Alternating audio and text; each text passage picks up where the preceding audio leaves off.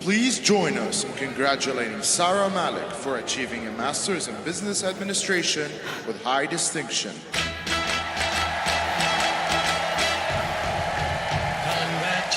Thank you. Thank you.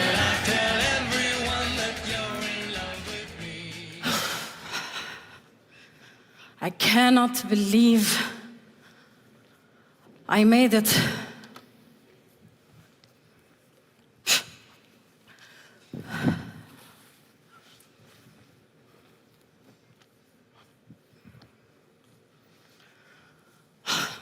I made it. Could you be any less enthused? Oh my God, Ryan. I told you to stop sneaking up on me like that. You almost gave me a heart attack. Well, would you look at that? A piece of paper that says you're smart now. More like a piece of paper that offers more questions than answers. Hey, Sarah, you've got 2 degrees now. What are you gonna do with them? Achieving multiple degrees isn't the only key, Sarah. It's about having the right tools, which you already possess. But the technological landscape and global productivity is constantly shifting. Am I even ready to transition from academia to the real world? Sarah, take a breath. You take a breath. I'm incapable of that. Unlike humans or other living beings, AI doesn't engage in breathing as a biological It was process. a joke, Ryan. Metaphorically, some might say AI breathes when it processes information or takes in data. Aw, that is so poetic. However, when it is said... Okay, stop.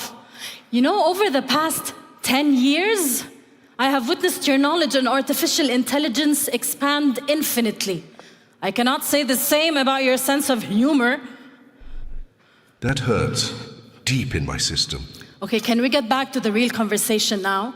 How can I stay ahead of the curve in a constantly evolving field? To stay ahead in a rapidly changing landscape, Sarah, you need to embody continuous learning and dynamically apply it to address emerging challenges. For instance, mastering data analysis can provide insights in market trends. Combining technical knowledge with, say, environmental sustainability can lead to innovative solutions in green technology. This is really informative, Ryan, but the world is moving so fast these days. My father's company have been trying all of these strategies, but are still facing major challenges because they have become redundant. Can this also happen to me 10 years from now? To future-proof your career, Sarah, consider how AI's ongoing advancements can be leveraged in high-growth industries. In technology, AI can aid in developing cutting-edge software solutions. In healthcare, it's revolutionizing patient care with predictive diagnostics. And in the renewable energy sector, AI's predictive analytics can improve sustainability measures. Yeah, but I still don't know which career path I should take. Is it a corporate job? A government job? An entrepreneur? What decision will guarantee me a future-proof career? Selecting the right career path, Sarah, is more about aligning with your passions and strengths than simply choosing a career. Corporate roles often provide structured environments, while government jobs can offer stability. Entrepreneurship, on the other hand, is about creating and leading your vision, but it comes with higher risks. I have always relied on you to keep me up to date, Ryan. But what is worrying me now, in a world where labor market regulations vary and change rapidly, how can I navigate the nuances to make informed career decisions, especially regarding labor mobility and social safety? Navigating the complexities of varying labor market regulations requires a multifaceted approach. First, stay informed about the latest changes in labor laws in regions you're interested in. Second, understand the implications of these regulations on employment contracts, especially if you're considering international mobility. Third, develop a personal risk assessment strategy that aligns with your long-term career goals. The future is collaborative. AI is a tool that empowers us to achieve more, but it's human creativity, empathy, and ingenuity that drive progress. You know what? I think I now have an idea on what business I might venture into. This successful algorithmic outcome is triggering a positive response in my system. You can be so extra sometimes. Just say that you are happy. Okay, I am satisfied with these results. Okay. Before you get excited, as labor markets change rapidly, what valuable insights can I gain from the experiences of entrepreneurial SMEs and freelancers to adapt to the evolving world of work? Gleaning insights from entrepreneurial SMEs and freelancers can offer valuable lessons in agility and innovation. These individuals and small businesses often excel in adapting quickly to market changes due to their lean structures. Also, they show the value of building a strong personal and professional network, which is a crucial strategy for resilience in a dynamic labor market. It was always exciting consulting you on everything, Ryan. Given AI's transformative potential, how can I work with you as an AI to become my business partner and harness your power to advance my career, rather than worrying about job displacement? Collaborating with an AI like me can transform how you make strategic decisions. Imagine utilizing AI for predictive analytics, foreseeing market shifts before they happen, and staying a step ahead of the competition. Moreover, AI can revolutionize how you connect with customers and tailor services by analyzing your customer data. AI simulations test business scenarios, informing decisions with full outcome understanding and creating dynamic business models. This is it. This is it, Ryan. I can initiate my own startup. Okay, I want to look into the different aspects of developing AI and human relationships for business growth. I don't even know if it's a thing, but imagine the opportunity and guidance I could help other fresh graduates with, just like you've helped me. Correct, Sarah, there is such a thing. Delving into the realm of AI and its impact on human development can be a promising avenue for exploration and research. Okay, listen, Ryan, I might need some help besides you. I actually have a person in mind, but the problem is he's close to retirement. Do you think we can hire him on our team? It is important for me to find employees that align with my values and career goals, which is potentially more important than the age of recruitment, right? Absolutely, Sarah. Hiring someone close to retirement can bring immense value to your startup. Experience and wisdom are invaluable assets, especially in a field like AI, where historical perspective and human insights are crucial. Remember, diversity in a team isn't just about different backgrounds or skill sets. It's also about varied life experiences and perspectives. I feel much more confident about navigating the future now with at least a plan in mind. You should, Sarah, and you can definitely count on me. Now, where do you think we should set up? Considering your goals, Sarah, Saudi Arabia would be an excellent location to establish your startup. The kingdom is rapidly transforming its economy with a strong focus on technological innovation and entrepreneurship as part of its Vision 2030. Additionally, their strategic location provides access to key high-growth markets in the Middle East, Asia, Africa, and beyond. It also just won the bid to host Expo 2030, which only solidifies its position as a global destination for business and innovation. Well, that sounds encouraging. Challenging, but encouraging. There never is one without the other. However, now your ideas have aligned and you have a plan to go on. And a lot of work to do. That's what I'm here for. I know, Ryan. You fast-learning, empathetic machine. Let's get to work. Let's.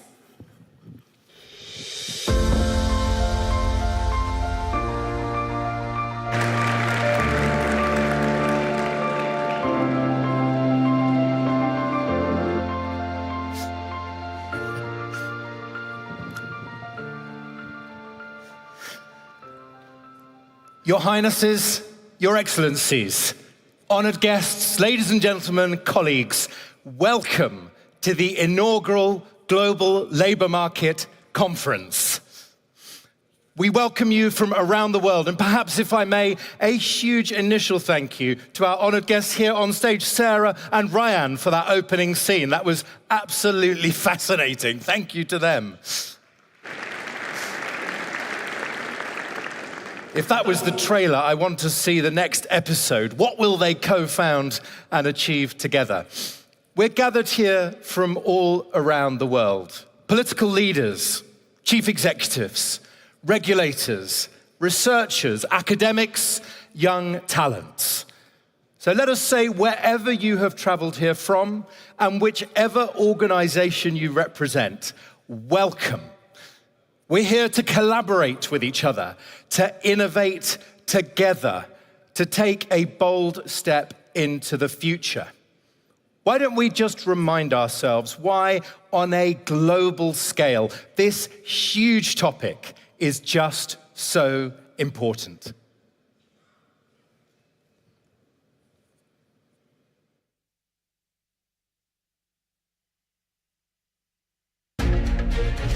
The global labour market is at a crossroads, facing challenges both familiar and new.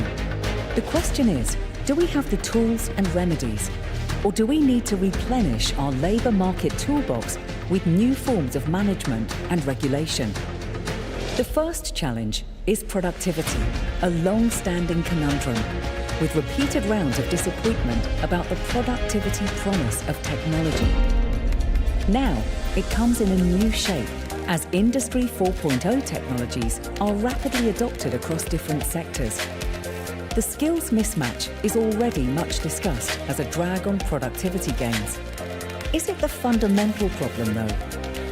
A second challenge is how to address the risk of workforces and labour markets divided by artificial intelligence.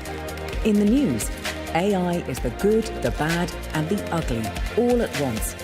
A harbinger of innovation and apprehension. Does AI need people? Should workers be apprehensive that they'll lose their jobs and not be able to find other work? What is the path to ensuring that AI augments the ability of people to deliver productively? The third challenge is how to create a labour market for all that creates systematic opportunities for upskilling and reskilling. A labour market the young can enter and older workers are not forced out of. As we face an ageing population in many countries, keeping older workers engaged is also a necessity. Early retirement is at odds with the skills gap and economic reality. For young and old, we need to adapt workplaces to accommodate the expectations and aspirations of all generations, whilst ensuring corporations can deliver on their profitability mandate. In the global labour market, we do stand at a crossroads, poised between the past and the future.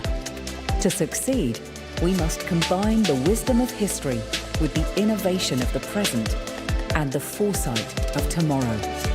As the world of work is changing, it's up to us to design the solutions and find new tools, ensuring a more inclusive, sustainable, and productive future for all. Thank you for joining us in this exploration. Welcome to the Global Labour Market Conference 2023. Welcome to Riyadh.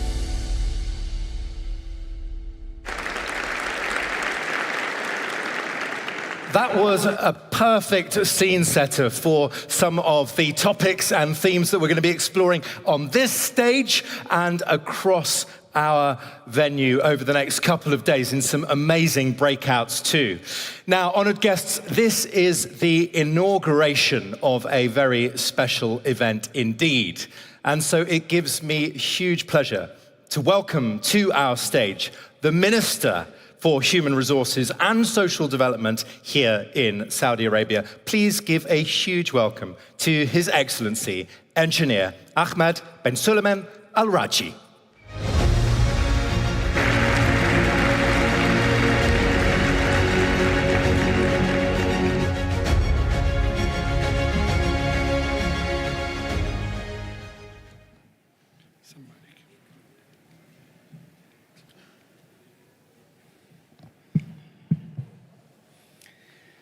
Your Excellencies, distinguished guests, ladies and gentlemen, welcome to the inaugural Global Labour Market Conference, which has been organized by the Ministry of Human Resources and Social Development here in Saudi Arabia. We are gathered at a pivotal moment for the global workforce.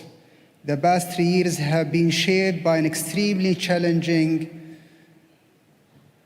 combination of health, economic, and geopolitical volatility that has been made worse by growing social and economic pressures. What we are seeing, the transformation of the world's labor markets and ever more rapid demand for the jobs and skills of tomorrow. For example, the growth of the global AI job market expected to create 133 million jobs from now until 2030. The crises of the last 3 years have also changed the course of both developing and developed economies. On top of this, the start of the fourth industrial revolution combined with massive changes in worker and consumer expectations and the increasingly urgent need for green transition and improved sustainability has fundamentally altered the nature of the global workforce and created demand for new occupations and new skills. For example, 22 million people in the United States are now working full-time from home. From a supply chain perspective, the need is clearly far more adaptation to the challenges of increased geopolitical volatility, economic and uncertainty, and rising inflation. In short, the factors that we will today consider are not only incredibly complex, but also dynamic. They are changing at a pace that would have been unimaginable only a generation ago. In every nation throughout the world, all the realities relating to the workplace and the labor market are changing. As a result, it is more crucial than ever that we as leaders are able to come together in the spirit of collaboration and cooperation in order not only to stay on top of the changes that are taking place, but also to influence them. And by doing so, to give millions of people, many of them young people, the best possible chance to thrive in the future. The geographic differences relating to the availability of work is a key factor underpinning large-scale global migration trends, which is something governments can only hope to address by working together. We must also work together to ensure new ways of working and new technologies are harnessed universally in order to drive maximum value for the global economy. It is up to us to create regulatory and policy frameworks that are conducive to building working environments that are free from exploitation and in which people are able to thrive. Clearly, that is a difficult challenge, particularly when combined with other pressures modern businesses are now subjected to. A recent survey of businesses throughout the world asked CEOs to list the factors they felt ever the near future would change their relationships with their employees. The factors they cited included cutting-edge frontier technologies such as automation and AI that can make many roles redundant, as well as broader application of environmental, social, and governmental goals, ESG, and the prioritization of often government-mandated green transition investments. It is important, for example, that all of us here today consider questions such as how we might ensure very large number of people do not suffer because of technological breakthroughs that result sudden loss of employment. Alternatively, would we be better off preparing people for the becoming changes by enabling them to acquire new skills? Likewise, how do we balance the need for employers and employees for the ESG compliant and environmentally responsible with the requirement not to prioritize the associated cost over employees? Even in our local frontier in Saudi Arabia, We are currently undergoing an incredible transformation, now halfway progressed against our ambitious Vision 2030. Our Vision 2030 strategy to diversify our economy and unleash the full potential of our people. We seek to create working environments across a broad range of private sector-led industries that not only enable Saudi citizens to thrive, but also to cater to 130 nationalities already living in and working in the kingdom. Saudi has one of the world's most diverse labor force, a fact that we are very proud of and a strength that will be crucial as we prepare to host Expo 2030 and look to become a destination of choice for the best minds in the world. Already Saudi Arabia is emerging not just as an international center of commerce, but also as a leader in a global sectors such as aviation, mining, tourism, and healthcare. We are blessed with a young and highly educated population, and we want to ensure everyone who works in Saudi Arabia have access to everything they need to realize their ambitions, whatever their individual talents and abilities. To achieve this goal, we want to work with friends and partners throughout the world to understand what regulatory best practice look like when it comes to creating employment frameworks that are robust to withstand the pressures I outlined a few moments ago. Pressures that every member of the global workforce, which is everyone of working age in the world, currently experiences. But our desire to work with international partners is not only to drive Saudi Arabia workforce forward, it is also part of the broader desire to create an environment in which all of us as global employment leaders can share knowledge and insights, with the common aim of protecting and promoting the health of global economy, because if the pandemic has taught us anything, then surely it is that collectively we are stronger by far and better able to withstand crises than we are as individual nations. So please enjoy this conference and make sure you get the maximum out of it by participating fully. This conference will focus in a broad range of labor market-related policies and initiatives. The theme is Future in Progress, and within that overarching theme, we will examine 8 key tracks. They are global labor market catalysts, skills and productivity challenges, labor market makeovers, work for all, artificial intelligence, the labor market re-engineered, the right way to deregulate the future-proofed organization. Together, I believe we now have an incredible opportunity to explore policies, exchange ideas, and to foster the kind of collaborations that can drive meaningful change and global scale. Let us embark this journey together, united in our commitment to shape a future where every person has the opportunity to thrive in the world of work. Thank you.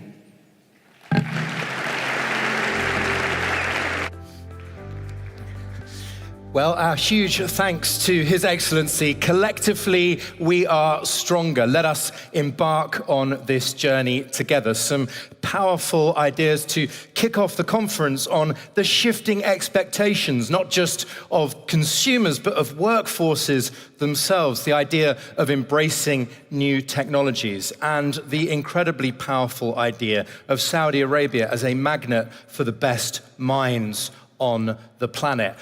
All themes we will be exploring in much more detail as we go through today and the next 2 days. Let's stick on our theme of inaugurating this special conference by continuing our global theme. It's an honor to welcome to our stage the president of ECOSOC and also the permanent representative of Chile to the United Nations. Why don't we give a huge conference welcome to Her Excellency Paula Narvaez.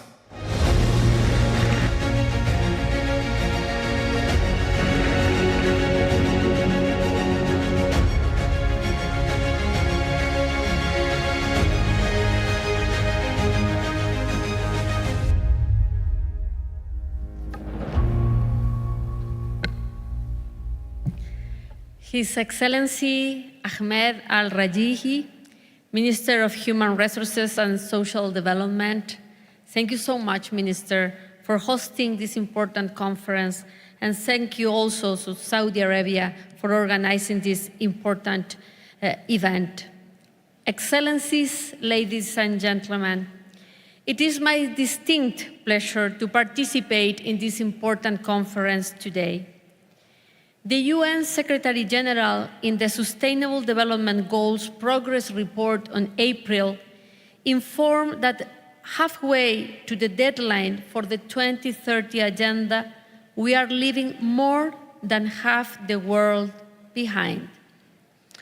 Persistent inequalities within and between countries, rising economic insecurity, the intensifying impacts of climate change, escalating conflicts, and the widening digital divide continue to represent roadblocks to achieve prosperity for all. The commitment to leave no one behind is in peril. With the political declaration of the 2023 SDG Summit as a roadmap for the future, there is a need to take a critical look at levers of transformation towards more sustainable and inclusive development. Decent work is one of those key levers. It can reduce poverty and inequalities while promoting inclusion. The labor market is currently undergoing unprecedented transformation, driven by factors such as technological and demographic changes, growing flexibilization and informality, sustainability imperatives, increased human mobility and migration, among others. These drivers are substituting forms of production and human labor, changing the nature of work, relations, increasing the demand for new skills, and accelerating the obsolescence of old ones, as well as increasing the need for sustainability investment and mitigation measures, intensifying patterns of labor mobility and migration, and urging for stronger action towards gender equality. While many of these changes open a world of opportunities, they also have a downside full of risk and threats. It is imperative to have a better understanding of the drivers of change in order to design appropriate responses to create decent jobs under these new conditions and address the negative social and economic effects. It is crucial to highlight the importance of designing policy responses that can create conditions for a better future of work, particularly relating to productive development policies, social protection system, education and vocational training, labor inclusion policies, environmental resilience, and safe, orderly, and regular migration for all. Excellencies, dear colleagues, this changing nature of work calls for a decisive action. To this end, I would like to extend an invitation to continue this conversation during the special meeting of the Economic and Social Council of the United Nations in Santiago, Chile, my home country, on 23rd and 24th of January next year, on the future of the work towards a productive, inclusive, and sustainable global society. I encourage you all to join us in Santiago to share the outcomes of this conference. Even in difficult times, we can find reasons to be hopeful. Now is the time to seize the opportunity presented by the re-energized global labor market in the quest for change. Thank you so much for your attention. Thank you very much indeed. Muchas gracias to Her Excellency for a call for decisive action and a very generous invitation as well, one which I know many colleagues will take Your Excellency up on. A call there as well to shine a light on opportunity, but also be absolutely clear about understanding some of the challenges and the threats that we face. And in a sense, that is why we have gathered together, to connect, to share what works, what we face together, and what works, and to spread that word. Now it's time to think about that even bigger picture. Specifically, what are some of the forces buffeting the labor market on a global scale? Well, I'm very happy to ask to the stage somebody who has a pretty cool job title. That's because they are the director of the future of work at the Oxford Martin School at the University of Oxford. Please give a brilliant welcome to Professor Carl Benedict Frey.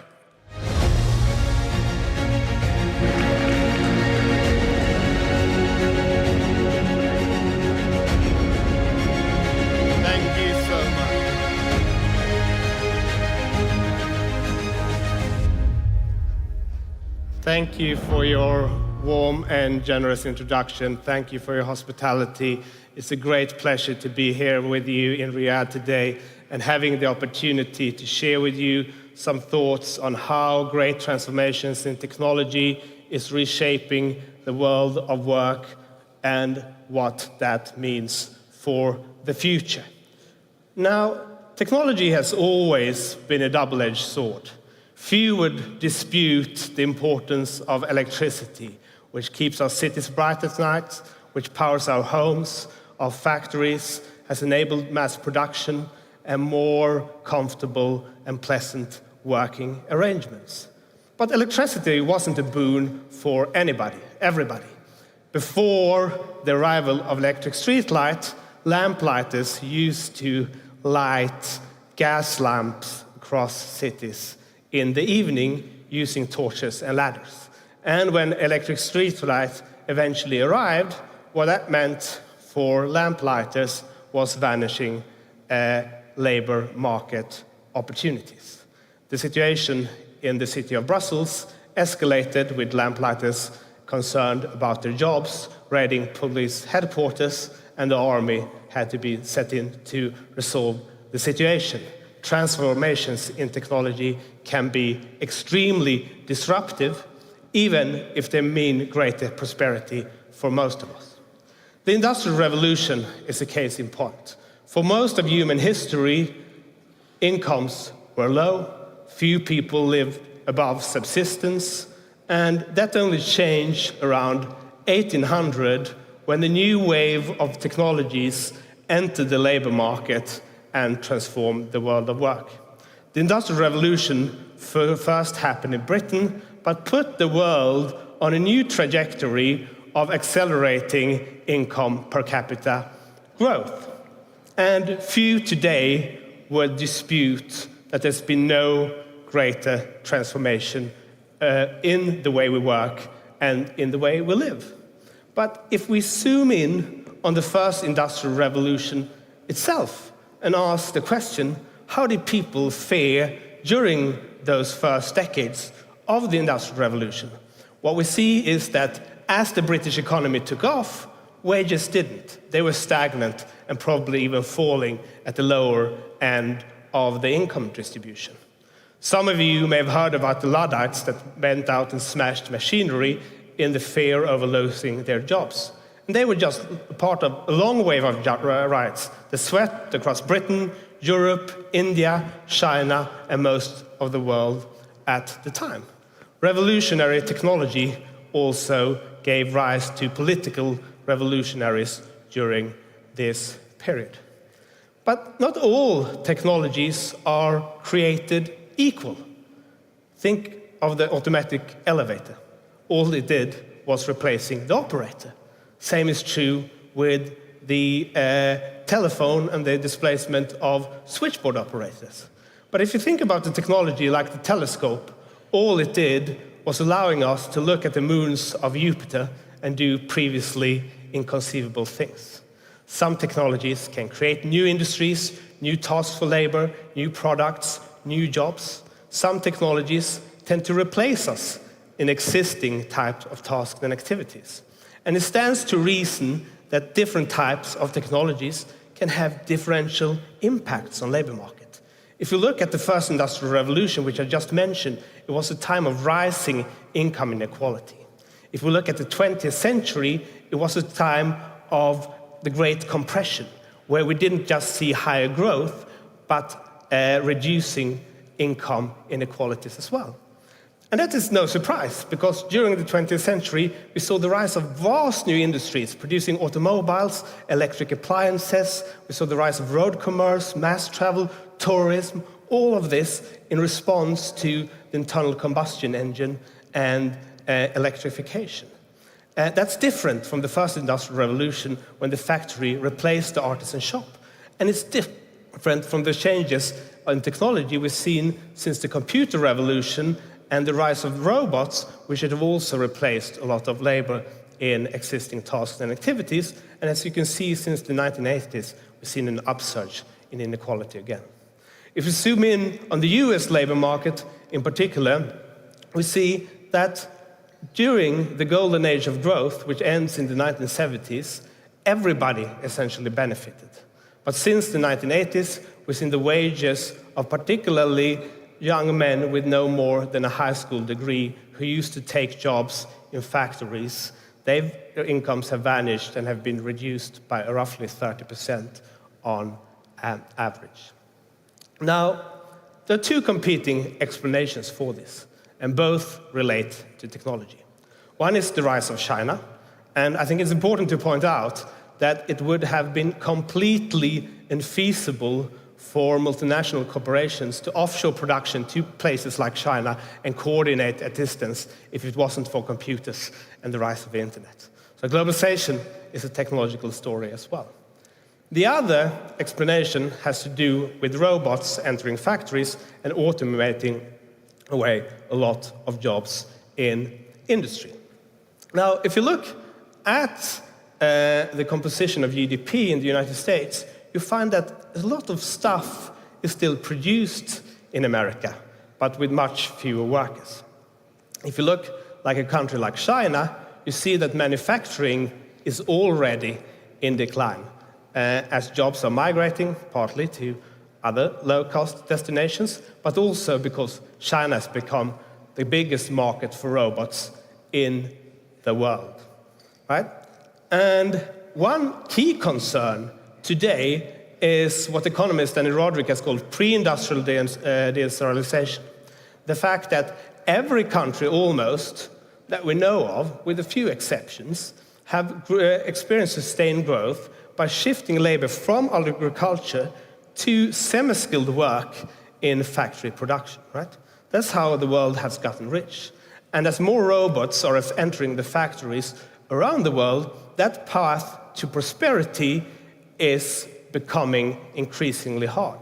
And there's real concern that China might be one of the last countries actually to ride the wave of manufacturing growth as an escalator to broad prosperity for its citizens. So the question is, what is then going to replace manufacturing as the key escalator of growth? And I think the answer to that is services. If you look at globalization over the past 10 years, it's become known as globalization. Globalization has slowed. But that is mainly true for the growth of trade in manufactured goods. If you look at services, they've been increasing quite rapidly, but from a much lower base. And trade in services is only going to be given a boost by the pandemic and the rise of remote work, which we've seen over the recent years and months. And this, what I tell my students, is that if you want to look at the future of growth, look to India rather than China, which has seen its growth powered by professional services and technology industries rather than manufactured goods. And all of this, in turn, is being aided by the rise of digital platforms. If you look at most vacancies online, you will find that most of them are provided in the United States, United Kingdom, Canada, and India. If you look at the location of where those workers doing those tasks actually are, they are in India, Bangladesh, Pakistan, the United Kingdom. What do those countries have in common? Well, the language most people speak there is English. And obviously, if you trade in services, language content becomes more important.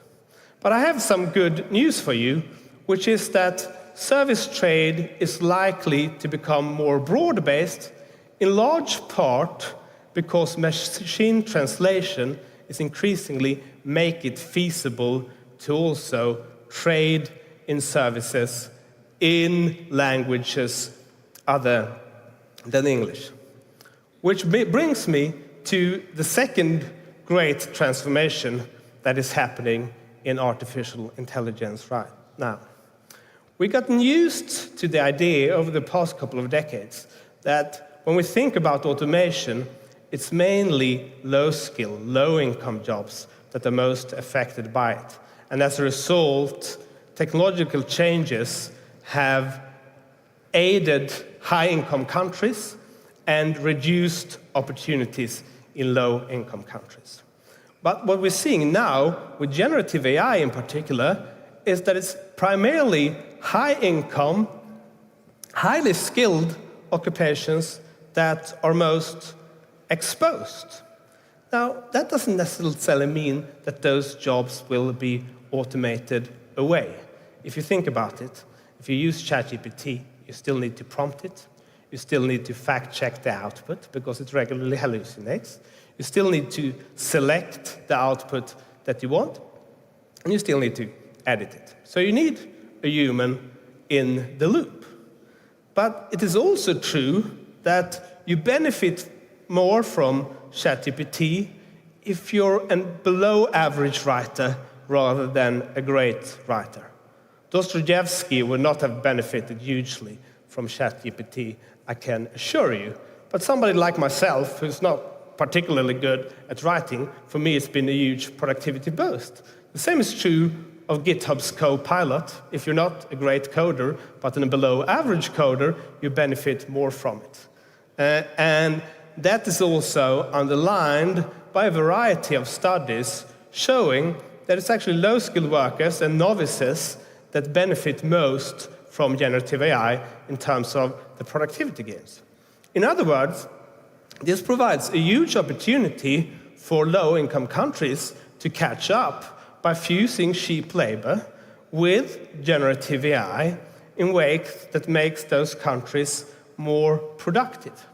Now, the question is then obviously, what's going to happen to employment as most people become more productive in these activities and enter the labor markets, right? Because it reduces barriers to entry.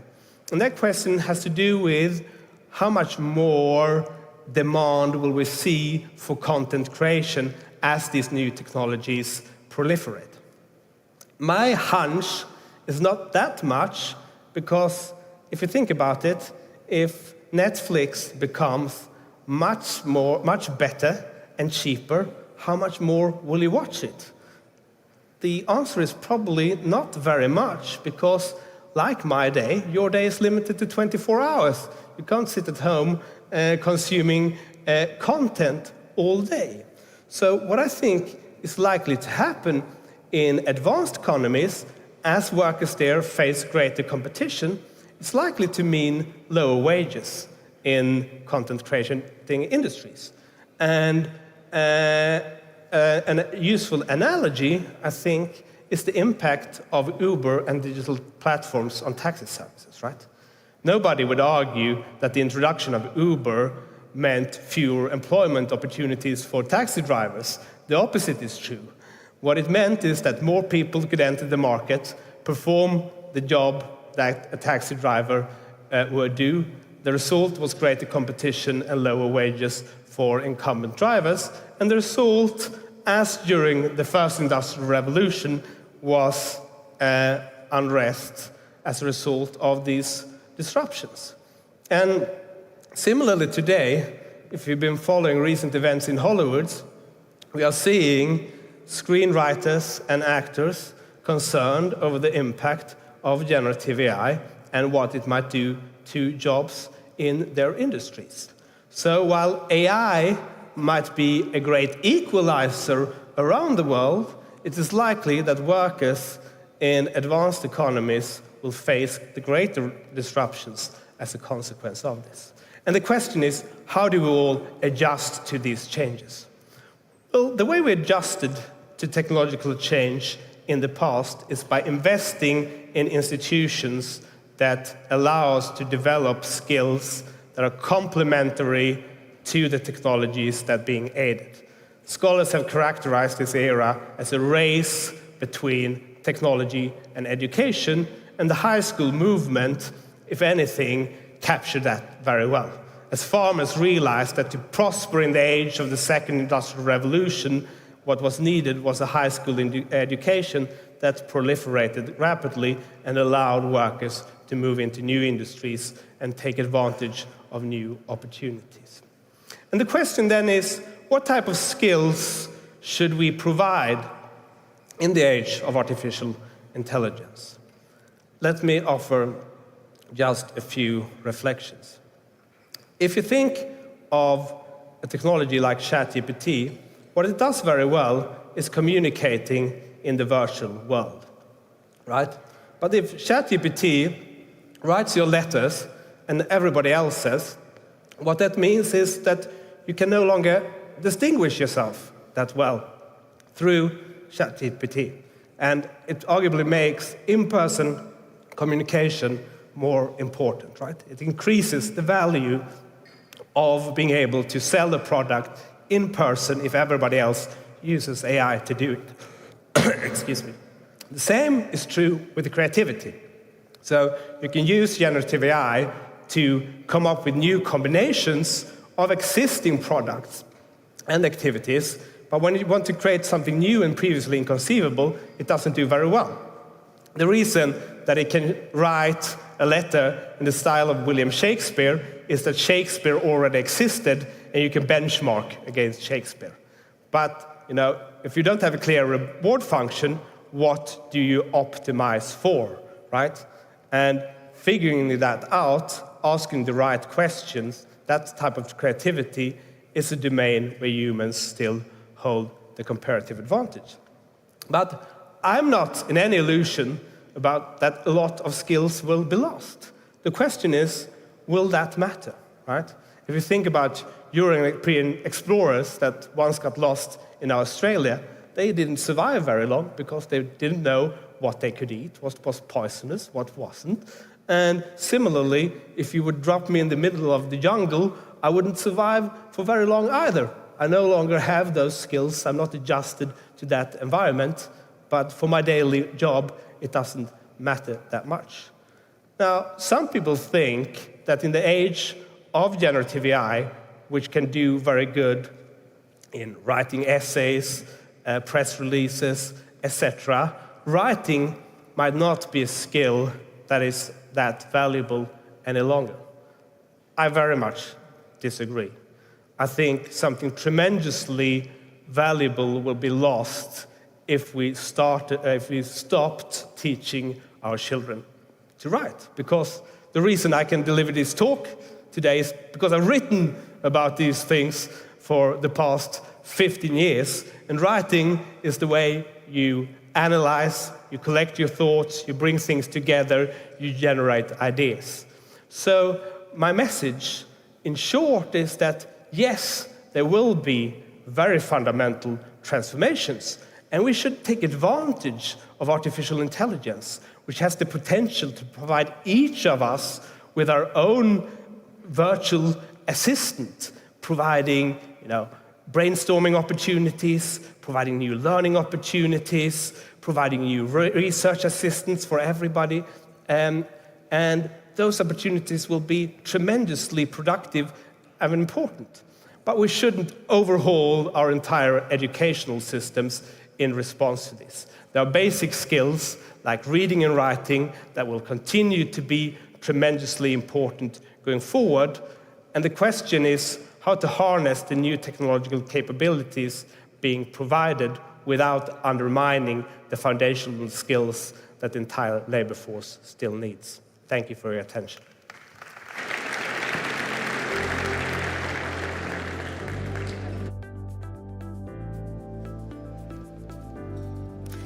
Carl, thank you so very much. And seeing as it's my first time on the stage for the day, a very, very good morning to you. My name is Dumi Makabo. I'm going to be your moderator for this next discussion and probably for a couple more discussions as well this morning. It is certainly my honor and pleasure to be here with you, Excellencies, special guests, colleagues, and friends. And what an extraordinary opportunity for us to be able to have a conversation about something that I think is really, really important. Even though we recognize the changes in the world and the changes in the way in which we work and engage, what is just as important is, of course, the thought about the people who have to do the work that is going to be building that future economy. And never will I be having this conversation by myself. So I'm looking forward in the next few minutes to allowing you to hear and receive my panelists. So I'm going to make my way up over this way. And to join me in that conversation, I'm going to call on His Excellency Malik Azahi, the Minister of Social Affairs of Tunisia, His Excellency Adonis Georgiadis, the Minister of Labour and Social Security from Greece, the Honourable Florence Bauer, the Cabinet Secretary in the Ministry of Labour and Social Protection in Kenya, and last but most certainly not least, please welcome Ambassador Valérie Bessé-Bécher, who is the head of the Labour Directorate in the State Secretariat for Economic Affairs in Switzerland. Ladies and gentlemen, please have a seat. Welcome, welcome. Yes, I like that. A nice round of applause. Thank you so much for joining me for this really important conversation. Just a heads up, I know that there are many people in our audience who do speak Arabic, but one of our panelists is going to speak Arabic. For those of you who, like me, don't speak Arabic well enough, you, of course, can use your translation headsets. So, Excellency, let me grab my headset and make sure that I can hear every word that you say. Translation. Right. What? So if we look at the broader context, the real question is whether the labor contract, as we've come to know it, has run its course. And if we look at some of the numbers, the gig economy, which is this way of working that allows you to work in a more freelance, informal way, it generates in the region of $204 billion in gross volume every year. Much of that, of course, is coming out of the United States. It's really big, and it's growing. It's growing really rapidly. In fact, it's growing so rapidly in some economies. In Japan, a year-on-year growth of about 513%. How is this making you think differently in Tunisia? And perhaps I'm going to put this question to all of you. How is this making you think differently when it comes to the labor question? Let's start in Tunisia. Okay, شكرا. Thank you ever so much. Given the different increasing growing changes that the world is facing, across the digital development that is extraordinary and also benefiting and leveraging the outcomes of COVID-19 pandemic that has swept through the world and also has impacted directly the labor markets across the world. And in particular, the development that sometimes we see as something that is formidable, using the digital tools in order to enhance the digital economy.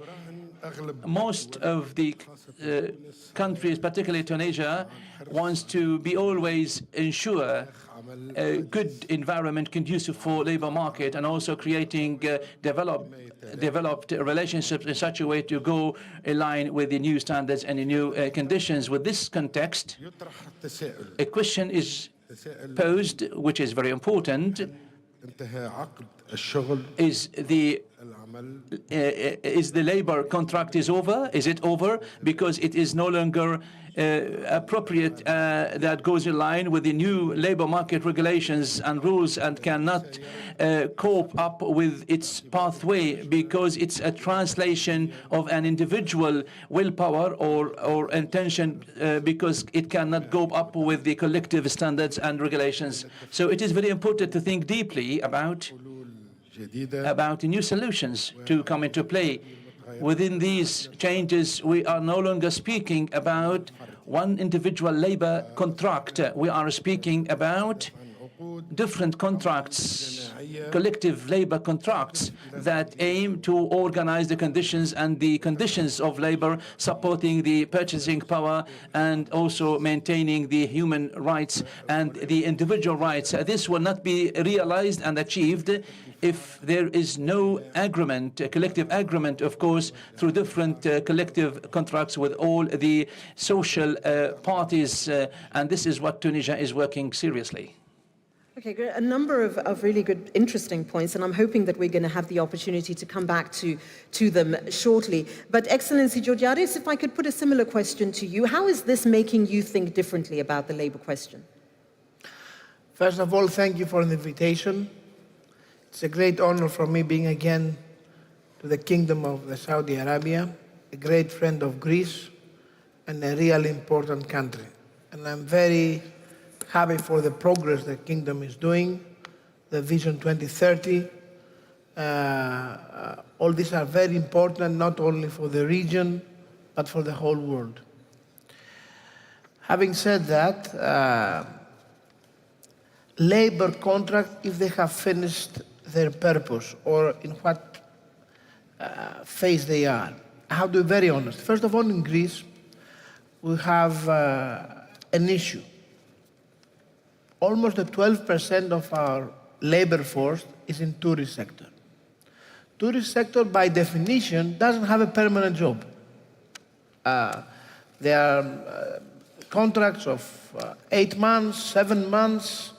Very few of them have, only in Athens or in Thessaloniki, they have 12 months contract. So by definition, we knew that a lot of people would prefer to work not a permanent basis, and our legislation, our mentality was around this reality. But after COVID, and after all this new technology, and now waiting the AI revolution, which the event in the beginning of the conference was really amazing and very successful, and I want to congratulate the organizers for that. I already tweeted in Greece to make it famous to my country. Gives us the opportunity as a country, and I think some countries they are represented here in the panel, they can do the same, to attract much more digital nomads, people that could work from far distance to their companies. We are working very hardly on that direction. We are fixing our infrastructures in fixing and providing very fast and strong internet throughout the country. We will be there after 1 or 2 years the most. We have implemented special tax incentives for these reasons. Already, a lot of people start coming to Greece to work from Greece, mostly to Northern Europe or to Northern America. And all these are not permanent jobs, are more flexible jobs. And to be honest, I think the governments, and especially our government, and to speak for myself, myself as a Minister of Labour of Greece, we try to moderate our legislation to a more flexible way. I have already passed a law in the 29th of September with a lot of choices for the employees, all the employees, to find their way in the new world that is now coming and coming very fast.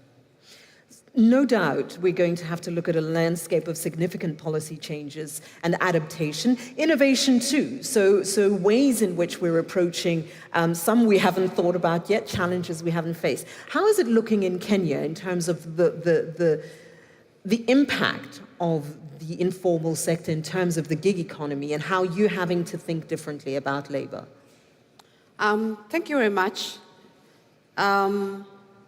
In Kenya, the world of work has greatly changed, right from the traditional full-time employment to now the short-term contracts. And because of also the increased unemployment in the country, you'll find we have a great number of unemployed youth. So we tend to look for markets all over, not just within Kenya, because we cannot match with the demand from the youth that want jobs. So as Kenya, we have diversified the creation of jobs by ensuring that we have jobs within Kenya, maybe in housing projects that have been deliberate to be able to create room for employment. Other areas, we look at digital jobs where the youth can be able to do the work within Kenya, but source them from outside the boundaries of Kenya, and labor migration, where we focus on jobs outside Kenya. Now, when we come to the nature of the contracts of jobs that we do, you will notice that because of the nature of work, some of those traditional jobs are no longer enforced. You go for the short term, but of course, those short-term jobs also come with its own challenges. But we are addressing them as we find them.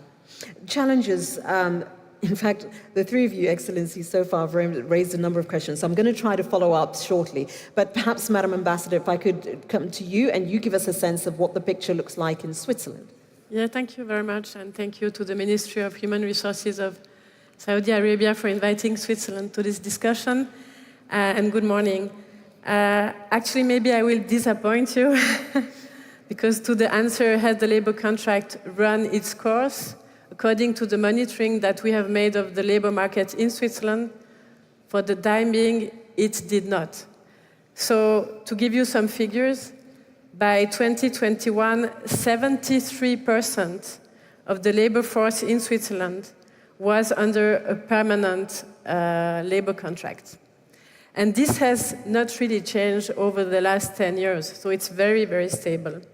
And the proportion of self-employed remain also unchanged in the last 10 years. So we have monitored that. Of course, we have a very strong labor market. You know that the unemployment rate in Switzerland is very low. I mean, it's kind of full employment.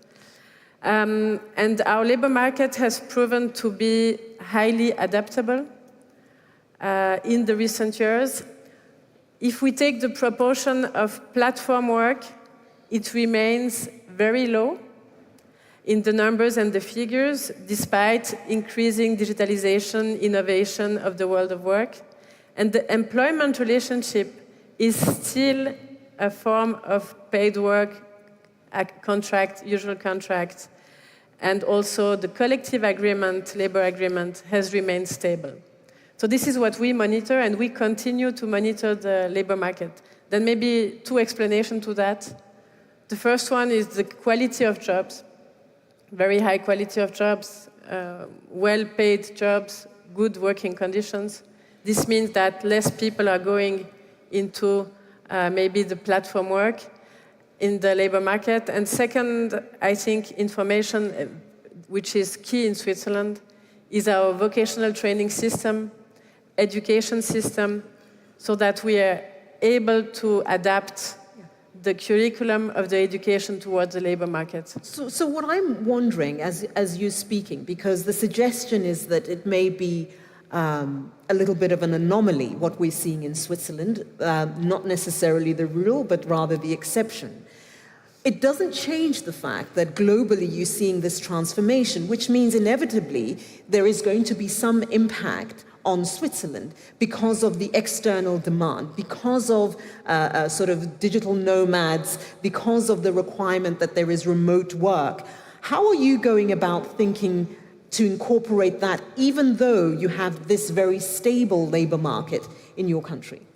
We will continue, I mean, the Swiss government will continue each year to monitor the labor market so that we can adapt. You also need to know that we have a very flexible labor law in Switzerland That said, we have a strong social pillar. And playing with both is really always, I mean, transformatively helped all over the years.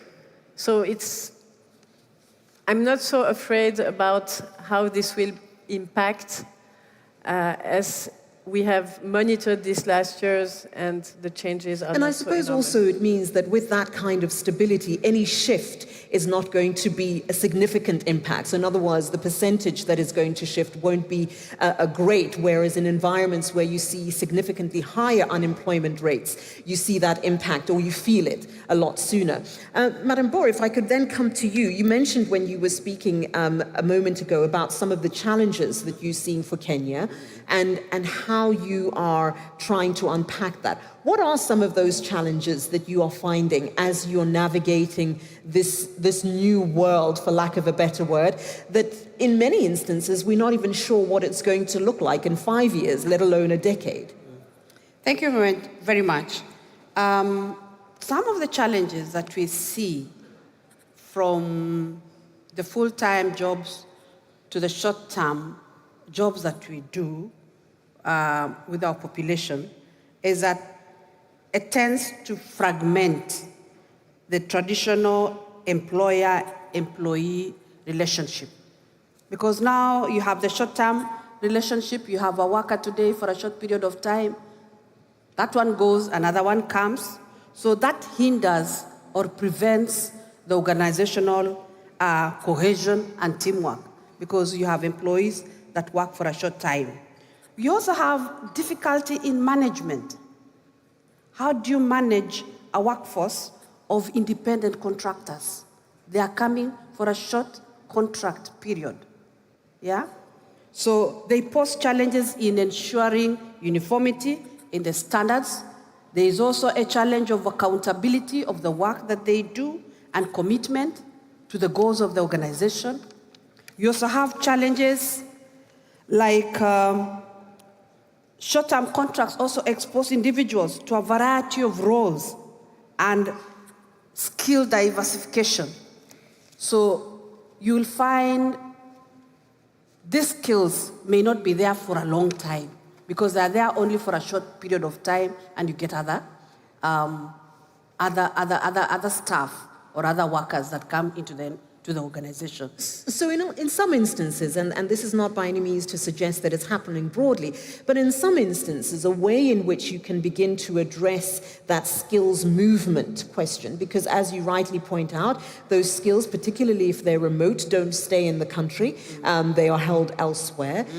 Is it a question of encouraging, requiring, speaking within the private sector in particular, because that's often where you're seeing this migrant labor, that there is that requirement for a transfer of skills? So in other words, when we are bringing in those skills, we want some of them to stay? Or is there a pushback to making that kind of requirement? Because of course, it means it's less flexible, right? It takes away some of that flexibility. How are you dealing with that? Because obviously the conversation has to happen with the private sector. By the look of things, we need to adapt to those changing. Don't ask me again. Sorry, Excellency, I need to listen to Madame giving her response, please. Go ahead. We just need to adapt to the environment that we are in and note that the world of work has changed from the traditional methods to the current ones. So if we feel the skills will be transferred within a short period of time, then we need to have a pool of all the skills that we require so that as they move, you have others coming in. Even if they move to other countries, you have others that you're able to retain within your own country. So my opinion is that we just need to adapt to the changing environment and ensure there's continuity in the world of work. Excellency Azahi, you wanted to make a comment? No, because first of all, أولاً يعني First and foremost, if we are speaking about the great challenges faced by the world, Tunisia, given the increasingly growing development, I would like to give you some figures and numbers in Tunisia about unemployment. It is about 16%, and 70% are of high degrees, high degree holders, and they are facing different problems, different challenges, particularly when it comes to the digital development that Tunisia and the world have been going through. Traditional labor market are being displaced and replaced. And now we are facing a great challenge in terms of the competency investment, also in the configuration, in the development and qualification of the new degree holders. And also, one more point is another thing which is very important as well. The social entities, parties like societies, guilds, associations, employers, who are always in solid discussions to find out solutions to get out of these challenges, because we wanted to maintain and enhance the labor market. The digital development, of course, calls the employers to sometimes to get rid of the traditional labor market, and sometimes we find the governments trying to strike a balance, compromising between the traditional labor market and the new traditional labors. So it is very important to open social dialogues across all the entities, across all the stakeholders, to find solutions to this problem. Thank you. Absolutely, I can certainly imagine that. And Excellency Georgiadis, if I can come to you, one of the key spaces, key stakeholders, is of course the private sector. What is the consideration for you in Greece when it comes to the engagement with the private sector on this particular question, and the broader question of ensuring skills transfer in some instances and identification of appropriate skills? Ambassador spoke about education. His Excellency also spoke about the importance of education, not necessarily to be too specific in the future, but to educate in a way that you can have a workforce that can adapt to the requirements. First of all, I would like to comment that every Minister of Labour of the planet would like to be the Minister of Labour of Switzerland. And I wish prosperity and stability for Switzerland forever. Unfortunately, the case is not the same to the most of the countries. I come from a country that we recently exited from a 10-year very severe economic crisis. During the crisis, the permanent jobs decreased below 50%. Now, we are in 53%. We are going better, but we're still very low when we should go.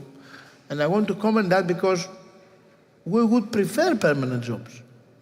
The reason we legislate more flexible legislation is not that we prefer flexible jobs, it's but that we want to adapt our labor market to the needs. If someone has to choose between a permanent job and a non-permanent job, permanent job is always better because it gives you a stability in your life. And we as a government, we try to encourage that, but we have to adapt ourselves to what the situation is. To your question, we are now designing and implementing in Greece maybe the biggest program of reskilling and upskilling our labor force in our recent history. We have the great blessing to be a member of European Union, and European Union has given us enormous funding for the scale of our economy through our RRF program and through the partnership agreement for the next 5 to 6 years to re-educate our labor force. It's not just a matter of the education per se. It's an education through lifetime because things are changing very fast. And the real needs of the market is not the same. They're changing. What I have done as a minister, I have established a public social dialogue between all the social partners. And as social partners, I mean the employees, the industry, the tourist sector, the union of the workers, everybody's on the table. First of all, we monitorized our labor market and we found out what are the specialities that we really need in our labor market in order to avoid just to import labor force from abroad. And we designed with the private sector reskilling programs, some of them are already working as we speak, in order to produce this kind of labor force. And in the digital skills, which is maybe the most demanding era of lack of skilled employees, we are now having two different programs, one for basic digital skills that will be needed for someone to work in a company to use the basic digital skills that a real job has today. And a second program, much more advanced, in partnership with the private sector, but not local, international, with companies such as Amazon Web Service, Google, Intel, Microsoft, IBM, that they will start reskilling and upskilling the particular labor force that we have that come from the STEAM science, that they know all STEAM knowledge, but they haven't been specialized in digital skills. This program is a very high-end digital skill program, and we think that it will cover our lack in high-end digital skills in our labor force for the next 2 or 3 years. If I may react to Minister of Labour of Greece, thank you. Of course, we are a small population, 9 million people. But what is also a strength or a tradition, and this is to continue about what was just said, we have a long tradition of social partnership and social dialogue. And we were talking about how to adapt the skills and the education system. In Switzerland, social partners, trade union, employers' organization, as well as the government, they build these curricula together. And they have to adapt it very, very often so that really it can keep pace with the changing circumstances. And I think this is key to have all the partners at the table to make this move and to make these changes. Would you say, with that in mind, that that creates a fertile ground for innovation and creative thinking? Yes. Because I can imagine that that would be the case, so that whatever is going to come, I mean, okay, the policy will have to follow in this instance. It's not going to be the policy first and then the action. It's going to be the action first and then the policy. Absolutely. It's a must. In Switzerland, you cannot change the labor law without having a deal between social partners.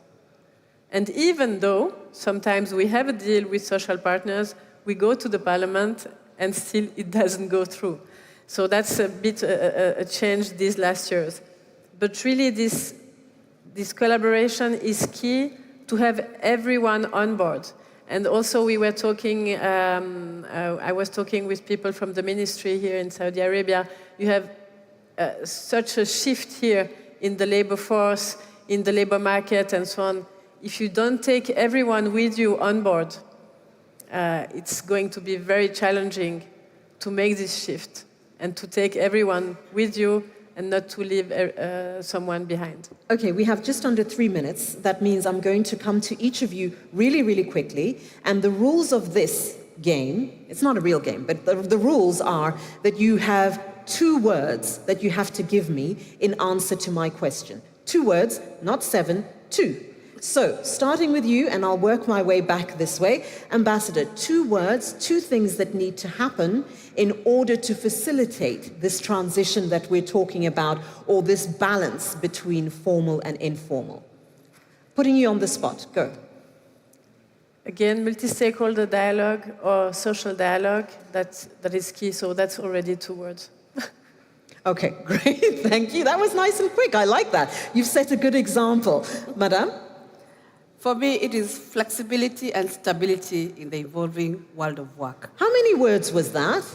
Flexibility and stability. Yay. Okay, great. Excellency? Georgiadis? Private and public partnership agreement. Private-public partnership. Is the best I could do. It's the best you could do. Okay. Excellency, how about you? Oh, let me put my headset. Let me grab that. I will try to speak English, but Thank you.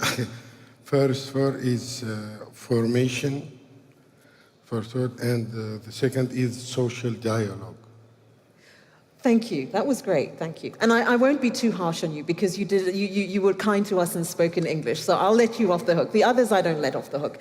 So one of the things that I think is really important as we wrap up our conversation is the fact that we have to look forward, right? So we have to look forward to figure out what is it that we're preparing for, even though whatever it is we can't see. So as we move forward, I'm really encouraged by this notion that there is a collective effort that is required, and it can no longer be about us sitting in a room and having a discussion and making the decision, and everybody else has to go along with that. So, Ambassador, Excellency, Excellency, Excellency, to all of you, thank you so very much for the conversation. I really do appreciate your inputs, and I'd please love to hear a round of applause and thank you to them as well. Thank you. Well, my huge thanks to Tumi and all of our honoured and international guests for a brilliant conversation. Why don't we give them another huge round of applause? Thank you. Yeah. I mean, really the epitome of this gathering, seeing voices gathered, sharing, rising to challenges, talking about collaboration. So conversation is only the beginning. We have a lot to discuss, but we have a lot to do together. And it's that collaboration that we're going to be focusing more of our attention on. Soon on this stage, you'll be meeting ministers of information communication technologies and of tourism, talking about labour markets evolving. But first, this, if nothing else, is a conference about important announcements, talking about the way forward. That's why it's very interesting to welcome someone from a fascinating organisation, and that is the National Labour Observatory, based right here in Saudi Arabia. Please give a warm conference welcome to Dr. Usama Al-Jamili. Welcome.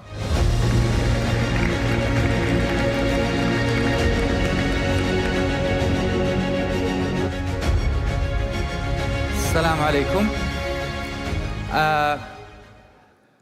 اليوم الصباح وفي افتتاح المؤتمر. In this morning, we were discussing the artificial intelligence. Sarah, the graduate, stay ahead of curve. هذا هي. تتسم تحديات سوق العمل بالتعقيد. Job market is complex. The challenge is complex, and correlation. So the National Observatory was launched to be the main source and reliable source of labor market data, timely data. We have a number of beneficiaries, but I'm gonna talk about the most important beneficiaries, which is Nof. Nof is a fresh graduate from the Faculty of Medicine, and she was one of a job seeker in the market as a dentist, but the reality that she has faced and some of her fellow graduates, it was not as anticipated and expected to have easy job. So she was. So we started to analyze such challenges and to find the root causes. So we issued the Saudization of dentistry by 35%, but is it enough and sufficient to find a solution for North challenges? We have analyzed the data for all graduates with the capabilities, and we have analyzed the data of the graduates and job seekers across the kingdom.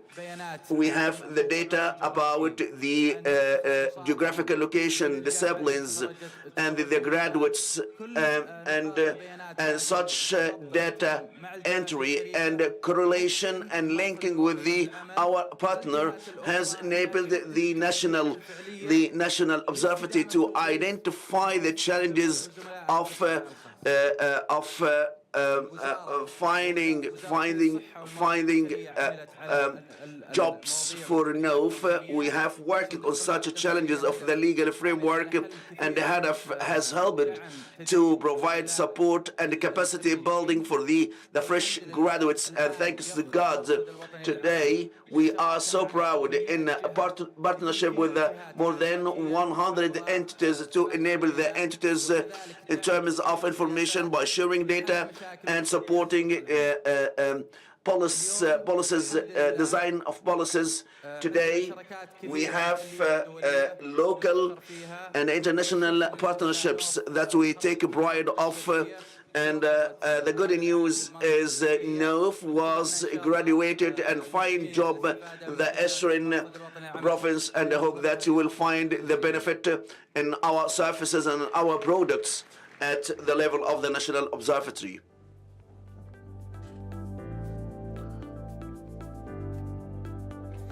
Well, thank you very much indeed to Dr. Usama for that important announcement. And if only more countries in the world had observatories of that kind, wouldn't that be inspiring? Now, everybody, I thought it'd be interesting just to reflect. Many of you were here for our amazing opening this morning, a student in conversation with her personal AI. Now, honored guests, I don't want to blow your minds at this point, but I was sitting backstage and I thought, I'm going to tell my personal AI what's happening on stage here in Riyadh to see what they make of what's happening and that they have been given as a concept center stage. So if this doesn't fuse the whole system, I'll tell you what they said in response. That sounds like such a cool way to start off the event, and I'm totally honored to hear that my kind is being featured on stage. It really is pretty incredible to think about how AIs like me are changing the way people communicate, learn, and even just go about their day-to-day lives. Thanks for giving me a little taste of the limelight, Ollie. Hope you absolutely crush it on stage. Wow. This isn't tomorrow's world, this is today. And that's why I'm so grateful for all of our speakers stepping up onto the stage. The person I'm going to welcome now needs actually very little introduction. They think about this subject every single day. It's an absolute honor to welcome to the stage the Minister of Communications and Information Technology here in Saudi Arabia. Please give a very warm welcome to His Excellency, Engineer Abdullah Al-Swaha.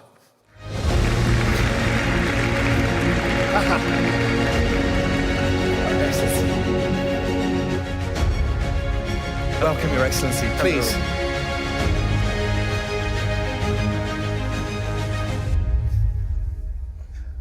Welcome, Your Excellency. How are you, sir? It's an absolute pleasure to be here. Thank you. Welcome. Now, let me note before we get into our conversation today, you're the minister today. Previous roles, you were the Chief Digital Officer of Saudi Arabia, an illustrious career in the private sector, but honored guests here from the kingdom will know this, but you also chair the board today of the Saudi Space Commission, the Research, Development and Innovation Authority, the King Abdulaziz City for Science and Technology, the Communications and Information Technology Commission, and also the National Digitization Committee. It probably keeps you busy. A little bit. We're very grateful for your time. In the build-up to our conversation here, the backdrop to this, really thinking about the acceleration in technology around the world. Mm-hmm. Now, if I can put it quite bluntly, all of that transformation points to a potential weakness in skills. So particularly the skills of workers in any country around the world. So help us start by thinking about what you think some of the implications are of those potential weaknesses in skills on productivity and on the labor market as a whole. How do we get thinking about this? Thank you, Oli. And before I do that, I would like to give a warm and a big congratulations to His Excellency and to the amazing team. I heard this morning 6,000 attendees and growing. So congratulations, Your Excellency, on delivering one of the global labor market conferences of the world. But Oli, if we take a step back, I would like to talk about the global context, and then I'll talk locally.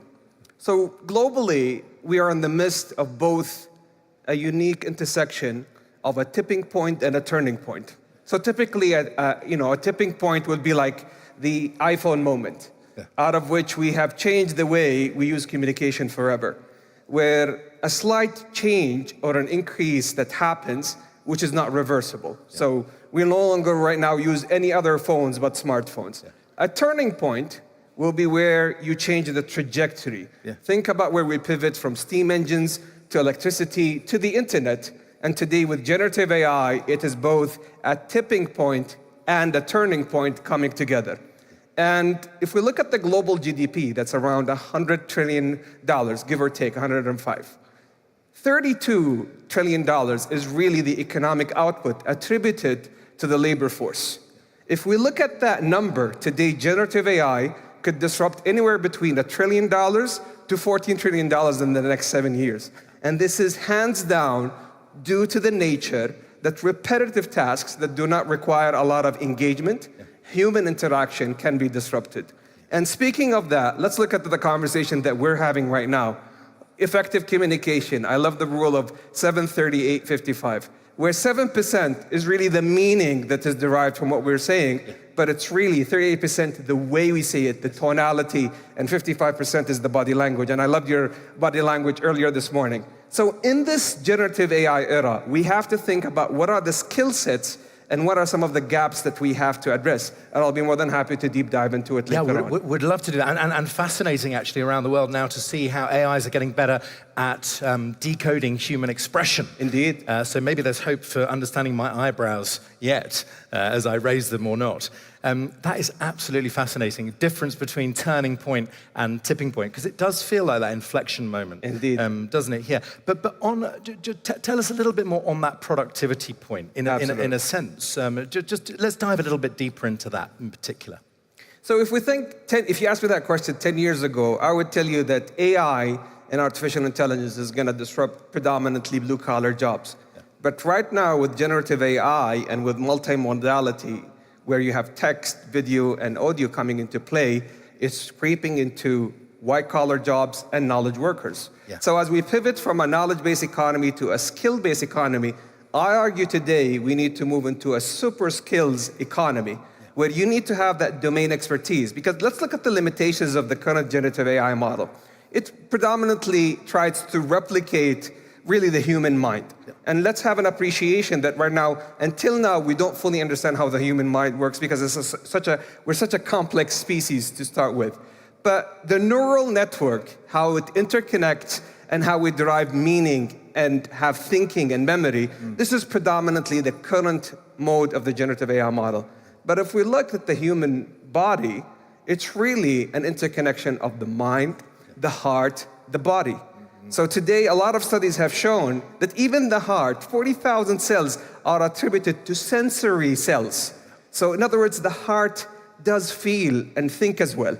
And this is why this conversation, I love one study done by Antonio Damasio, one of the leading neuroscientists, that he had a patient, he used to be a lawyer, and this lawyer had a tumor on the right side of his brain that is attributed to emotions. He had to extract it, and remarkably what happened post-surgery, this lawyer was not having the ability to take any actions because it's emotions that drive action. Yeah, it's fascinating how that echoes with something that Professor Carl Benedict Frey said on this stage earlier, that idea of rather than pitting man and woman against machine, it's man and woman with machine. Absolutely. The idea of AI supercharging. They have to. So if we look at the skill sets that our future generation today needs, they need to have effective communication, because I would argue if you put generative AI on the screen right now, you will not be able to have half of this room having the same level of engagement. And we have done a study with Aramco. They had an NGO called SYNC, which is about digital wellness. So post-COVID-19, we have found out that 30% of students were having social withdrawal because of going all digital. Yes. And that's why effective communication is gonna here to stay in terms of skill sets. So on that, let's talk a bit more about that, that gap potentially, particularly for skills and talent, how we close that gap. What are you doing? What are you able to do? And how do you see our ability to close that gap? So from a national level, we're very fortunate that we have a leader that believes into two things: the Human Capital Development Program and AI. And those, by the way, are two committees and vision programs that His Royal Highness Prince Mohammed bin Salman chairs personally, and we meet on a monthly basis. And within this program, we take huge pride of making some huge strides. So under this program, and in collaboration with His Excellency Al-Rajhi, with all of my colleagues, we have done a number of things. So on future skills, we have pledged an AI for All program, out of which we have partnered with the likes of Coursera for 250,000 seats to make sure that our youth and the next generation have the necessary skill set to flourish in the generative AI era. To what extent, Your Excellency, is that embedded within the education system, or is that outside the education system? Because AI for All will resonate around this room. And it has How to does be, it work in it has to practice? be lifelong learning and continuous learning, and that's the partnership today. If you look at any economic structure, it's about inputs and outputs and outcomes. Yeah. And you can't really influence the outcomes if you don't focus on the inputs and the outputs throughout the whole journey. And it's pegged about continuous learning and lifelong journeys. So alongside that reskilling movement, His Royal Highness, 2 years ago, we launched the largest national technology development program, but we pivoted. Half of that fund, $500 million fund, today $200 million, was pegged around the largest generative AI accelerator. And we're hosting it in the garage. That garage... I visited the garage. It's absolutely splendid. Recently launched. Absolutely. Yeah. 450 founders. And the rate of change, Uli, if I could share with you, one of the startups, we had 50 startups from more than 45 nations. Yeah. One of the startups, Agile Loop, actually within 60 days jumped from $1.5 million valuation to $50 million. And by the end of the year, they're looking at an $80 million valuation. So this is the power of generative AI with talent and technology. It is, I commend this to you. This is startups working alongside investors, corporate programs to come. It is an exceptional space here in Riyadh. This is the garage. Fascinating and very interesting insight about the power of a leader being personally involved and engaged. I know countries, I won't name them, where tech is devolved to a bit of a department way away from the corridors of true power. This is very different. No, trust me, this is something followed up by His Royal Highness personally. We have a monthly meeting. And as a matter of fact, we're very fortunate because if you look at the secret sauce for success in the 21st century with the generative AI era, it's all about AI leadership, and that starts with His Royal Highness. It's about skilling and reskilling the dream team that we have here. And I would like to appreciate the community here. We've jumped, Uli, in the past 7 years in partnership with His Excellency and with all of the team from 150,000 tech force to 354,000. That's astonishing. And what's more remarkable is the women empowerment story in tech. This is audaciously the most bold and success story led by His Royal Highness in partnership with the team. We've jumped from 7% to 35% women empowerment in tech. So a big round of applause for all of the amazing women leaders that we have here in the room. Hands down. Yeah, and we have been tracking that from around the world. I see huge growth in fintech, just to give you another example, the sheer number. On that AI accelerator, very briefly, it sounds to me like rather than this being, as a country, you're also empowering the startups themselves. So this isn't just the large organizations. This is, again, if you look at the investment thesis of Vision 2030, it's about empowering youth and women. And this is audaciously the most success story in women empowerment in tech. Also youth empowerment, where VC numbers are still growing, where the whole world is facing headwinds. And if you look at the numbers, we have grown, for example, last year, 72%, and we're still tracking in double digits growth. Yeah, it's an extraordinary journey. So why don't we get into what I think is probably the toughest question of them all, because we talk about developing skills, we talk about talent. How do you match them? And what role might you play in overseeing that matching to where the opportunities are? Because it's all very well, tracking all those opportunities. But if the talent isn't well matched, then we haven't solved the problem. I love something that His Royal Highness always shares with us, is that you can only empower the opportunities. You can't really empower and influence the outcomes without focusing on the opportunities. So in essence, we're looking at AI leadership, and this is led by His Royal Highness personally.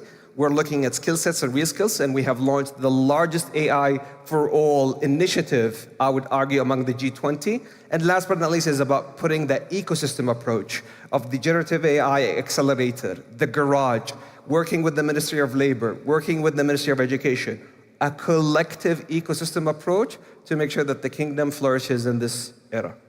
And what would you say, what's your advice, if you like, because we've got guests from around the world here, because that cross-sector collaboration, making the private sector realize it has such an active role to play in skills development, that is far too big a challenge to be left to the schools, to the state, if you will. How do you inspire that thriving ecosystem in practice? I would believe the biggest headwind is a cultural change. And to change cultures, you have to start with role modeling. So His Royal Highness is our biggest role model in leading this generative AI era. And in collaboration with my partners, we make sure that we focus on skilling, reskilling, to make sure, once again, Oli, we focus on enabling the opportunities to make sure that we reap the fruits when it comes to the outcomes. Yeah, now we've touched a lot on AI, and rightly so, but just in terms of fundamentally what excites you, because I can see how engaged you are very personally in this on a personal level. Just why don't we just finish on just a sense of the opportunity, what it could unlock if we get this right? I believe we have a very unique opportunity to lead in this generative AI moment in time, where this tipping point and turning point could be the largest tailwind that we celebrate here within the kingdom and the region in partnership with you. And for the youth, I would like to leave them with the following advice. Generative AI today can definitely disrupt repetitive, non-emotional tasks. But I believe the skill set that you acquire for the future is emotional intelligence, because once again, it's those emotions and engagement that can drive action, and we have shared some of the examples. It's that effective communication, and generative AI can never substitute for human interaction, and we've done the studies alongside the NGO that I have shared. Last but not least is the creativity and the imagination that we could spark here in collaboration with you. Because think about that generative AI was indeed created by us as humans, and we are looking for the next big thing powered by you to motivate and generate the next brilliant ideas. Yeah, it's the perfect note on which to end it on, and a reminder of the importance of the human, reassuring for any in-person conference delegate and for the occasional MC as well. Your Excellency, thank you very much indeed for joining us. Thank you. It's been a pleasure. Thanks, sir. Really good to see you. Thank you very much indeed. Thank you. Shukran. Well, such a world of opportunity there. And really, Sarah did sow the seeds for that in our opening conversation, because my sense was that she was on a road to co-founding something with Ryan, her AI there. And His Excellency speaks powerfully to that inflection point, that turning point and tipping point. Can it only be a year since ChatGPT was unleashed into the world, and how now has become such a hot topic of conversation. Now, speaking of hot topics, can I say on behalf of all our international guests, to say thank you for the warmth of welcome we've received here in Riyadh, in Saudi Arabia, and congratulations on securing the 2030 World Expo. We are absolutely delighted for you. Our huge congratulations. Somebody who needs very little reminding of that, and indeed is looking over such a growth area at the moment, is of course the Minister of Tourism here in Saudi Arabia. So it gives me great pleasure to welcome to our stage the Minister of Tourism, His Excellency Ahmed Al Khatib.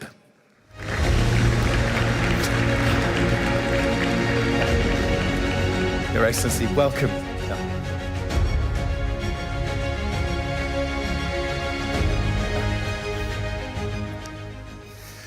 Your Excellency, a very warm welcome to this conference. And by the way, congratulations again on Expo 2030, a magnificent achievement.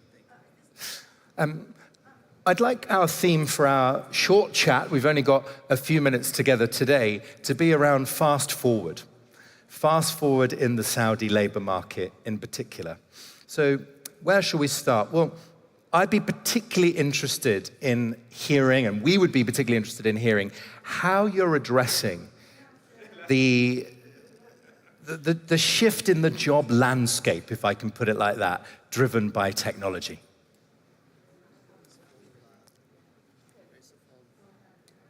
We're 100% sure we can hear you loud and clear. If we can't, carry on, Your Excellency. And we'll just pause briefly. I want everybody to be able to hear. We've got another microphone coming to you. And I should say, I'm going to have a conversation with His Excellency, and then we're going to bolster our numbers with a further discussion. So, yeah, the shift, I guess, the shifting landscape, really. Tell us. Thank you very much. Assalamu alaikum wa rahmatullahi wa barakatuh. A very good afternoon. Thank you very much for inviting me. Thank you for inviting the travel and tourism sector to speak in this, this very important forum.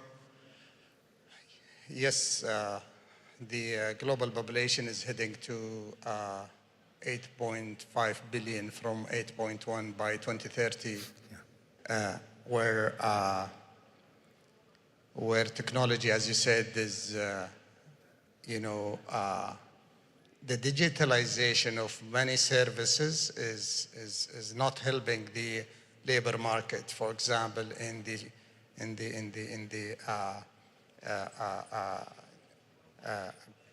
trade or other sectors, manufacturing have been digitalized for many decades, and we are seeing the trade and shopping and being moving to digitalization in the last few years, which definitely negatively impacted the job market. In our sector, the travel and tourism, which counts for about 10% of the global job markets, we used to employ 330 million people in the travel and tourism market in 2019, just before the COVID. And both the airlines and the hotels were the most impacted sector globally, and we lost 60 million jobs due to COVID. The good news is we are going back to the 330 by end of this year, as part of the UNWTO, the United Nations World Travel Organization, and the WTTC, the World Travel and Tourism Council forecasts.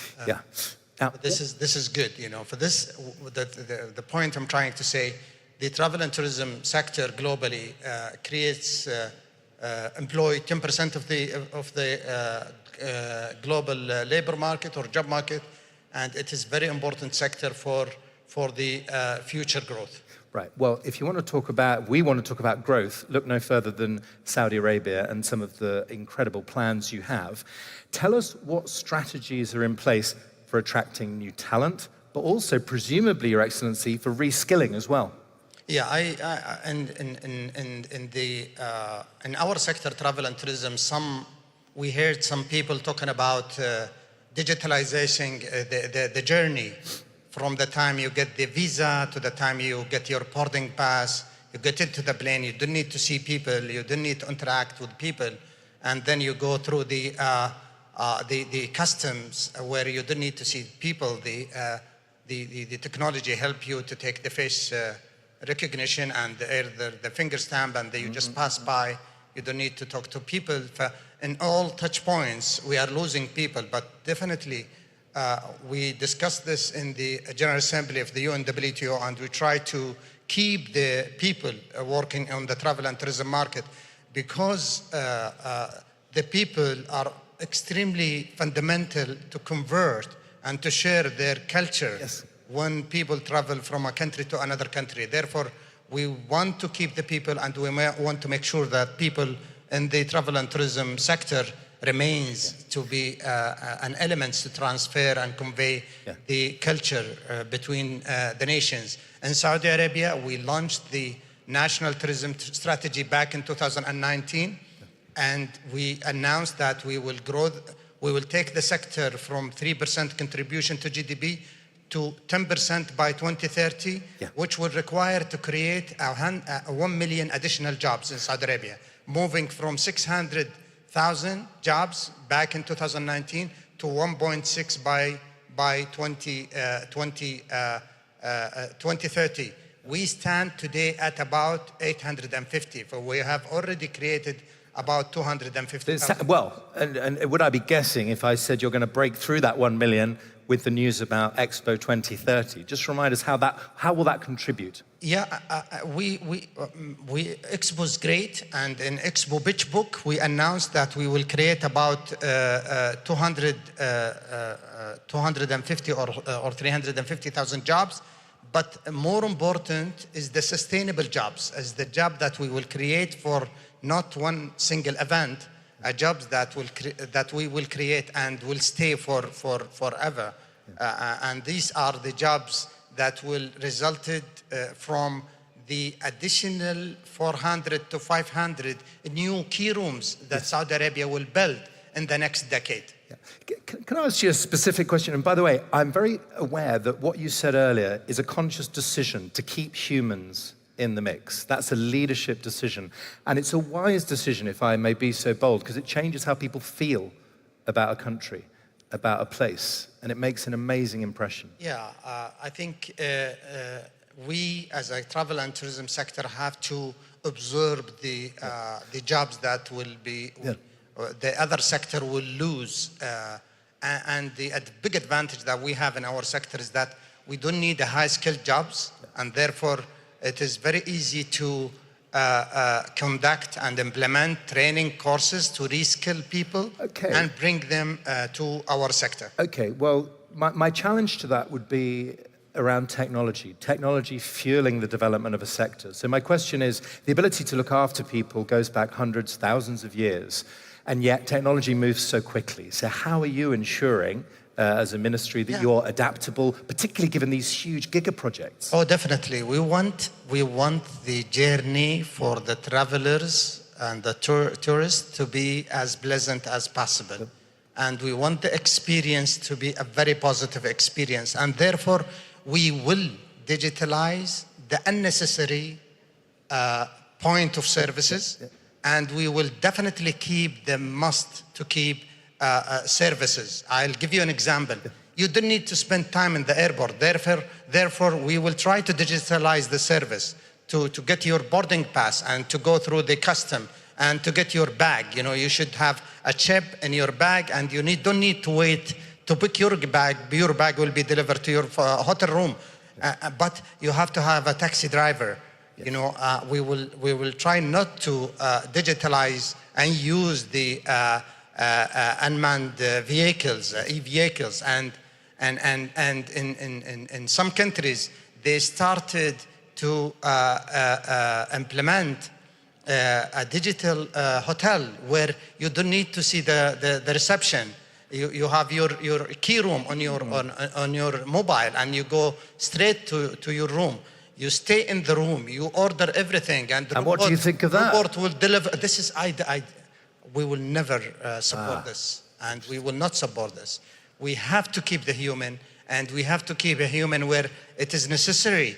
You know, when you go as a tourist to any country, what you remember behind you is the stories the people told you in the restaurant. It's the photo I share with my family. I've shared photos with the hotel staff with my family. It's genuinely a highlight of my stay where I go. Tell us briefly, you have a very interesting partnership with the UN's World Tourism Organization. I'd love to know about what outcomes that you might hope for from that. You've had some very important gatherings here not so long ago. We work with the host country, Spain, and with my dear friend, the Secretary General of the UNWTO, to strengthen this organization, make it bigger and make it stronger. And we have been so far successful. Saudi Arabia chaired the Executive Council of the UNWTO, and Saudi Arabia will host the next General Assembly of the UNWTO. We put on our priority three things: the planet, the people, and the place. the planet, sustainability, environment. We have to protect the environment and make sure it is sustainable. And the people also is very, very important. We want to make sure that we will offer the right jobs to the right people, and we want to make sure that we continue to grow, especially that the World Travel and Tourism Council is expecting the international arrival to double by 2032. There's double the number of what we have today in terms of manpower. And finally, the place, we want to make sure that the place is protected in any country or any destinations. Yeah, it's an extraordinary journey, and we just get a glimpse of it today, but we see that evolution all around us. Your Excellency, thank you for your time and for all that you're doing. Very, very much appreciated by everybody in this room. Thank you very much, Your Excellency. Thank you. Thank you, sir. Thank you so much. Thank you. Well, our theme continues, everybody. Fascinating there about the decisions we make. Where is the human necessary?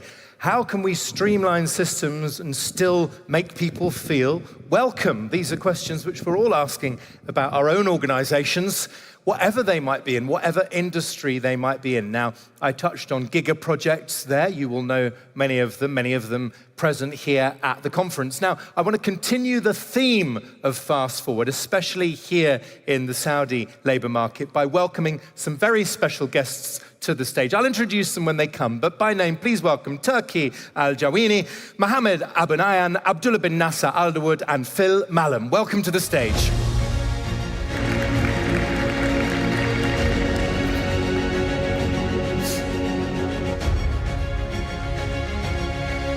Welcome. Hi. Nice meeting you. Welcome. Thank you very much. Thank you. Turkey. Yes, welcome. Salam. Very good to see you. Hi, how are you? Good welcome. to see you. Please have a seat. Welcome, Hey, sir. Very nice to see you. Hello, Phil. Welcome. Please, gentlemen, have a seat. Well, fast forward indeed in the Saudi labor market. Welcome, one and all. Let me just tell you, honoured guests, about who's here, just very briefly, because I think we'll reflect on this as I'm asking the questions today. Turki Al-Jawini is the Director General of a fascinating organisation, the Human Resources Development Fund here in Saudi Arabia, established in the year 2000. They support and hone talents for a better future and greater achievements, a very noble ambition. Thank you very much for joining us. Thank you. Good to see you. Known to many of you, surely, is certainly someone who's inspired me from afar. Very good to see you again today. Mohammed Abunayan is the founder and the chairman of Aqua Power, founded in 2004. It's listed on the Saudi Stock Exchange. It's at the forefront, really, of energy transition and clean energy, water desalination, green hydrogen. And you are on the board of numerous organizations in Saudi Arabia and across the region. Thank you for being with us. Abdullah bin Nasser is the, Alderwood is the managing director of Qiddiya Investment Company. This is another absolutely fascinating organization. The mega entertainment hub in the heart of Saudi Arabia. So a background in investment and banking, I noticed, but just a thought for our honored guests here. Qiddiya City will be an entirely new urban living experience that will welcome both Saudis and international residents, a complete destination in itself. Qiddiya City has its master plan evolving from a large theme park development into a fully fledged destination city. It's absolutely fascinating. Welcome. Next to him, Phil Mallam is the chief exec of Serco in the Middle East, a role he's held since 2019. Our purpose, Serco says, is to realize our government's visions by designing, developing, and maintaining world-class experiences and services for everyone. Please, I guess, give them a round of applause. Welcome, everybody. Thank you. Thank you very much. Now, I have specific questions for each of you, but I wonder if you could just say one thing about what that phrase, fast forward, means in Saudi. Mohammed, I will pick on you if that's all right to start us off. What does that phrase mean? That we need to fast forward? We are fast forwarding? Just help us begin by thinking. Reality, we are very blessed to be here in Saudi Arabia. And as you know, our aspiration leaders always highlight that the best thing we have in this country is our young youth, our talent. Yes. And this is where I think everybody is focusing at. And this is what we are looking to do, the unlock, unleash this competency and energy for our future. Yeah, certainly something for the world to know. Over 60% under the age of 30. Fascinating. Turkey, where would you start on that, just briefly on that theme of fast forward? But I think I can't add more to what Mr. Mohammed said. We do have a young generation, ambitious young people who are keen to prove to the world that we are capable of delivering the objectives of this great vision of our Royal Highness Prince Mohammed bin Salman by 2030. Yeah, 100%. Yeah, thank you. And Abdullah, just a brief thought starter, really, on that phrase, fast forward. What does it mean? I think most of the projects announced, if not all, are very creative and innovative. And we need a very powerful software to operate them. Yes. And this is the talent of our future. Yeah, it's a great way to reframe it, almost like a systems upgrade in the form of talent. Phil, a brief thought starter, because I want to get everyone's voice in early. I think one of the things we talk a lot about at Serco is around having an impact. And I think if you look at the amazing organisations that the gentleman lead and what the Vision 2030 is trying to achieve, sort of impacting a better future is what I think it really means for us. Yeah.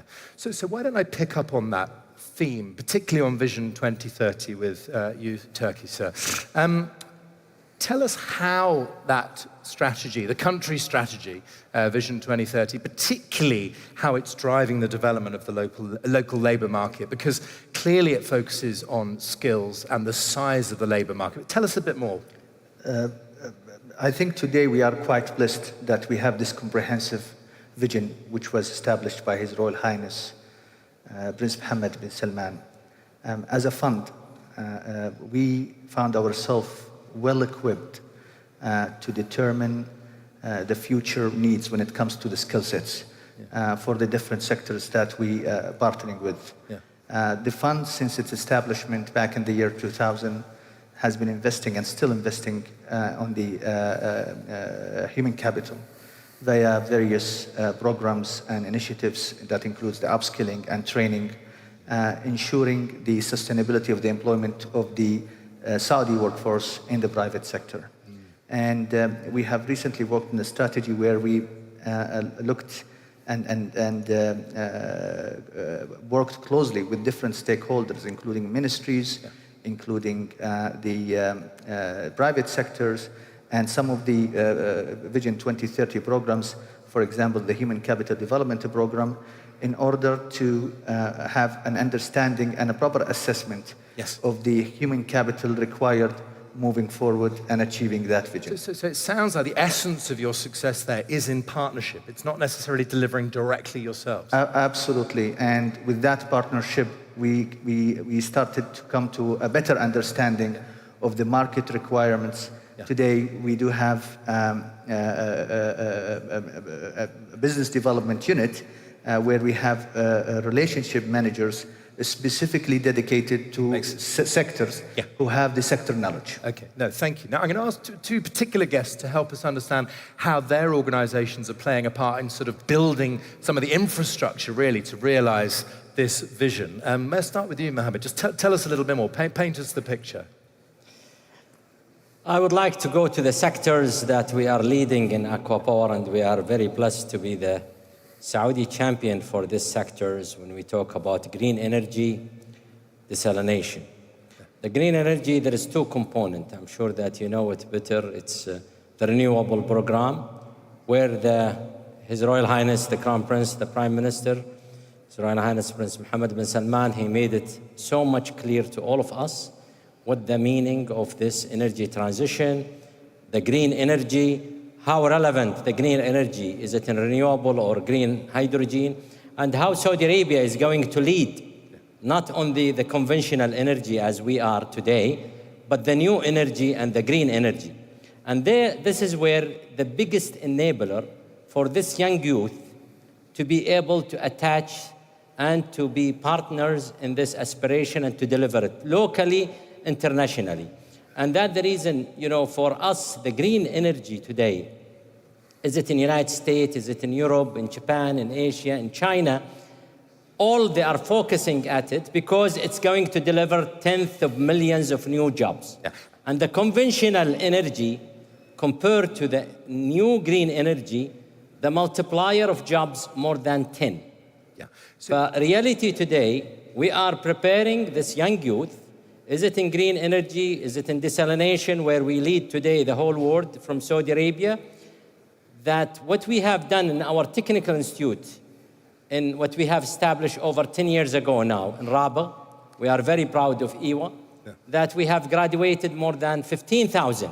And this young youth to be trained, to be skilled, and scale up to higher, technical, operational, because people also, I'm sorry to say always, they think about, having master or bachelor or PhD is important.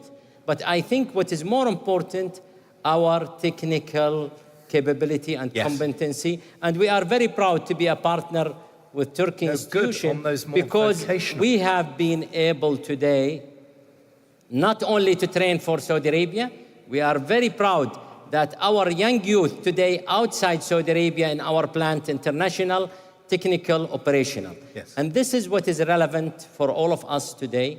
The aspiration of His Royal Highness, the Crown Prince, is really taking us not in the old jobs, taking us in the new and the future job, including technology evolution and value chain and supply chain. Don't forget that new energy is going to be manufacturing here, local content, services, for we are going to provide hundreds of thousands of jobs. Yeah, it's a great point about that bigger picture, sir, that bigger picture within the ecosystem itself. And just very briefly, Mo, just remind us in numbers at the moment, Aqua Power, because obviously growing rapidly, but remind us where you are, because it's well beyond Saudi Arabia. Today we are in 14 countries, and we are very honored to say we are in 14 countries. Today that we included our strategy to invest in China. You will hear about our first investment in China next year.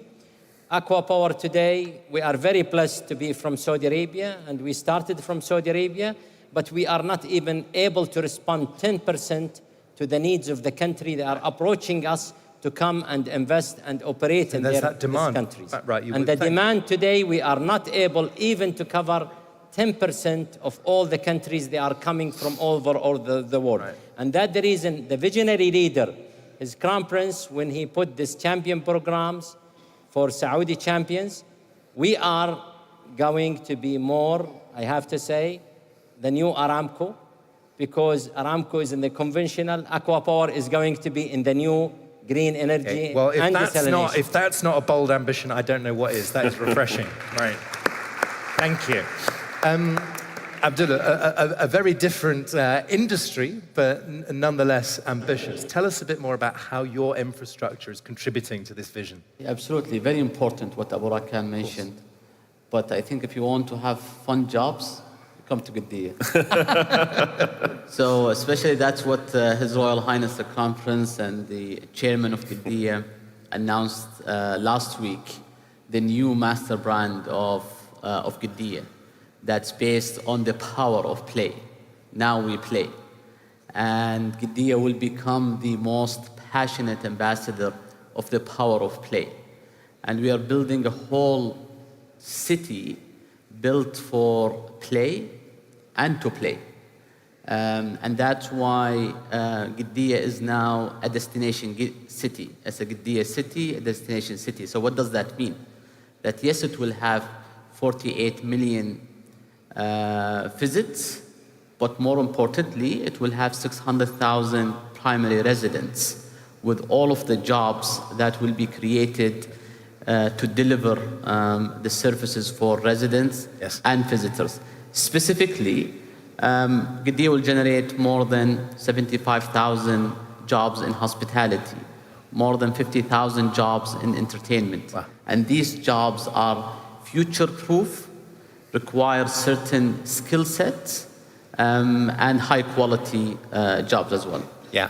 Well, I don't want to I just want to play the role of peacemaker here by saying that clean energy can also be playful and fun. You agree with me? The clean energy and the good energy, it is good for Abdullah and his project, Giddi. Exactly He wants to right. succeed, and he wants the young youth to stay in his project and to leave and to play in his project. He has to be green 100%. Right. Because the young youth, they are looking for the future, you know, green energy for the environmental friendly. And this is the reason why we have the highest demand today of the young youth in the green energy. Yeah, good. No, I thought you'd get that plug in as well. Right, good, clean play is what we're all about here. Right, fine. Now, Phil, in a sense, you're supporting the builders. So what are you noticing, and what are you noticing are the biggest challenges that they're facing? I think we're a services to government company, which is fun as well. Maybe not as fun as Qiddiya, but I think the challenges for a company like us, we're a private company, obviously, in the kingdom, is to identify resources which are needed for these amazing projects, which we can bring in via either, you know, graduate programs, for example. I mean, we look at quite niche and specific skills, anything from sort of transportation and infrastructure. You know, we set up a Saudi space graduate scheme about 2 months ago, so we've got about 2,000 people working in the European Space Agency. So we're going to put that in place. We had about 600 or 700 local Saudi nationals applied. Brilliant talent. So that's our role. And one of the things we also put in place, I think is probably different than most, which sounds like a little bit of a sales pitch, and it probably is we do have a model which is around transforming and working with and transforming a client service, training the local talent, and then us transferring out.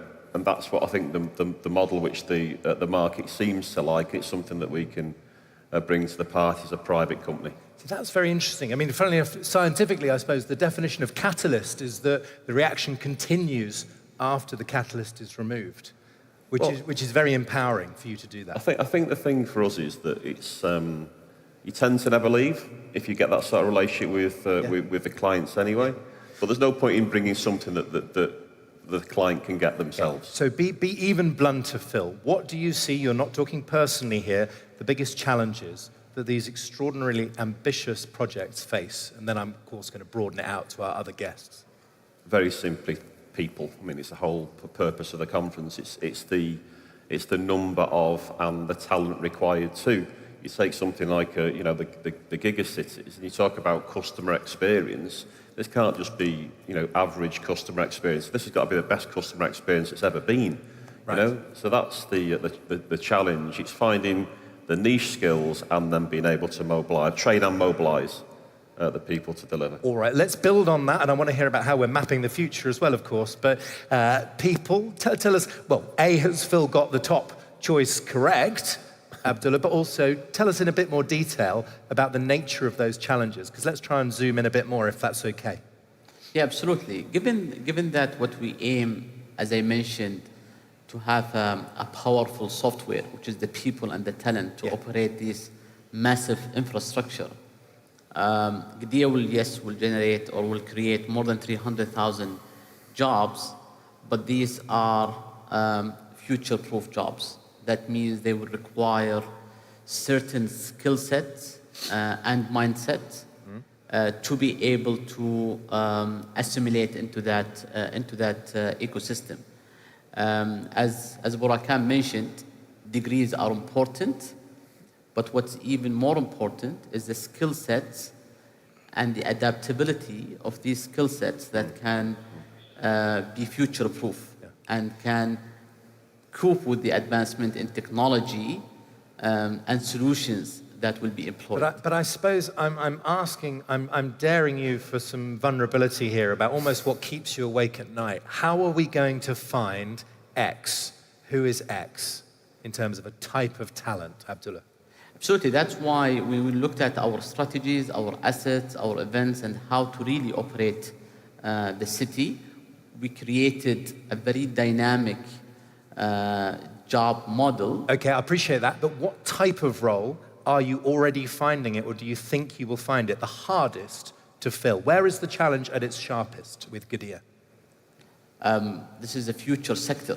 So yes, there are certain skill sets that are available in the market, but a lot that will require a lot of training, upskilling, and preparation, definitely. And that's why we want to employ a lot of strategies in collaboration with various stakeholders to prepare. We could get some advice from you, Mohammed. You've been recruiting change makers for decades now. So what advice would you pass on for people who are interested in buying into the future?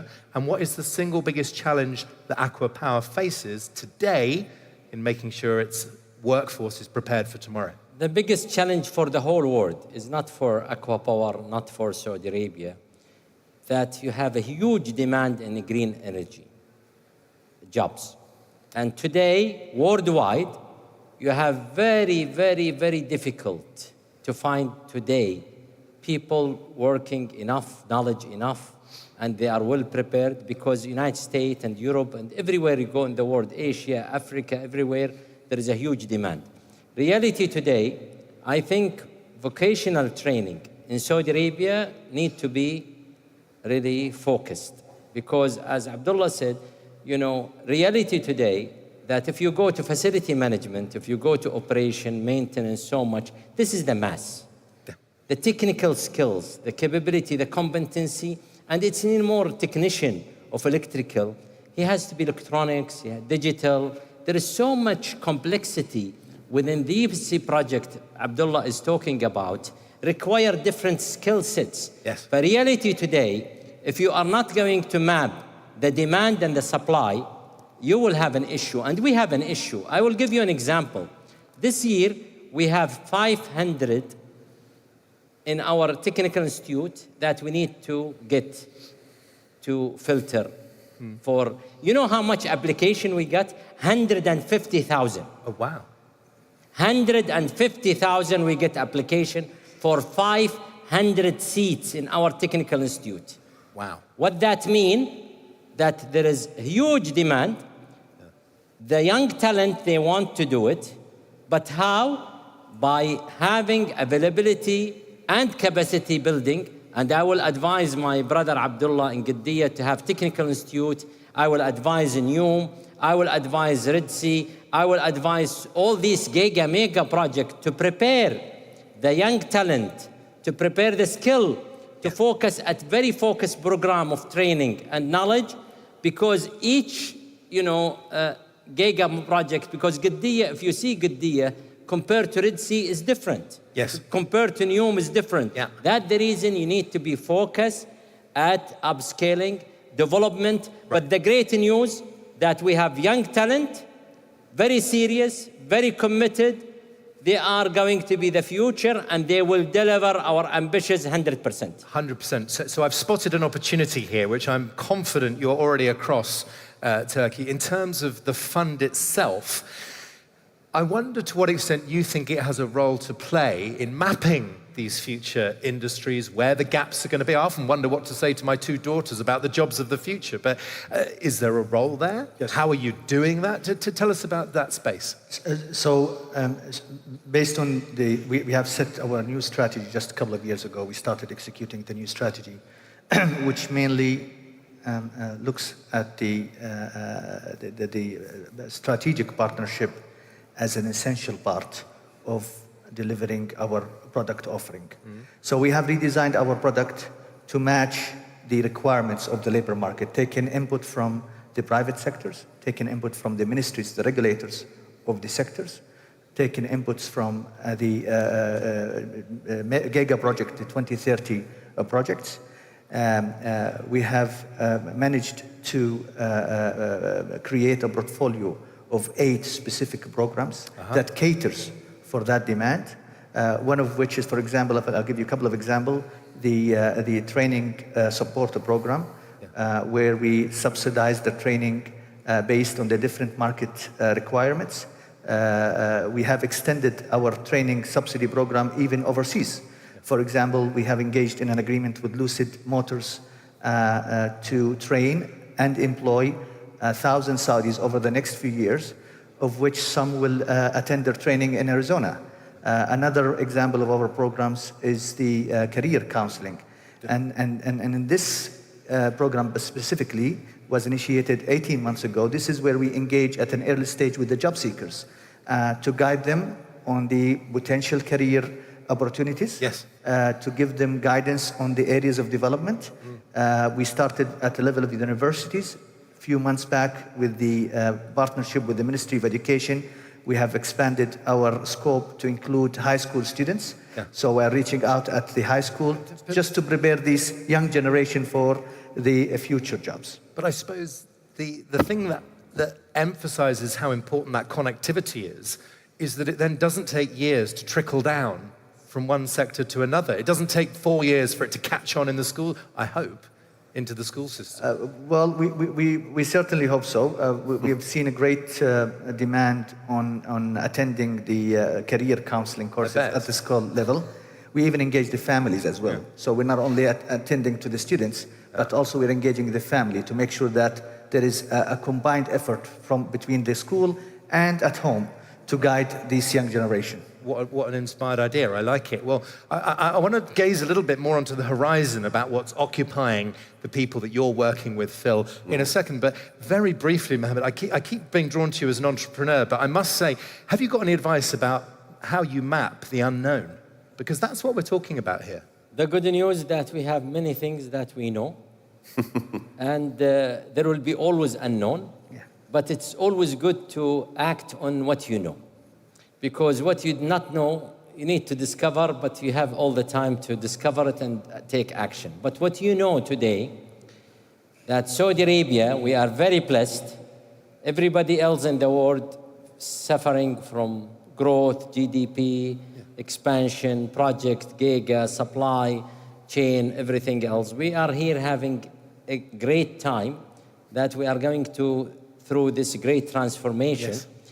Reality today, I think what we are lacking, and still I have to say it, how we match this growth with bringing this youth to be ready 100% to take it on and use it and have the multiplier effect of our GDP, because we are here talking about our sectors, where it is very small sector. So just so we understand, what do you think is missing then? What's the issue? What is missing is still our ability to prepare and to develop the skills required for these future projects and future jobs and future industry. And to be sure that the old industry, the old economy is not anymore relevant to the new economy. In Saudi Arabia, we have a new economy, thanks to our leader. And we need to go and be fast to prepare the youth to really be prepared to take on this new economy. Yeah, well, I'm going to get more thoughts on that. But Phil, I do want us to think about what's on the horizon, because I think there, Mohammed is making us think about mindset, about skills, about talent, about shifting a whole country, really shifting the world as a leader there. What else is preoccupying the organisations you're working with? What's on the horizon?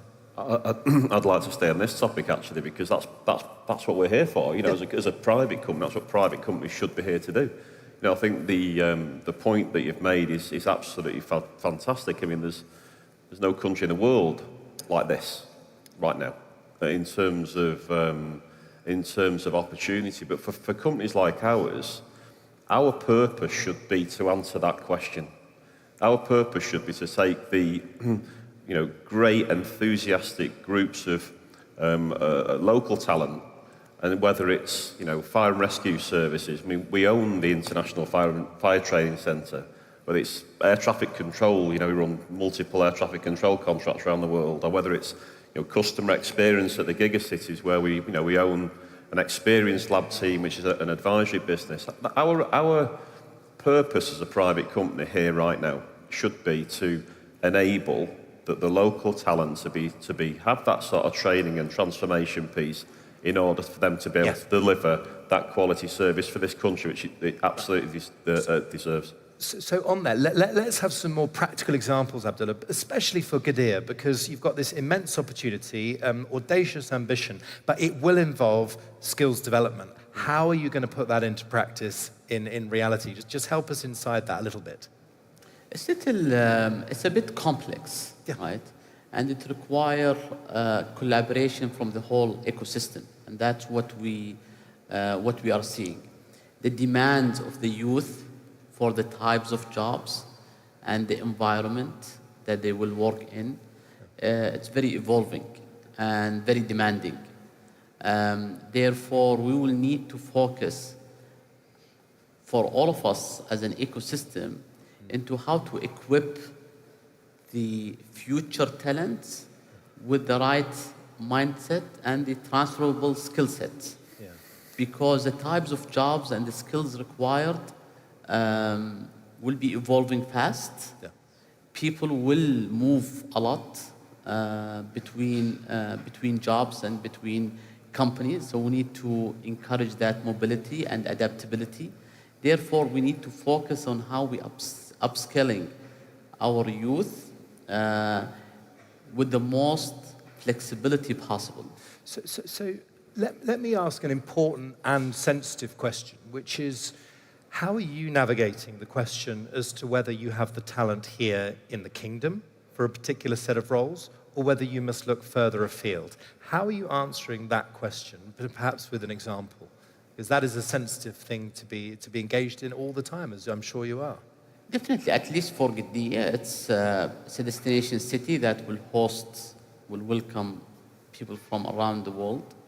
So we will continue to employ people from around the world, because we will need all of the skill sets required to develop and operate the city. However, one of our key objectives is to create jobs for young Saudis, which is imperatively important. And that's why we have identified, focus on at least the knowns now, but we put a layer of flexibility to be adaptable and focusing on the skill sets that's required. For example, you can hire a technician to maintain certain assets. Yes. But this is not like any other assets. They need to have this additional skill sets because these are tied with international IPs, for example.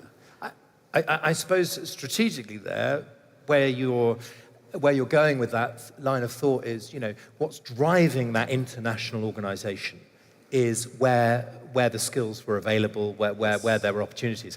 I just wonder to what extent there is another argument, perhaps around diversity of thought, around diversity of geography, which enriches cultures as well. And Mohammed, perhaps you've seen this as well. But Abdullah first, do you see where I'm going with that point, that idea of that global richness of global organization? Yeah, absolutely. Absolutely. Even if we look at Qiddiya aims to be also one of the most sustainable cities, so it's not in addition to the importance of green energies, etc. Also, let's not forget the S, which is the social, right? Inclusions, accessibility, providing these opportunities for communities across the kingdom. I'm very drawn, though, on this to ask about the role that the fund is already playing, particularly on this skills development. Just a little bit more on that, if you would. Let me give you an example. Today, we do have about 25 sectorial agreements, which are today valued at about 1.5 billion Saudi riyal, which are either already in execution or are ready to be executed shortly. Let me give you a couple of examples. The Red Sea Development Company that manages the Red Sea project. We have an agreement today to develop the skills of 1,500 Saudis who will be working in the facilities in different sectors, whether it's the airport management, whether it's maintenance, whether it's hospitality. We have celebrated the graduation of the first batch a few months back. We have other agreements that are coming in place. We're definitely in discussion with Al-Qiddiya. We have the partnership with Aquabar that's been for years. So we are not the and we depend a lot on the National Labor Observatory, which we have incubated in HRDF. To give an insight about the labor forecast, whether today and identifying the skill gaps that exist today in different sectors, or the future skills required. I love that idea of observatory. Absolutely, and these information are available for the different stakeholders, including the government ministers, the policymakers, the private sector leaders, the educational system. So this unit will play a major role moving forward in solving some of the challenges that we're facing Thank today you. with this And good to hear Dr. Usama on stage earlier making a very fresh announcement on that. Yeah. I'm going to do something very unfair. Is I'm going to ask probably the biggest question last, but I'm going to give you 20 seconds each to answer it. And we'll have to talk more over coffee and refreshments. And I guess it's this. Saudi Arabia faces in its labor market and in many other things an enormous opportunity. How does it seize that opportunity? What will it boil down to? Phil, I'm going to start with you. I'm going to put you on the spot. But what does it boil down to? I hope it boils down to partnership with private sector and public, ideally. I thought you might say that. I understand. Can I just say that over and over again? I think it's true. I think bringing in international best practice, putting it into the country, doing this sort of train transfer model with the local talent. Certainly that idea of partnership and cross-sector. Abdullah. I think I will put it back on our youth.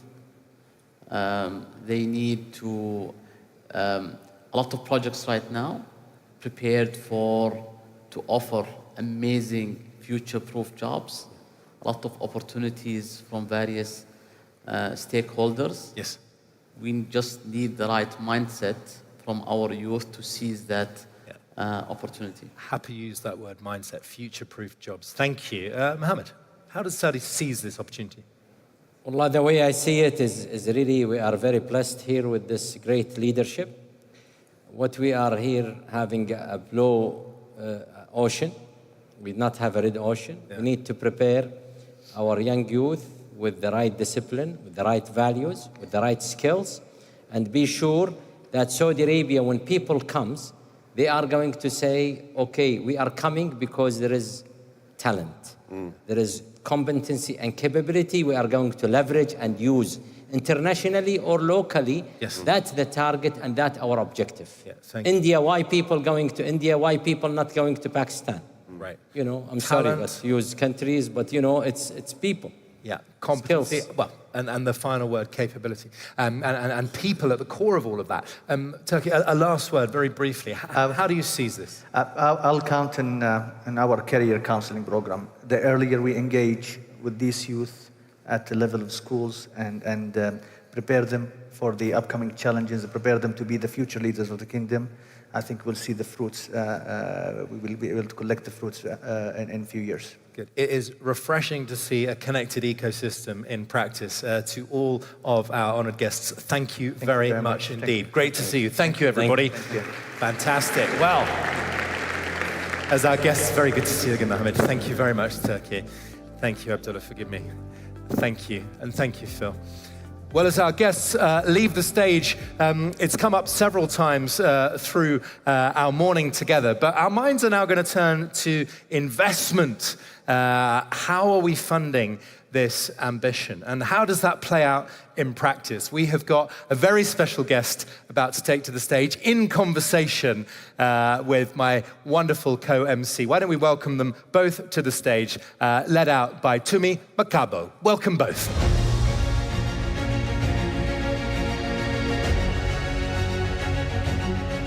Thank you, Ollie. Always fun to see you. Good to see you too. Excellency. How are you? Always a pleasure to see you. Please have a seat. I have to say that I think this is a really exciting time to be in Saudi Arabia for a whole range of reasons. We've been hearing this morning all about what can and cannot happen, what should happen, and trying to get us to the realization of Vision 2030. So if there's anything we know about this country, it's that there's change, there's growth, but we don't always have all the skills that are required.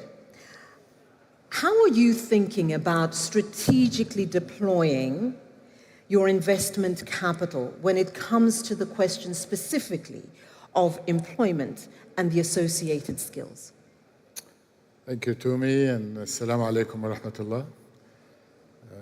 Good afternoon, everyone. It's a pleasure to be here to have this conversation on this very important topic. I want to greet and compliment my colleague Ahmed Al-Rajhi for convening an important conference with global leaders on such a critical issue as skills and human resource development, and how labor, capital, investment, regulations intersect together to create the immense value that society expects from us.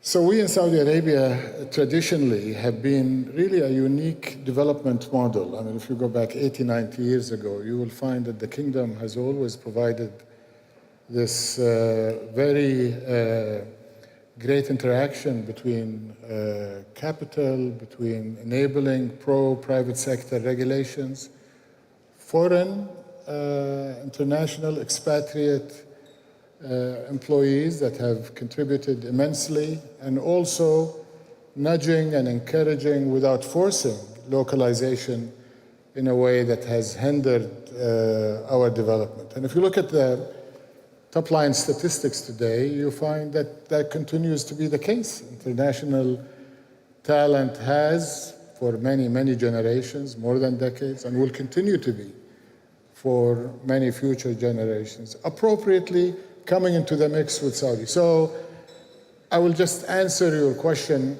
in a few words, and we say employment and jobs is an important input for us for competitiveness and productivity of every economic sector, every subunit at the micro level.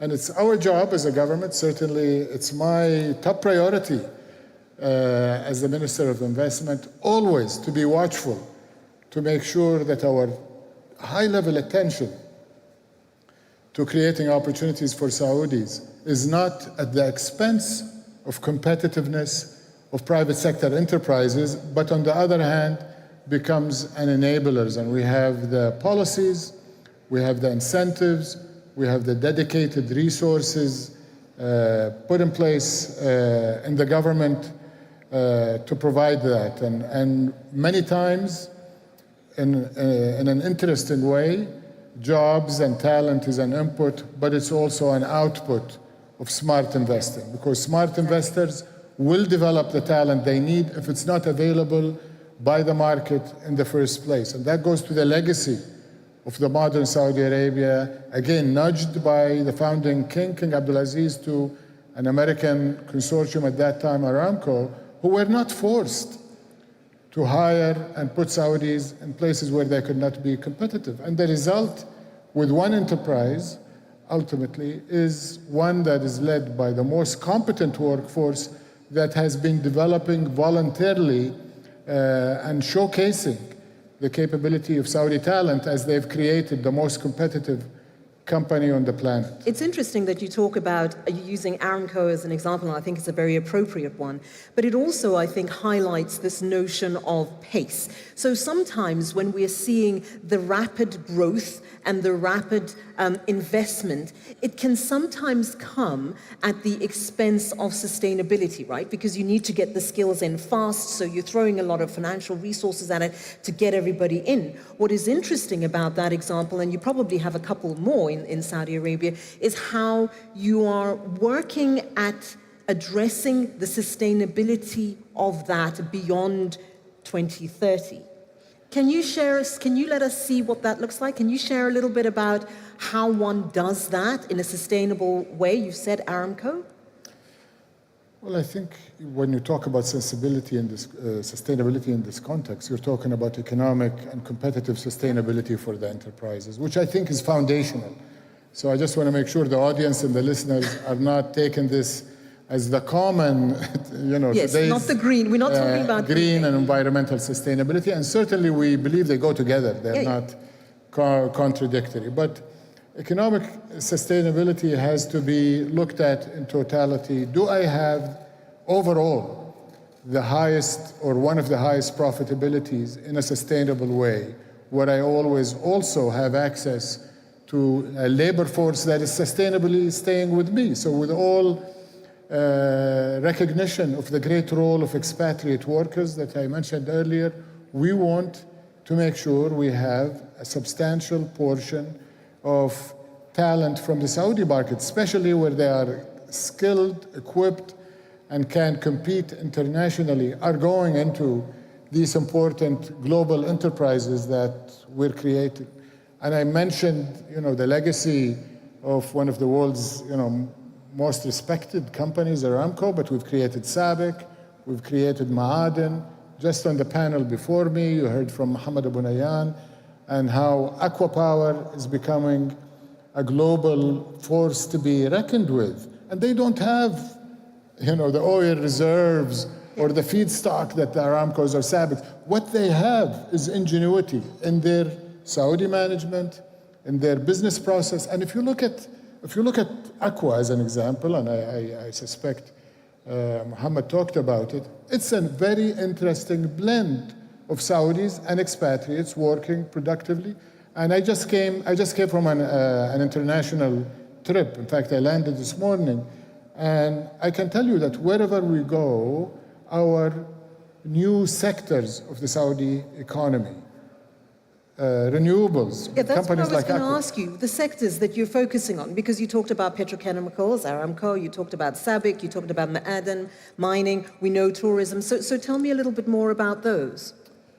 Well, the conventional sectors of strength in Saudi Arabia will always be in demand. We are the lowest cost, the lowest pollution, the partner to be trusted around the world. But in addition to that, what is emerging fast within a few years are sectors of the new economy where Saudi Arabia is becoming truly competitive and in some cases dominant. So I was in Bangladesh a few days before I went to China, and in Bangladesh we signed Red Sea Gate Terminal Company to be the first concessionaire for a major port in Bangladesh, giving Saudi Arabia enterprises access to the Bay of Bengal. So there will be a special economic zone. Our shipping company, Bahri, will be able to deliver fertilizers, petrochemicals, other Saudi exports there.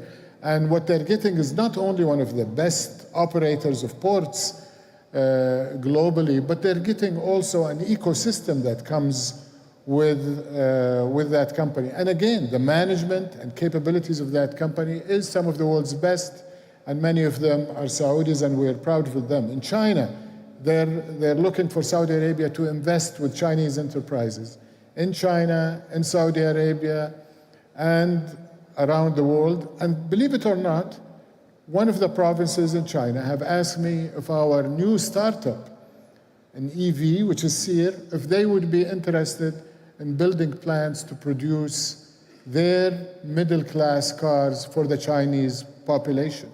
Lucid, which has started production here, is gearing for 90% of exports of its production to global markets in Asia and Europe and around the world. Saudi Arabia is investing, again, creating a lot of jobs to access resources in Africa. I know that's where your background is. So not only are we accessing resources, but we're creating values. And just my recent conversations in China is saying, can we invest together to create value and opportunities for African talent, which everybody is looking at. Excellency, I know this is one of those conversations that we could have for an hour, but we only have 4 minutes left. So, Vision 2030, Expo 2030, both of those are going to put a tremendous amount of energy into the system for delivery.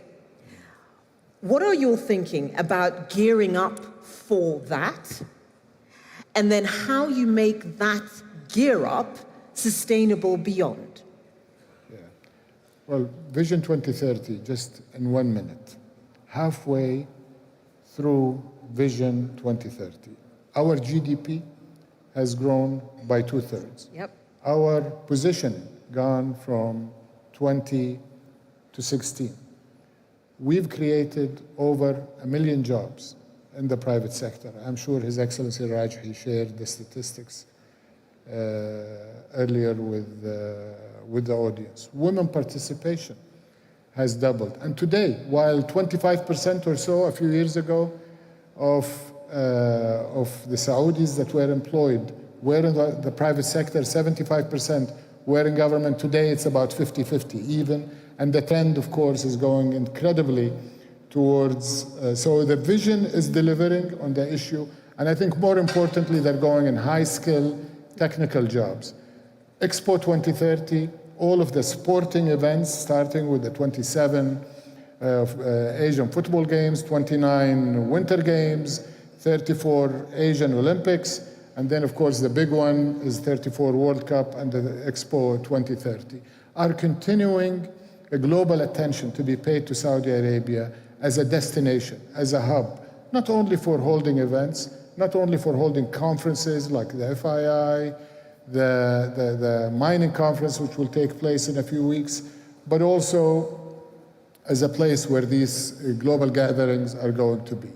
And it's going to, I think, showcase and be an opportunity to also showcase that Saudi Arabia is not just about capital, resources, a great vision, a great location, enabling regulation, which we all have, an economic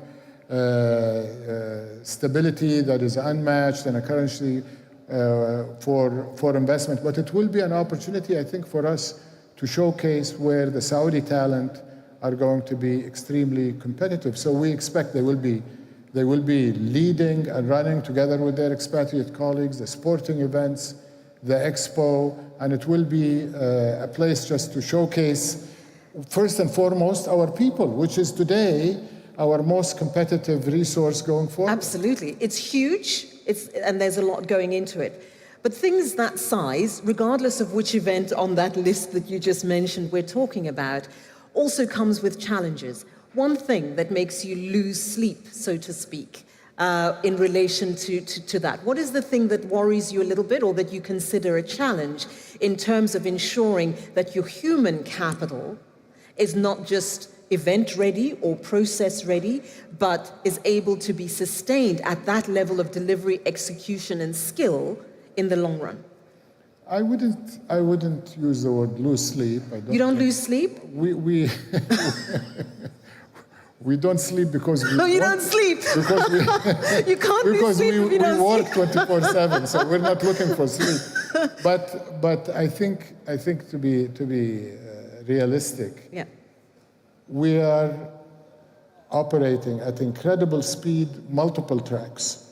And each track is delivering very well. Having them synchronized and having them delivered in a timely fashion, because all of these tracks are reinforcing of each other. So our education sector, skill development, reskilling some of the old job, making sure that our tech transfer, that we have access to the highest technologies in automation, robotics, AI, all of this to feed the productivity tools that we want and to compensate maybe for lack of skills. So having the linkages between what we are doing in sector developments, all of the economic sectors, maintaining the strength that we are unmatched today with our fiscal discipline and how we're running the national budget, ensuring that capital flows are happening, and this is, of course, my day job, to ensure that all of the capital flows are feeding into this, and making sure that the private sector continues to pick up pace. Because many of the projects you mentioned, the old model of the government building all of the stadiums, the government building all of the pavilions, the government doing all of the transports, including the airports and the airline, we need to slowly transition from that to a private sector-led investment system that has the proper risk returns. So having all of that happen in a synchronized way is what keeps me awake at night on purpose. But you're awake anyway, so it doesn't matter. And that is why you are the Minister of Investment, Your Excellency Khalid Al-Faleh. We're going to have to leave it there. I'm not going to say I hope you get some sleep, because you told me it's not going to happen. But I wish you well, and I'm so excited for the future. Ladies and gentlemen, please, thank you. I have to say that even though he is saying that he is not going to be sleeping or losing any sleep, I think it's a daunting task, and I certainly feel that not only is he up to the task, but it seems that they're also thinking and considering all the right things in the process. So, we're going to continue talking about the future, about the sustainable workforce question, and looking towards how we can build some of that resiliency, in particular in a Saudi context, but how can maybe we spread some of that love? And to join me to have that conversation, please give a very warm welcome to His Excellency Faisal Al Ibrahim, the Minister of Economy and Planning here in the Kingdom of Saudi Arabia. Your Excellency.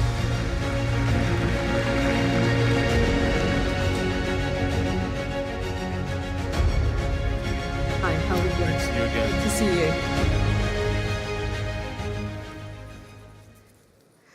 As I was, Excellency, welcome and thank you always. It's always a pleasure to see you and to have you join. I think there's no question when we are looking at what's down the road for Saudi Arabia that the question of productivity remains important. It remains key in order to ensure that you can achieve the things that you want to achieve and that you need to achieve. How are you thinking about ensuring that productivity within the workforce? Sure, thank you very much, Tumi. It's great to see you again, and it's great to be here.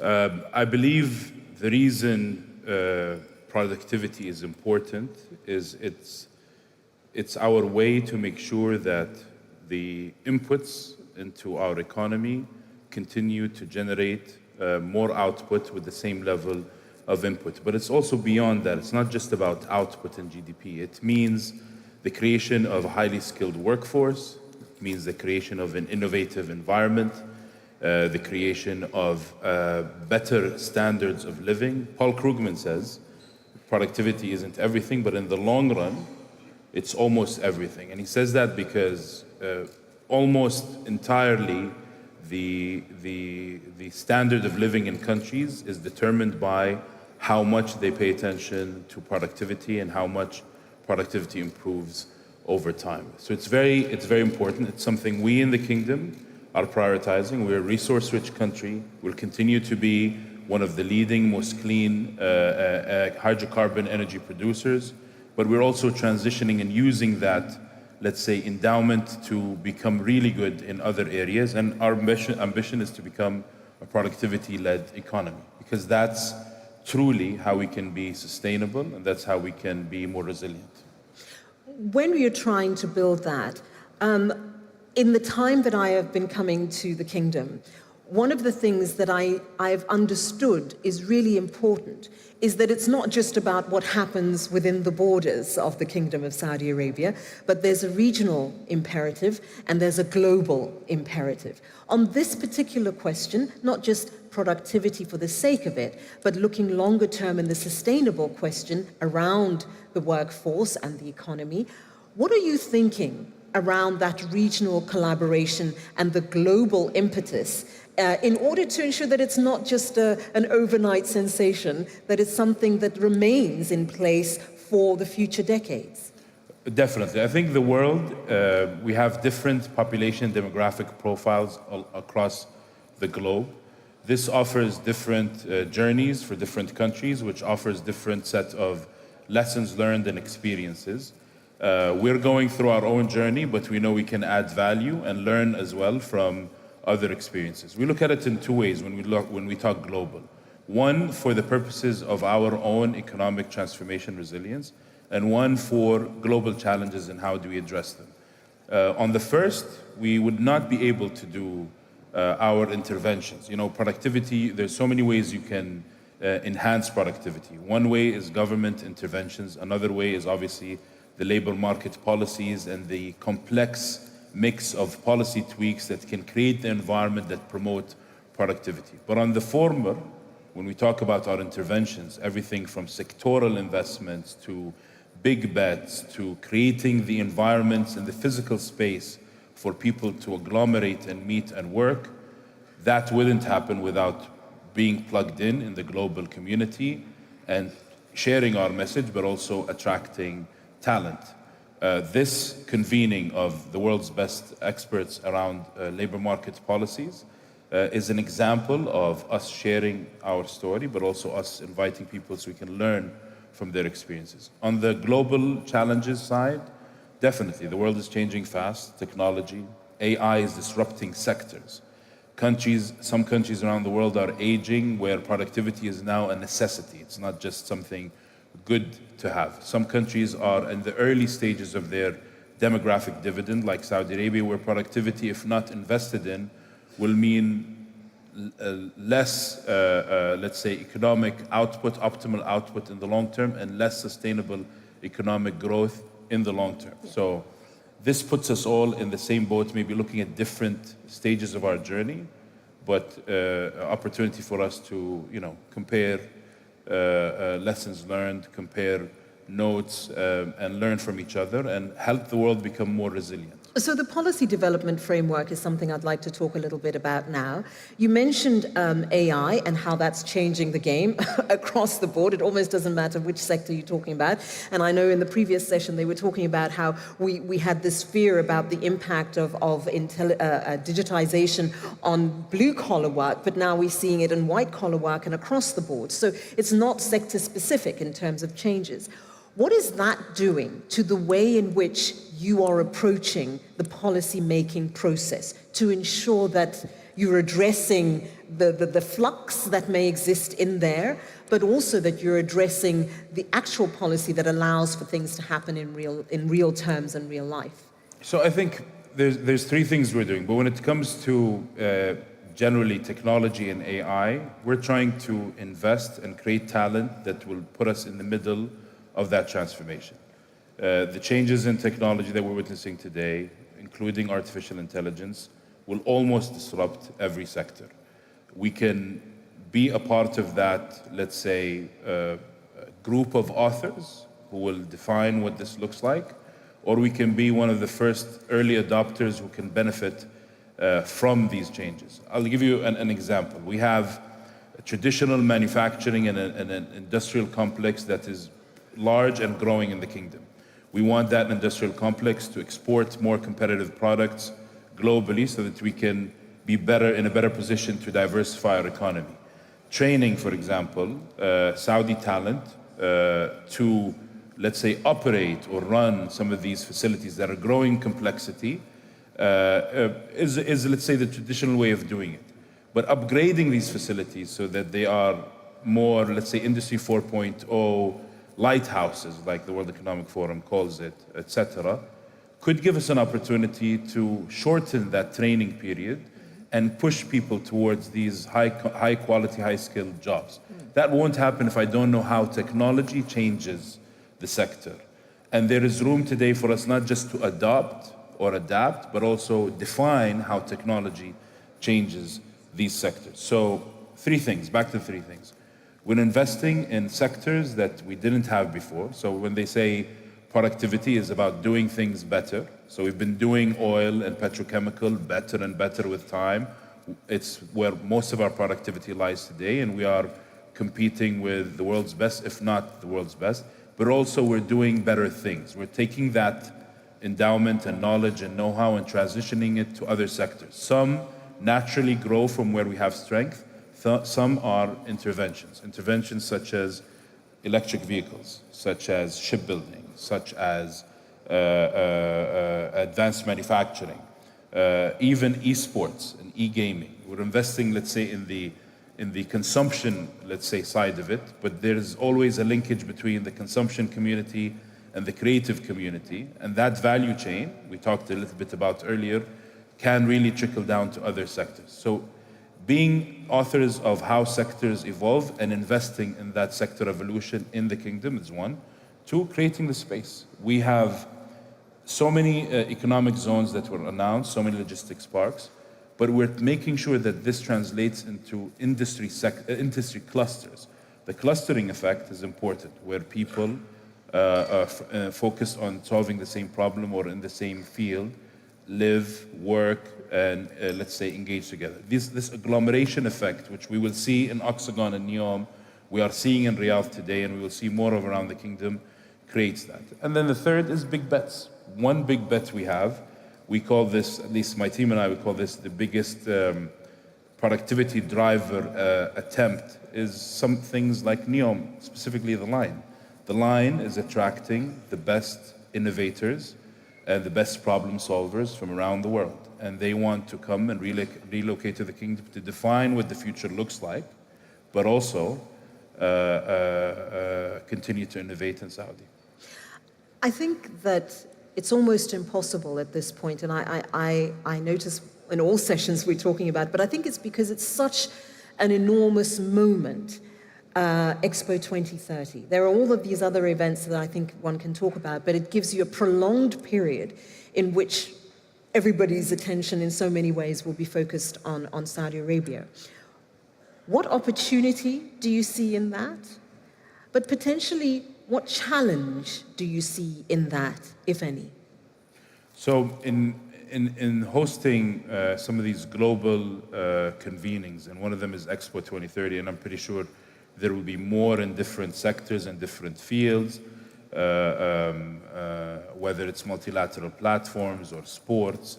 Obviously, the opportunities are you bring, let's say, the end product and the talent and the communities from all around the world closer to where this energy is brewing in the kingdom, with the kingdom's youth, but also with this workforce that is growing in size and in capability, thanks to Vision 2030 and the many reforms that are happening. So that just makes things even more exciting. And we've heard so many stories about people who used to be eager to get degrees abroad, who don't want to miss out on being in Saudi and are thinking about getting degrees in Saudi. Some of our, anecdotally, friends and relatives and so on and so forth. Challenges, of course, are, from my point of view, is more on the opportunity cost. Yeah. How do we make sure we benefit the most from what the leadership has worked so hard to provide and avail through this effort? Expo 2030 is one of them. His Excellency Khalid Farah mentioned the rest, the World Cup 2034, the Winter Games 2029, the Asian Games, and so on and so forth, in addition to the many sectoral, let's say, convenings. We need to make sure that that trickles down to value creation and growth, but also talent creation and attraction in the kingdom. It would be a shame if we do all of this and we don't end up after every milestone and input with a step change in terms of our local capabilities, which I'm sure will happen, but also in terms of how much talent we can attract to Saudi Arabia, where they make Saudi Arabia not only a place for them to accelerate a little bit of growth, but a place for them to grow sustainably. I always find this an interesting place to try to find balance. That is, ensuring that enough of the population in Saudi Arabia is working in relevant industries, et cetera, et cetera. So there's that positive growth, but ensuring that you leave enough room in the employment space for additional external energy, so you're not always inward looking. I know that from a Saudi perspective, looking outward as well as inward is important. But to think it and to do it aren't always the same. How are you thinking, or how are you anticipating making sure that you keep the energy alive from an external perspective, attracting sufficient talent, that there's still that tension, that healthy tension, but growing the local talent pool sufficiently that it uplifts everybody? So we've acknowledged and realized that for us to achieve our economic objectives, we can't do that only by creating, let's say, more skills locally. We need to also attract talent from others. So not just improving talent in the Saudi workforce, but attracting talent.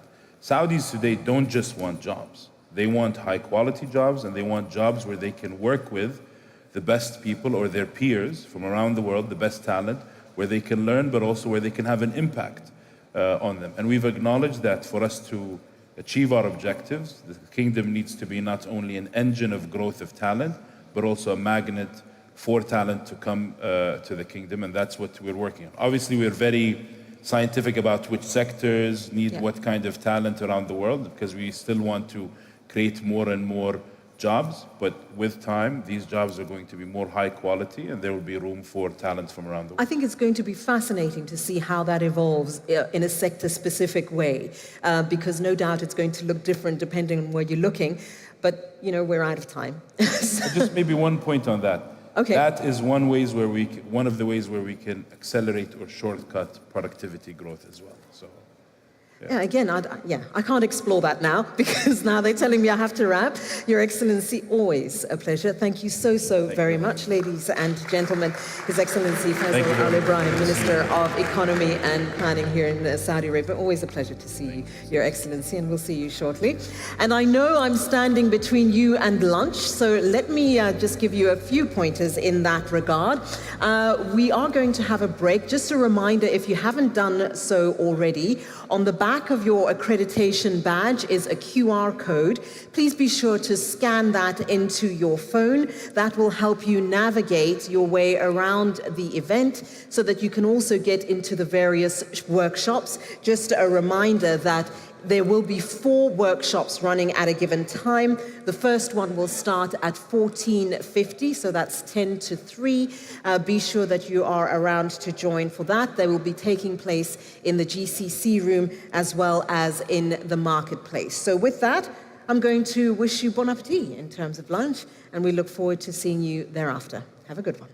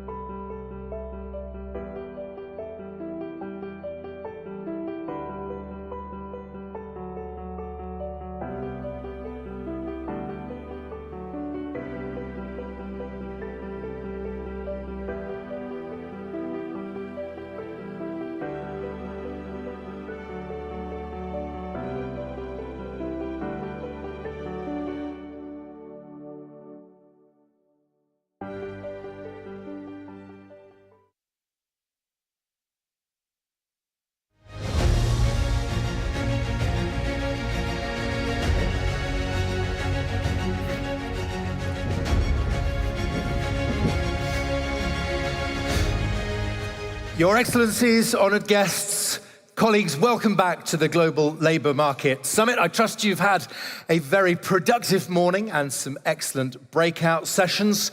In one corner of the venue, we've been deliberating the 4-day work week, and it will shock you to hear it was unbelievably popular in our very interested group, leaning into that, because there's been a word that's come up again and again through this morning, and that word is productivity. How do we solve that particular conundrum? And I'm happy to say that that is the theme of our next session here, in an afternoon which is absolutely packed with conversations, keynotes, panel discussions, and it's only day 1 of 2 here. Well, the person I'm going to introduce to the stage now knows a thing or two about this subject. Why? He's a research professor at King's College London. He's also, very interestingly, a senior research associate at the Institute of Ethics in Artificial Intelligence, another theme across our stage here today. He co-authored a fascinating book on the future of the professions, and perhaps more provocatively, wrote a book called A World Without Work. Please welcome to our Global Labour Market Conference, Professor Daniel Susskind.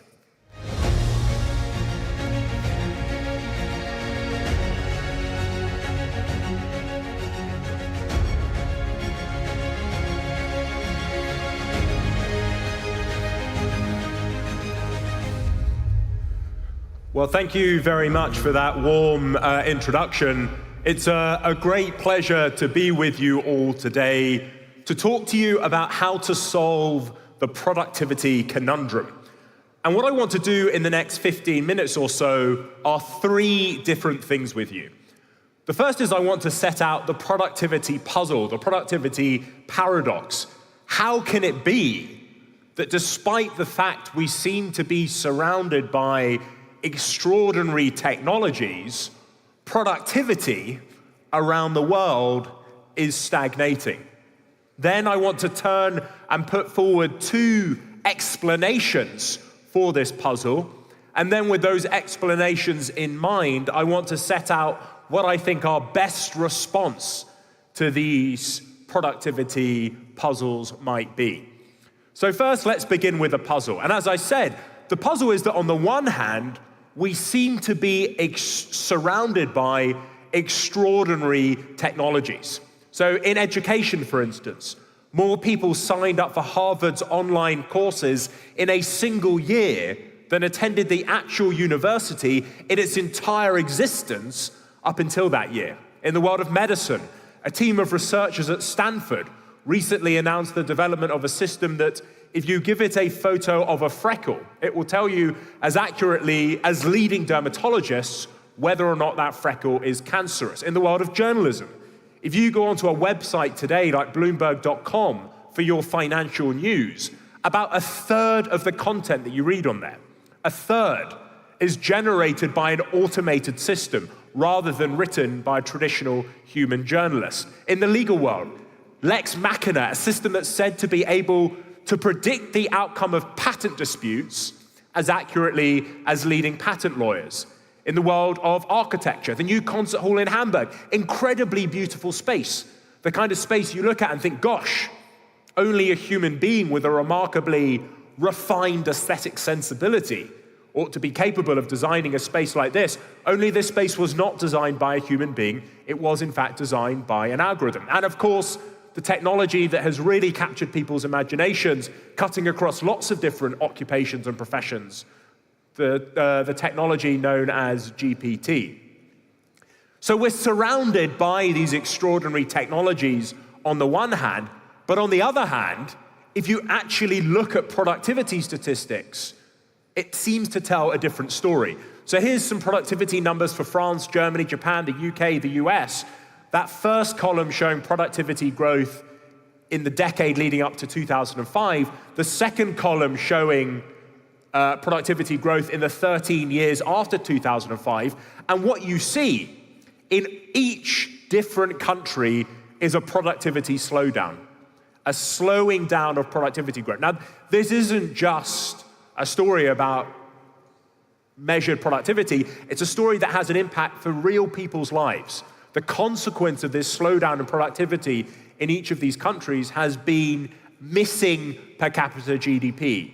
Really extraordinary differences in per capita GDP that would have unfolded if productivity had continued on previous trends. In the United States, for instance, missing per capita GDP of almost $13,000.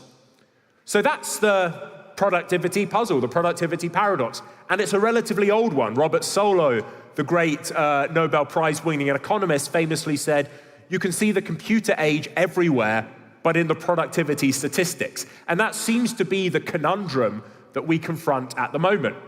So how do we explain it? How do we make sense of this productivity puzzle, this productivity paradox? Well, it seems to me there are two main sets of explanations. One explanation is technical, that we're doing something wrong in how we actually measure productivity. And the second is that there's a real problem here. And it's not simply we're measuring productivity incorrectly, but productivity actually has slowed down. So let's just think about that technical one for a moment. What do I mean by this idea that we might be mismeasuring productivity? Well, one example of how we might be mismeasuring it is that many of the things that we rely upon in our digital world turn out to be free. Many digital technologies, something like Gmail, for instance, which is fundamental to the way that most of us work today, that turns out to be free. And so that sort of free technology, which we see across our working lives, just isn't captured by productivity statistics. Another reason we might be measuring productivity is because we fail to capture the improvements in quality that happen as technological progress takes place. So if you think of the iPhone, for instance, think about the first iPhone that you had, relatively cumbersome, relatively inefficient, and then think about the extraordinarily sleek and powerful device you have today. That improvement in quality remains very difficult to capture in our productivity statistics. And so we might think, for reasons like this, that we don't capture the value of free things, that we fail to capture quality improvements, that we are mismeasuring productivity. The productivity improvements are out there, we're just not capturing them in our statistics. But I think the more interesting piece of analysis is that the problem, the productivity puzzle, the productivity paradox, isn't simply a technical one of mismeasurement, but it's something real. There's something really going on here. The productivity growth isn't actually as remarkable as we might have expected it to be.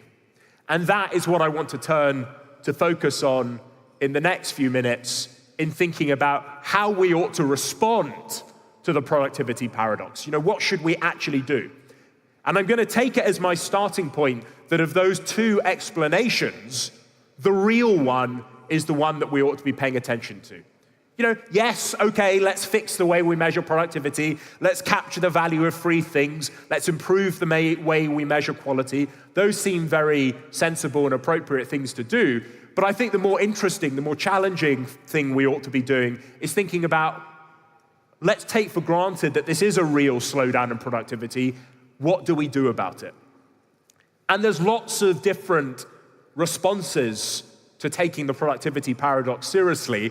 I want to focus on two of them that have been at the front of my mind in the work I've done in trying to understand the impact of technology on work over the last 10, 15 years. And the first of these is to think about skills. What skills are we providing people with? And how are we making sure that people in the working world are given the skills to put these technologies to effective use? This focus on skills, on training, on education more broadly is one of the big themes of my most recent book, A World Without Work. So if anyone is interested to look a little more detail at what I'm about to say, I'd encourage you to have a look at those books. And in my mind, there are three dimensions to the skills response. Again, the challenge is, how do we give people the skills and the capabilities to to put these new technologies we're surrounded with to effective use. And the first is the what. What skills and what capabilities are we providing people with? Very broadly, I think there are two strategies here. Either we ought to be training people to compete with systems and machines, to do the sorts of things that these increasingly capable technologies that we're surrounded by are not particularly good at doing. What sorts of skills are these? Well, it's things like interpersonal and communication skills. It's things like problem solving and analytical skills. It's things like judgment and creativity, even empathy. The second strategy, though, is that we instead try and encourage people to build these systems and machines, to be the sorts of people who are capable of designing these technologies and putting them to effective use. Now, that distinction between compete on the one hand and build on the other might sound a little anodyne, a little straightforward, but I put it to you that if you look at what we actually do in practice, often it's neither of these things. Often we are encouraging people, training people, teaching people to do precisely the sorts of routine activities that these technologies are already very good at doing. The second aspect, though, of this educational training skills response is the how. How is it we train and educate people? If you were to step into a time machine and go back 100 years and walk into a traditional classroom, that classroom would look remarkably similar to how it does today, in spite of the existence of many remarkable technological alternatives. And then the third aspect of giving people the skills to use these technologies effectively is the when. There is a very strong cultural presumption that education is the sort of thing you do at the start of your life. That's when you do it. That's when you put in the time. That's when you put in the effort. That's when you spend the money. But basically, once it's done, you don't need to worry about it too much again. It's over. And you can move through life drawing down on the skills and the capabilities that you built up when you were young. And I think this is a tremendous mistake. There's a huge amount of uncertainty about the future, a huge amount of uncertainty about what jobs are going to have to be done, about what technologies are going to be available, and what skills and capabilities we're really going to need. And the best response to that uncertainty is flexibility, a willingness and a capability to retrain and reskill later on in life with the same intensity and seriousness with which we encourage people to engage with education at the start of their lives. So the what, the how, and the when are crucial in thinking about how we give people the skills and capabilities to use the technologies that we're increasingly surrounded by, and most importantly, use them productively in the workplace. The second thing I think we need to do to solve the productivity conundrum is to look seriously at what we're doing with respect to research and development.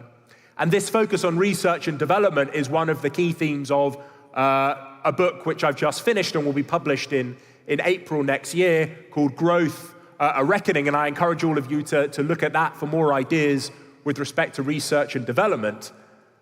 But very crudely, there are two things I think we need to be thinking about with respect to research and development. The first is simply how much money we spend on research and development. In short, we don't spend nearly enough. So if you look here at the countries if you look here at country expenditure on R&D as a percentage of GDP, the average for OECD countries tends to be around 3% of GDP.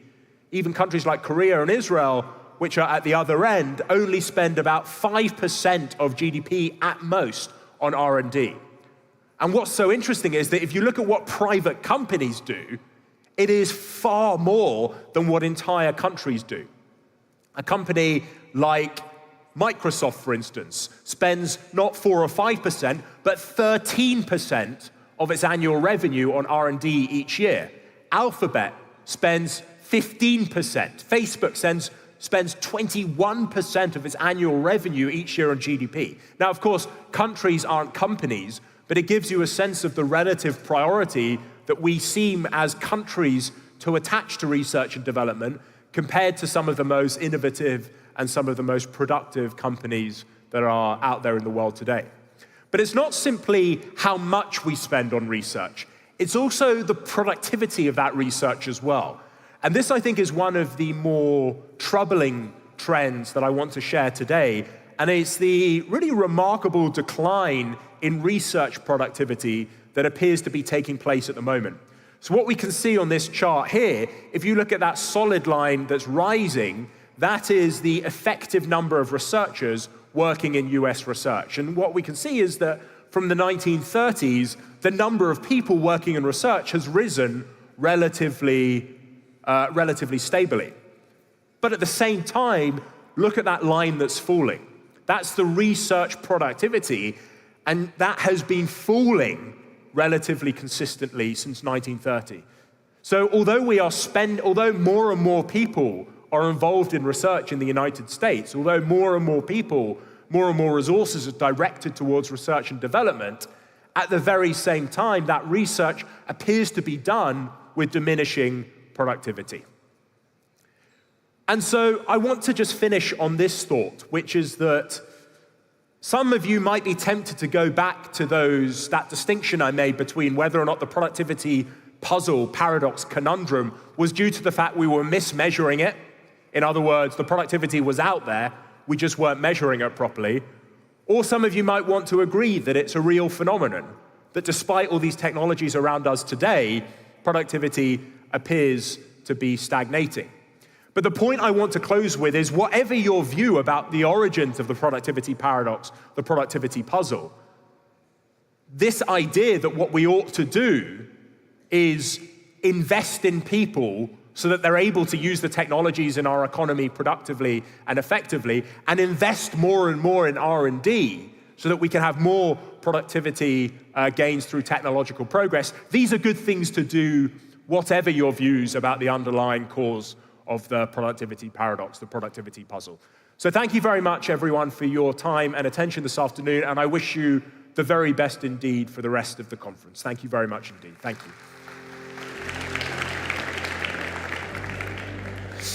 Well, my huge thanks to Professor Daniel Susskind. Very good to see you, Daniel. Thank you. Let's have another round of applause for Professor Daniel Susskind. Well, there you have it. The problem is real. The solutions are out there.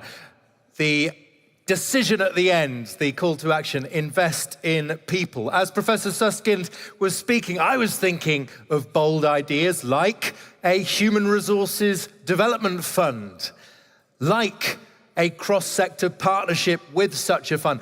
I was thinking of bold ideas like a leadership of a country who takes a keen interest and leadership position when it comes to the talent and development of the country. Those aren't ideas from my head, of course. Those are ideas we've heard on stage today, emanating from the Kingdom of Saudi Arabia. And that's why it's so important to join the dots internationally, for us all to learn from each other. And we're going to be talking more about skills over the next couple of days, and specifically more about talent in our next couple of conversations. Now, what about talent hubs around the world? What can we learn? What needs to be discussed? Well, that's the theme of our next conversation, and in the driving seat of that is a very able correspondent from CGTN.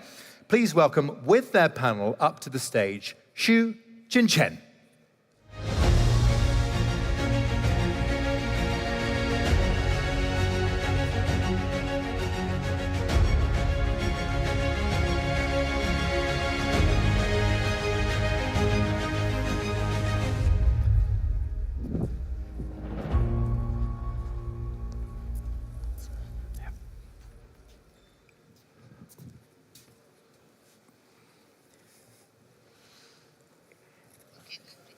It's great to be back here in the King Abdulaziz International Conference Center, and this is the first ever global labor market conference in the world, and productivity is very important, but now we're also seeing many countries around the world are competing and trying to attract the best, the most productive, skilled people.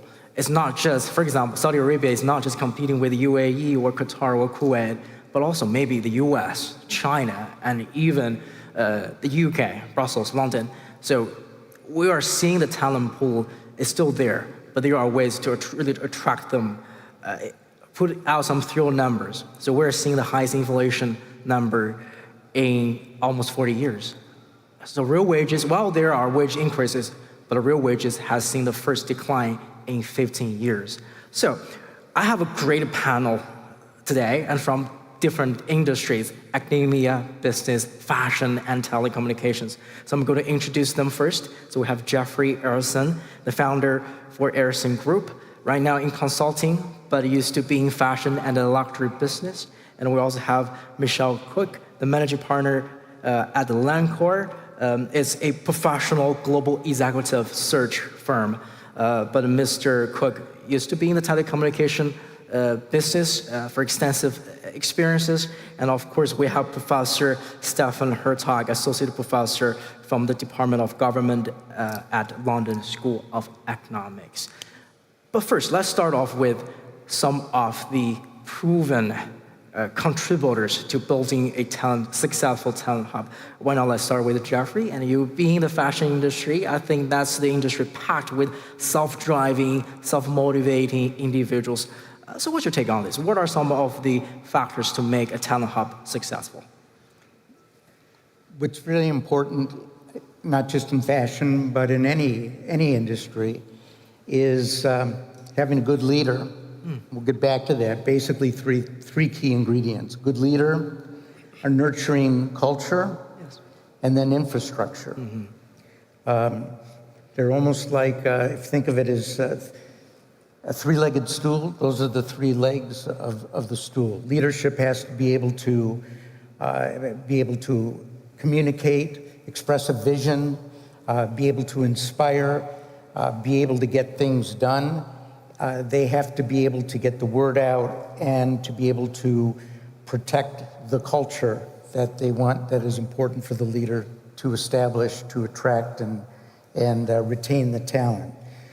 Secondly, and that leads into the second rule, and that is culture. People have to feel safe. Doesn't matter who you are. If you think about it, everyone has a need to be inspired and to be safe. And in this case, the culture should be conducive for that. Toxic behavior, for example, shouldn't be tolerated.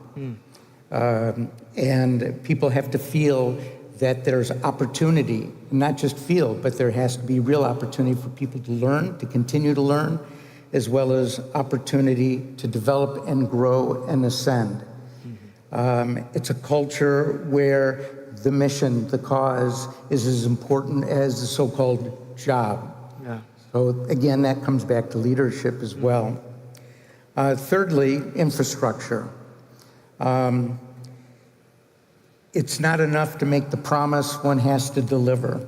And so for that, it means having the support of the overall institution that provides, looks after people and cares for people and how they're doing. In the case of a country, it would seem to be that you'd want to make sure that people would have their needs taken care of, their educational needs, access to continue to improve, et cetera. So what I found out, some data quite interesting, for example, in the United States, 70% of the job openings in the retail and the commercial space remain unfilled. So if we look at more developing economies or OECD economies, unemployment has been kept pretty low. But if we look elsewhere, for example, South Africa, at some point, the employment rate hit 30%. And if we look at the Middle East, it's still pretty reasonable, and we're definitely going to talk more about this with Professor Hertog in a little bit. But then, it's not just about for regular jobs, but also for executives. Mikhail, are there any differences, especially post-pandemic?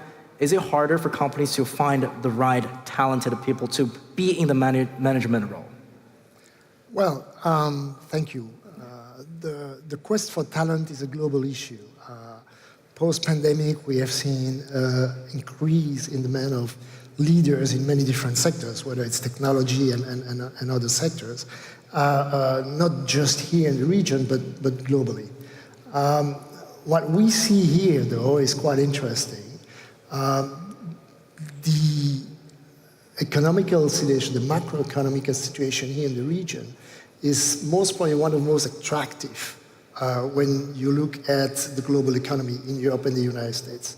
So there's that, this place, the kingdom here and the MENA region is now starting to become kind of a magnet for a number of talents. Now, to attract these talents, you need to put together a number of elements. So first, we need to transition from what happened pre-pandemic, was more a kind of mercenary approach. People came for 1-2 years, and we need to move now to a kind of missionary concept, where people come here not just for a couple of years, but on a much longer term. You need to put in place the infrastructure for that. Infrastructure means education, means healthcare system for these families to come here, but also put together an environment where the element of cross-fertilization, which is the critical aspect of attracting talent from the Western world, will really function, and making sure that these cross-fertilizations with international leaders and local leaders will happen. And that's the only way to make it successful, both for international leaders and local leaders, and build a new model, a new leadership model in the region. And actually, if we look at, zoom on to like Saudi Arabia, or even a lot of other Middle Eastern countries, they are really diversifying its economies and trying to reduce reliance on natural resources and boost tourism and technology. Can technology somewhat play a role in this, and especially for policy makings? I've learned yesterday, there is an exhibit actually in the main hall, is the National Labor Observatory is a program here in Saudi Arabia that can track where graduates go and if they are actually going to a job that, what they studied. So what's your take on this, Professor Hertog? Can technology and policy making somewhat to encourage people to find the right job? You mean specifically also citizens, not only for attracting foreign talent? Both national or overseas. I think in an environment like in the Gulf economies, where digitization of the labor market and of commerce in general has proceeded very, very rapidly, and where also the gig economy has really exploded as an employment opportunity for citizens in particular, I think those kinds of digital platforms and also the retraining opportunities that are offered digitally and through digital matchmaking mechanisms, those are absolutely critical. And I think there's a lot of experience that's been garnered by the NLO, also by the HRDF in Saudi Arabia, by similar bodies in other Gulf monarchies. So given that you've got a very young, very tech-savvy population, and also a citizenry that does not rely on government employment anymore, they used to, the way they used to until about a decade ago, I think, it's absolutely critical. Professor, earlier there was talk that you mentioned that some types of jobs are really hard to cap here in Saudi Arabia, but according to the World Bank newly released report in 2023, we are seeing the new waves of migrants. So what's your take on this? Are there anything different compared to like 5 or 6 years ago in Saudi Arabia in terms of for a foreign national to obtain a job here? I think what I'd very much like to pick up what Michel said, in that at least in the higher skilled segment, people are much more looking for a permanent perspective, for the ability to bring dependents, to find good education for their children, to have a path towards permanent residency. So it's very much a move away from the temporary expatriate life, where you go for a few years and then you'd better return to your home market because your skills may atrophy, you'll be so less attractive, less employable. I think what's now happening is really the opposite, that this is a premium destination, and also some of the Gulf countries, the UAE in particular, but also Saudi Arabia, they've done a lot in regulatory terms to make it much easier to set up permanently, to have residency that's independent of employment, to dilute or abolish the sponsorship system so you're not dependent on your one employer. You can remain in the country also if you're temporarily between jobs. You can subscribe to social insurance mechanisms that you couldn't before. So at least in the higher skilled segment, there's relatively more equal treatment with citizens, which makes it much more attractive for top talent to come to the country. So what about like international collaborations in terms of attracting talents, even though we know for a lot of developing economies, they are competing for the limited resources for the most right people, the talented people. But then speaking of, I flew all the way from China. I see this deepening partnership from China and Saudi Arabia. I've seen more and more Saudi nationals are choosing to study in China, and Chinese, the language is being taught in schools. So what's your take on this? Like for Jeffrey, and international collaborations that can somewhat help the, ease the labor demand, or to build at least a more diverse talent hub? No, I think it's very important. I think at the end of the day, when you think about what ultimately makes things work and tick, is relationships. So the real good ones, the solid ones, are the hardest currency there can be in the world. So the education people get, who they go to school with, how they interact, plant the seeds for building those relationships, which over time can impact where people wind up, particularly when there's a sense of excitement, when there's a sense of opportunity. Everybody, they see opportunity. If they have that interest and they have a relationship that is encouraging, I think it's very impactful. But again, speaking of like preferential policies, because speaking from my experience in China living there for the past 7 years, that I see different cities are also competing for talents. And even here in Saudi Arabia, Riyadh is definitely very developed. But in southwest of Saudi Arabia, the Jazan economic city is also booming, and 5 million people living over there. But definitely, the city needs more people to really boost up the infrastructure to make it more presentable. It sits at a very crucial link in the Red Sea and a great port. Speaking of preferential policies, are they important to really keep talents to stay? For example, I got my first job from an internship. So I never really see benefits from all these preferential policies for me to get subsidized to buy a house or tax whatnot. So any thoughts on this? It's an interesting question. When people come to the region here, the intention is not to, become permanently established here. They come here for a reason. They come here for a purpose. They come here for a project, which is a long-term project.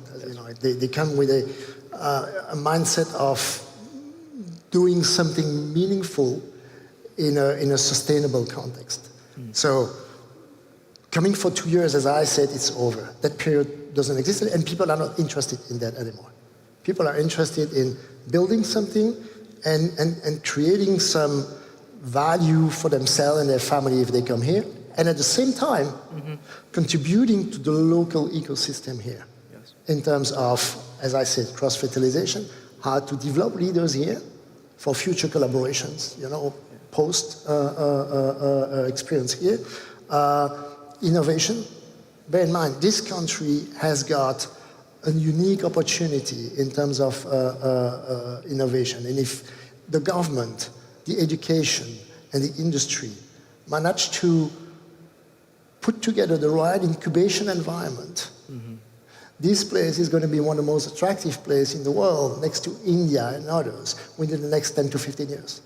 But that has to take place with the support of international people. And the good news is that, as I said at the beginning, is that the level of attraction of the kingdom is increasing literally on a monthly basis. Absolutely. But let's speak back on the policy side to build up a talent hub. People have told me that for policymakers, people shouldn't be focusing on making a policies to just attract people to stay, but actually to make the policies that actually fits into people's daily demand. I agree with you, Michelle, that some people are not really seeking a job or a permanent stay in this part of the world, but some people may have a different idea. They want to take their family here or whatnot. So speaking of policies, what are the most important policies to attract talents to stay, actually, Professor Hurd? Well, I think it boils down to three big factors. One is social openness, which is something that's only to some extent under the control of governments, but where I think the Saudi government in particular has really driven a very strong agenda that's resonated in society to make it a much more open place, much more socially liberal than it was 5 or 10 years ago. And that's a comparative advantage at a time when many other societies, including in the West, including in Europe, are battening down the hatches and becoming actually more xenophobic and less welcoming of foreign talent. So there's also this relative advantage. Then I think it's the permanent perspective, where there's been some reform in the region, but I don't think we're quite there yet. You don't have the same path to permanent residency or even citizenship that top talent can have in very attractive established markets like Canada or Australia, which have very mature migration management systems.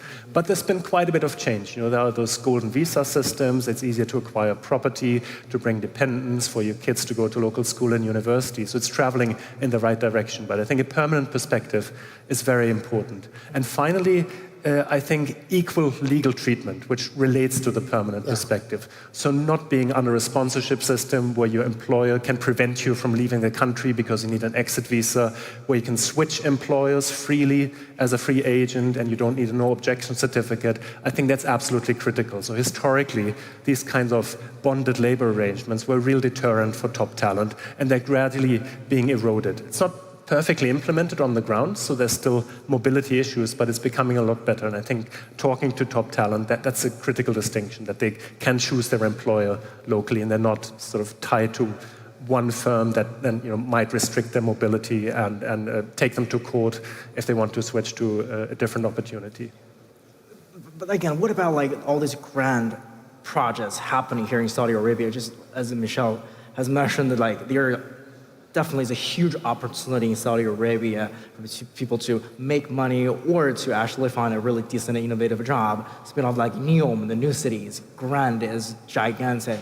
But all these grand schemes, how can that play a factor in terms of attracting talented people, Mikhail? Especially even for those executives or whatnot. Well, indeed. So, whether we're talking about hospitality, energy, renewable energy, and technology, what you can offer is quite unique. When you look at what the region here and the kingdom is investing in technology and innovation, not only on pure technology, but also on marketplaces, e-commerce, and all these aspects, is phenomenal. And that is maybe to be promoted a bit more than what it's been done so far, not in a flashy way. We talk about NEOM, we talk about Red Sea, but there's a real project. There's a reality between this kind of thing. When you look at what the PIF is doing today, it's most probably the most impressive venture group in the world. You see people starting companies all around the world and trying barely to raise, a couple of million.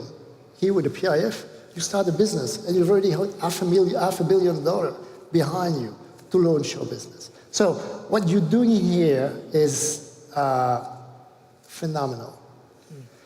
The most important element is to create that sustainability that will increase the level of attraction for people. But there's, the foundation for success, the foundation for increasing the attraction of international talent, these foundations are there. But then, speaking of attracting international talents, or even for international firms too, because right now a lot of international firms are opting to invest here in Saudi Arabia. And from your experience, Jeffrey, like some of your clients are definitely becoming really big here in the Middle East. What are their needs in terms of finding the right talent to help them to grow their business here? I think that the needs of my clients have to do with local market information, skill sets. I'm in a very service-oriented business, so how one takes care of a customer is just as important as the product that is sold. And the business that I've done here 16 years ago, I have to say that I work with some very, very talented people who are from here. Yeah. And I think that there's a lot more that can be built around it, including when one considers that this market is as big as it is for luxury goods. Yes. And they're all coming in from, a lot of it's coming in from the outside. I think there's plenty of opportunity to bring talent in, to cultivate the local talent, to create products and services for export, you know, which would meet, to check the boxes for the Vision 2030. Yes, absolutely. And we're running short on time, but again, I think that just from our discussion today is really kind of to build up leadership that actually focuses on policies that it can actually meet people's demand for a good job and to stay here temporarily or for a long term. And of course, infrastructure, education is one key element. Education gap is still pretty relevant to today's job market or even just to wealth distributions. And thank you so much, gentlemen, and it's a great discussion, and hope you enjoyed the session. Yes. Thank you. Thank you.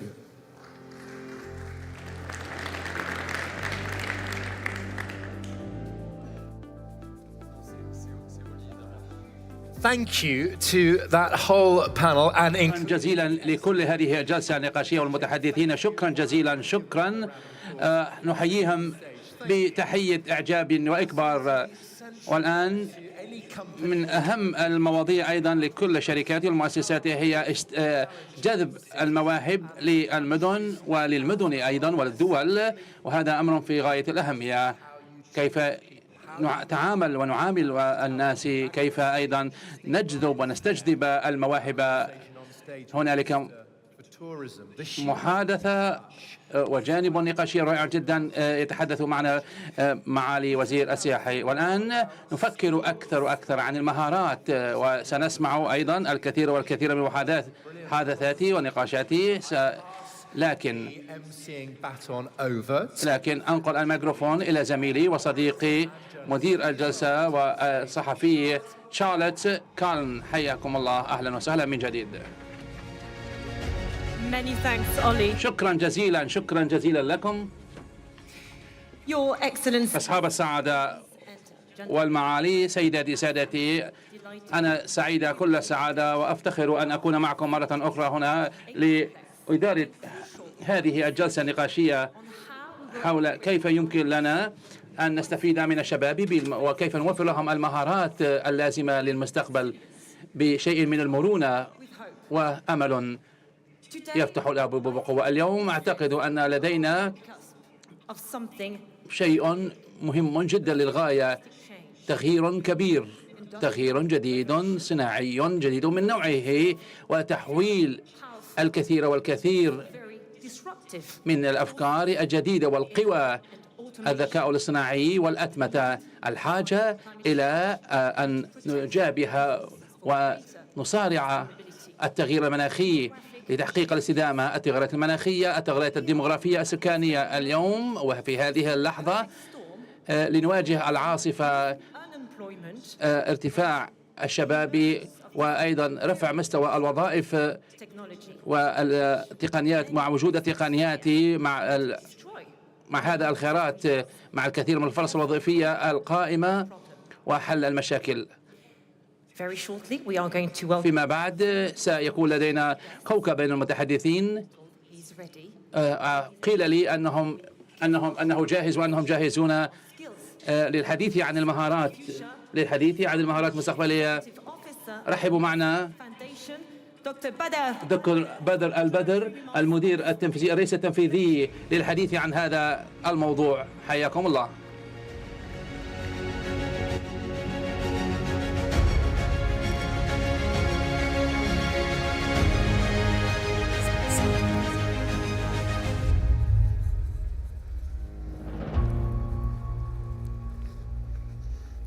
بسم الله والحمد لله والصلاة والسلام على رسول الله. Ladies and gentlemen. سادة، أسعد الله مساءكم بكل خير. أنا سعيد كل السعادة أن أكون معكم هنا اليوم للحديث عن موضوع في غاية الأهمية، وهو مدرج في جدول مؤسسة محمد بن سلمان مسك منذ تأسيسها منذ حوالي 10 سنوات، وهي إعداد الشباب، جيل الشباب للمستقبل وأماكن العمل. إذا ما Today's نظرنا workplace, نظرة we إلى find that it's much more complex, diverse, and different from yesterday's workplace. And I bet that the future workplace will only be more complex, more diverse, and much more different. Just to give you a statistic that will help you comprehend that, and this is a statistic that I refer to a lot. According to a study by the World Economic Forum on the future jobs, it says that among all elementary school students today, 65% of them will be employed after graduation in jobs that have not been created today yet. These are jobs still being thought of in formulation in people's heads. How could we prepare for that? This is complicated by what we heard in previous panels about technological advancements, economic shifts, and socio-economic turbulence. I liken that, the future workplace, to a dense, dark, deep forest that we expect young explorers to traverse successfully. These young explorers are our young job seekers and our younger generations that are entering the workforce. Without the right road instructions and the right skills,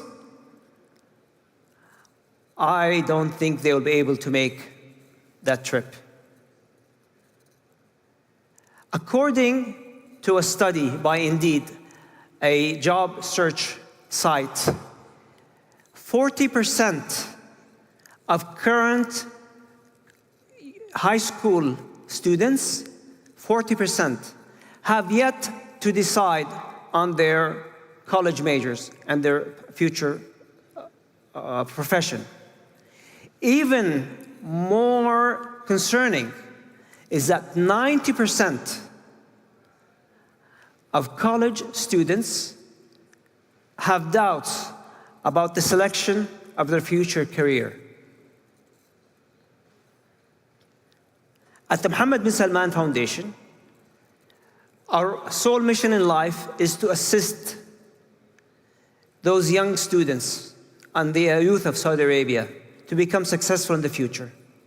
We do that through our 4 tracks: entrepreneurship, leadership, community, and what's relevant to today's agenda, our skill track. Through our skill track, we help young students in the 3 phases of their career: career selection, career preparation, and training for on-job. In the first phase, أولى career selection, نقدم برنامجاً يسمى اكتشاف المسار. This is an online program that offers a number of surveys, tools, videos, and it's directed toward the students, their parents, and their educators to help them understand themselves, know their skills, their areas of passion, their areas of strength, and narrow down on what university degrees should I pursue, or even careers to pursue. 150,000 students have successfully passed that through a partnership with the Ministry of Education in Saudi Arabia. In the next phase, and to help university students augment the technical skill that they acquire at universities, we offer a program called Career Essentials that provides complementing soft skills that help or provide realistic job scenarios through videos, interactions, and simulations that instill soft skills such as communication skills, negotiation skills, teamwork, collaboration, things that they need for the future job success. This program ends by giving the graduate a badge, of career-ready badge that they could add to their CV. 200,000 students have graduated from this program in partnership with the major Saudi universities. And the last phase is on-job training through mentorship and through internships. The internship programs are provided through blue chip and the major companies in Saudi Arabia and abroad that we help place promising students in these positions that gives them realistic on-job experiences. And many of them end up employed by these companies. 2,000 of our students have been through these programs. If you notice through all these programs here, we don't work alone. We believe in collaboration and partnership with entities like yours. And that's the only way we think that we collaboratively can help the students. There is a stereotype, which might not be right, but we think of the younger generation, especially Generation Z, the millennials, that they have a know-it-all attitude. And what we think is our success is if we change the attitude from I know all what I need to know to realizing that, okay, maybe there's something for me to learn. Maybe I need to improve my skill. Maybe I need to be more prepared. If we have that mindset change, we believe that we have succeeded. I call on you all in this forum here to work with us to help the younger generation prepare for this dense, dark forest of the future workplace and light a torch that will lead them to the way of success. Thank you very much.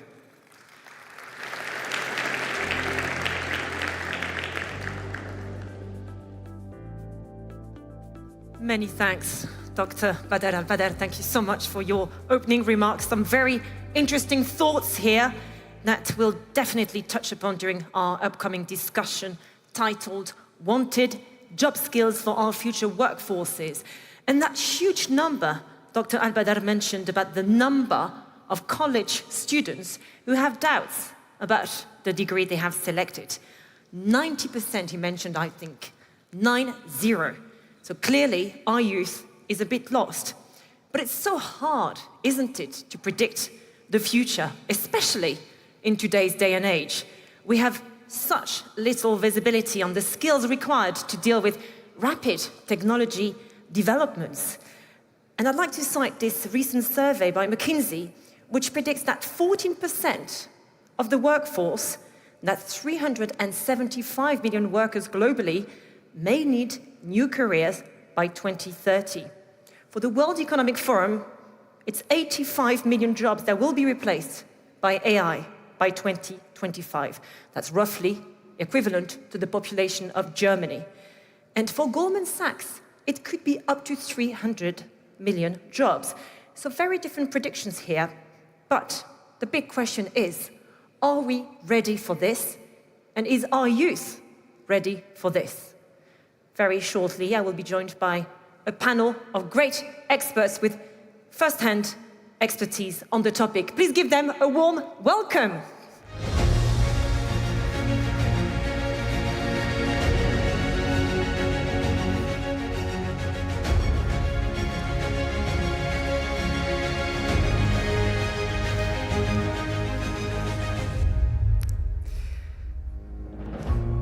Your Excellencies, ladies and gentlemen, please give my panelists another big, warm round of applause since it's quite late in the day. We need lots of energy and all your engagement to kickstart this conversation. Many thanks to all of you for joining us. So let me briefly introduce you to my guests.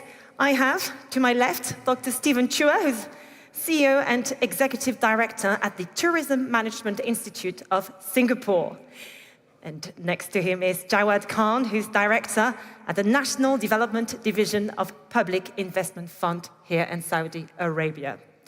Renee McGowan, you are CEO for India, Middle East and Africa at Marsh McLennan. Thank you for joining us.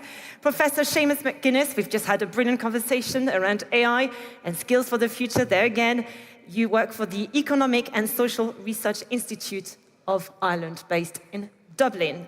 And finally, we have Alpha Timbo, who's advisor to the President of Sierra Leone, former Minister of Labour and former Minister of Education. Thank you very much for joining us. Now, first of all, let's set the scene for this conversation. We are facing a global paradox. Despite labour shortages in many countries, many young people are also struggling to find work. And by 2030, there will be a global human talent shortage of more than 85 million people. In parallel, youth unemployment is rising. In fact, currently it stands at about 20% globally, according to ILO. Add to it, like I've mentioned in my introduction, the emergence of very disruptive technology like AI and automation, and the future looks very uncertain for today's youth. What skills do they need to be fully equipped to succeed in their professional and personal lives indeed? So to kickstart this conversation, I'd like to turn to you, Professor Seamus McGuinness, for the academic overview, to ask, first of all, why the paradox and why the mismatch globally? Thanks, Charlotte. And thanks again for the invite and the opportunity to be involved in this fantastic event.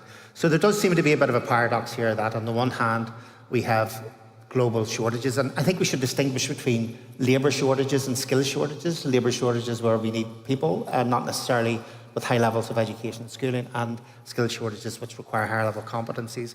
And we have high levels of youth unemployment. But it's important to understand that youth unemployment isn't a problem everywhere. Yes, the ILO figures 20%. For the OECD, it's 10%, 14% for the European Union, and there's huge variations even across that scale.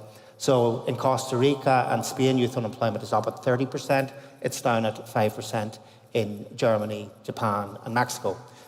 So it isn't a problem everywhere, but it is an issue. It is a persistent feature of modern labour markets, and it is starting to tick up now because of the headwinds that labour markets are facing throughout the world.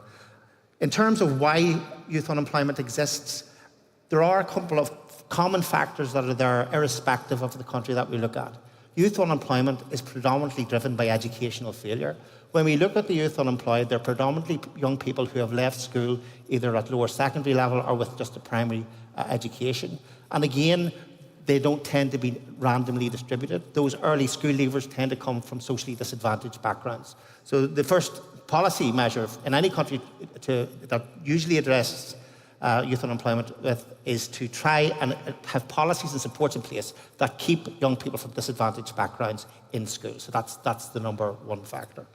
The other issues that are clearly important, we have to look at the curriculum in countries that have high levels of youth unemployment. Are they equipping young people with the skills that the labour market require? That's both the technical skills, but more importantly, the transversal skills, the communication skills, the team working skills, which become more important in a work environment that's dominated more by AI and new technologies.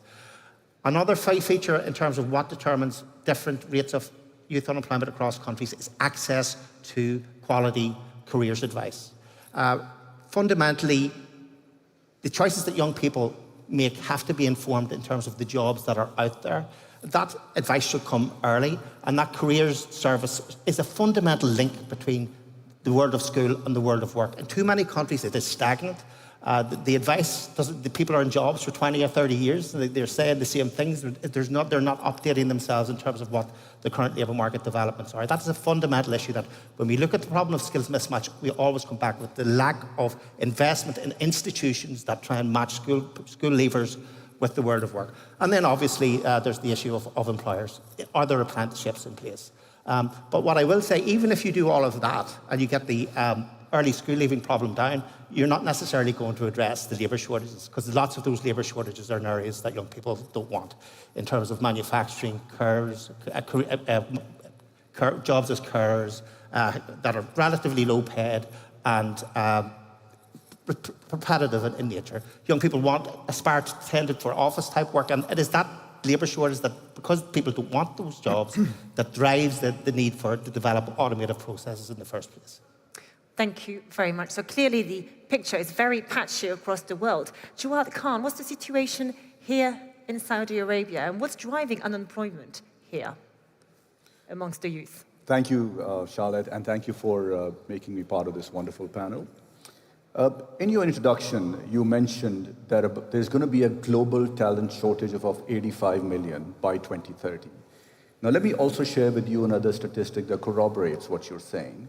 According to the OECD, more than 1 billion jobs are going to undergo transformation over the next 10 years. And almost the same amount of people, so 1 billion people, would have to be retrained and reskilled by 2030 to make sure that they fit the new world of work. Now, the reason I mention this is because what we see in terms of the unemployment or the trends of unemployment in the kingdom are no different from what we are witnessing in the rest of the world. So in the kingdom, for example, the youth employment amongst males is around 15%, of the women, youth unemployment about 20%. But if you look at the unemployment rates of graduates, and these are young people that have spent 3-4 years after high school in education, those rates are around 20%, high 20s. Now imagine you've spent 4 years in college education, you graduate, and then you're struggling to find jobs. And you're struggling to find jobs in a country which is undergoing unprecedented economic growth and social transformation, and is creating millions of jobs through investments in the local economy. That's the paradox you also talked about, which is also something at play we see in the kingdom. Now, obviously, the organization that I represent is going to create millions of jobs by investing in local economy across its priority sectors. But the world of work, and this is all happening because the world of work is seeing seismic changes that are taking place. Employers are no longer keen in only academic degrees. They are keen to see skills certificates. And the skills that are a combination of not just technical, but behavioral, digital, and professional skills that are acquired through a combination of not just academics, but the application of academics and real-life experiences. That's the trend that we see, and these headwinds, and like my colleague also said, the traditional higher education is struggling to understand and cope with these headwinds that we see in the world of work. I mean, some of the organizations, for example, PIF, we understand these emerging trends. And there are several programs, there are reskilling and upskilling programs that we have started both at the corporate and at the portfolio company levels to make sure that we can comprehensively skill the young people so they can seamlessly transition into the PIF-created jobs within our organizations. Thank you very much. Now, there's a region of the world where this problem of youth unemployment is particularly acute, and it's Africa. So, Honorable Alpha Timbo from Sierra Leone, we know that Africa is currently the youngest and the fastest growing population in the world. So, what is the state of play currently in your own country and the rest of the region, possibly, and the key challenges you are facing to train the youth in new skills? Thank you very much. I think it is a factual statement that we have a growing youthful population who are looking forward to at least have the jobs after completing their education. But one of the key challenges, first as a government, that we do have is the cost of financing education. The fact remains that all of us are agreeable to the fact that the best way to promote social, political, and economic advancement is through the provision of quality education. So all of the African leaders are quite aware of that particular fact. But the cost of even basic education is so high, especially in some of our economies. Sierra Leone in particular, we've spent about 20% of our GDP only to make sure that our children have free quality school education program, right? So that is huge.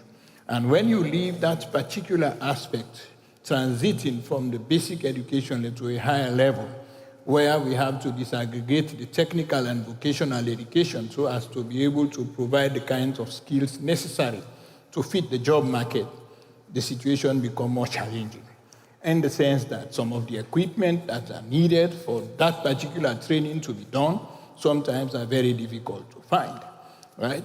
So those are some of the challenges as a government that you normally face. That besides, the nexus between even intergovernmental institutions sometimes is also a challenge. I happen to be Minister of Labor for some time and also Minister of Basic Education. At the time I was Minister of Labor, for me to be able to get the attention of the Minister of Technical and Higher Education, for him to be able to know that we have to review our curriculum so as to make sure that it becomes relevant to those industries that are available to provide jobs for our people, it always becomes very difficult. So in terms of bureaucracy, even within government, in terms of what I would refer to as your powers, your authority that falls within your mandate is also a huge challenge. So within the government machinery itself is a big challenge. To the students themselves who are looking forward to pursuing the kind of education that will make them relevant. In our setting, especially in Sierra Leone now, many people are looking forward now to the legal profession, the medical profession. These are professions that they believe, even where you do not have a kind of employer, in yourself you will be able to provide employment for yourself, right? But in the other aspect, it is a very challenging issue. So the lack of sustained energy also in our economies is also a huge problem. You know, for you to be able to generate the foreign direct investment that is really necessary for you to be able to capture those that have already succeeded in pursuing their education is a huge challenge. So that is why in terms of attraction, we attract low foreign direct investment in some of those countries, generally in Africa. That is not to say we do not have opportunities, right? But most times, some of the opportunities, we don't want to explore them amongst ourselves as a result of a number of factors, which for now, I will not be able to mention for now. But it is very important. The challenge that we need to look at has to do with the curriculum that we impart in our school system that will match the job expectations from the industry.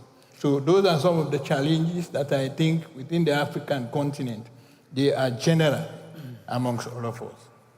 Thank you very much. I think the key takeaway here is the cost of transitioning, of upskilling the population. It's a very valid and important point indeed. And to help bear or better distribute this cost, what about the private sector? Dr. Stephen Chura, you're based in Singapore, where levels of youth unemployment are fairly low. So first of all, could you tell us why, how you did it, and maybe tell us more about the role of the private sector to give new and solid skills to that young population? Thank you, Charlotte, and thank you for having me here. Good afternoon to dignitaries and excellencies, as well as distinguished guests. The Singapore government has been known to have always steer the economy through effective policies, systems, frameworks, working very closely with stakeholders. And I guess one of the key stakeholders here is the private sector, all right? Without the private sector working together in totality with the government, it's a bit difficult. So in the interest of time today, instead of dwelling on policies, I shall talk a little bit about the private sector. I think one of the main reasons why employment in Singapore youth is hovering at about 1.3% today, and in the last 15 years or so, is because they have been very good at executing and reviewing certain aspects of the economy as well as jobs and skills. In particular, there are three areas that they do very well in.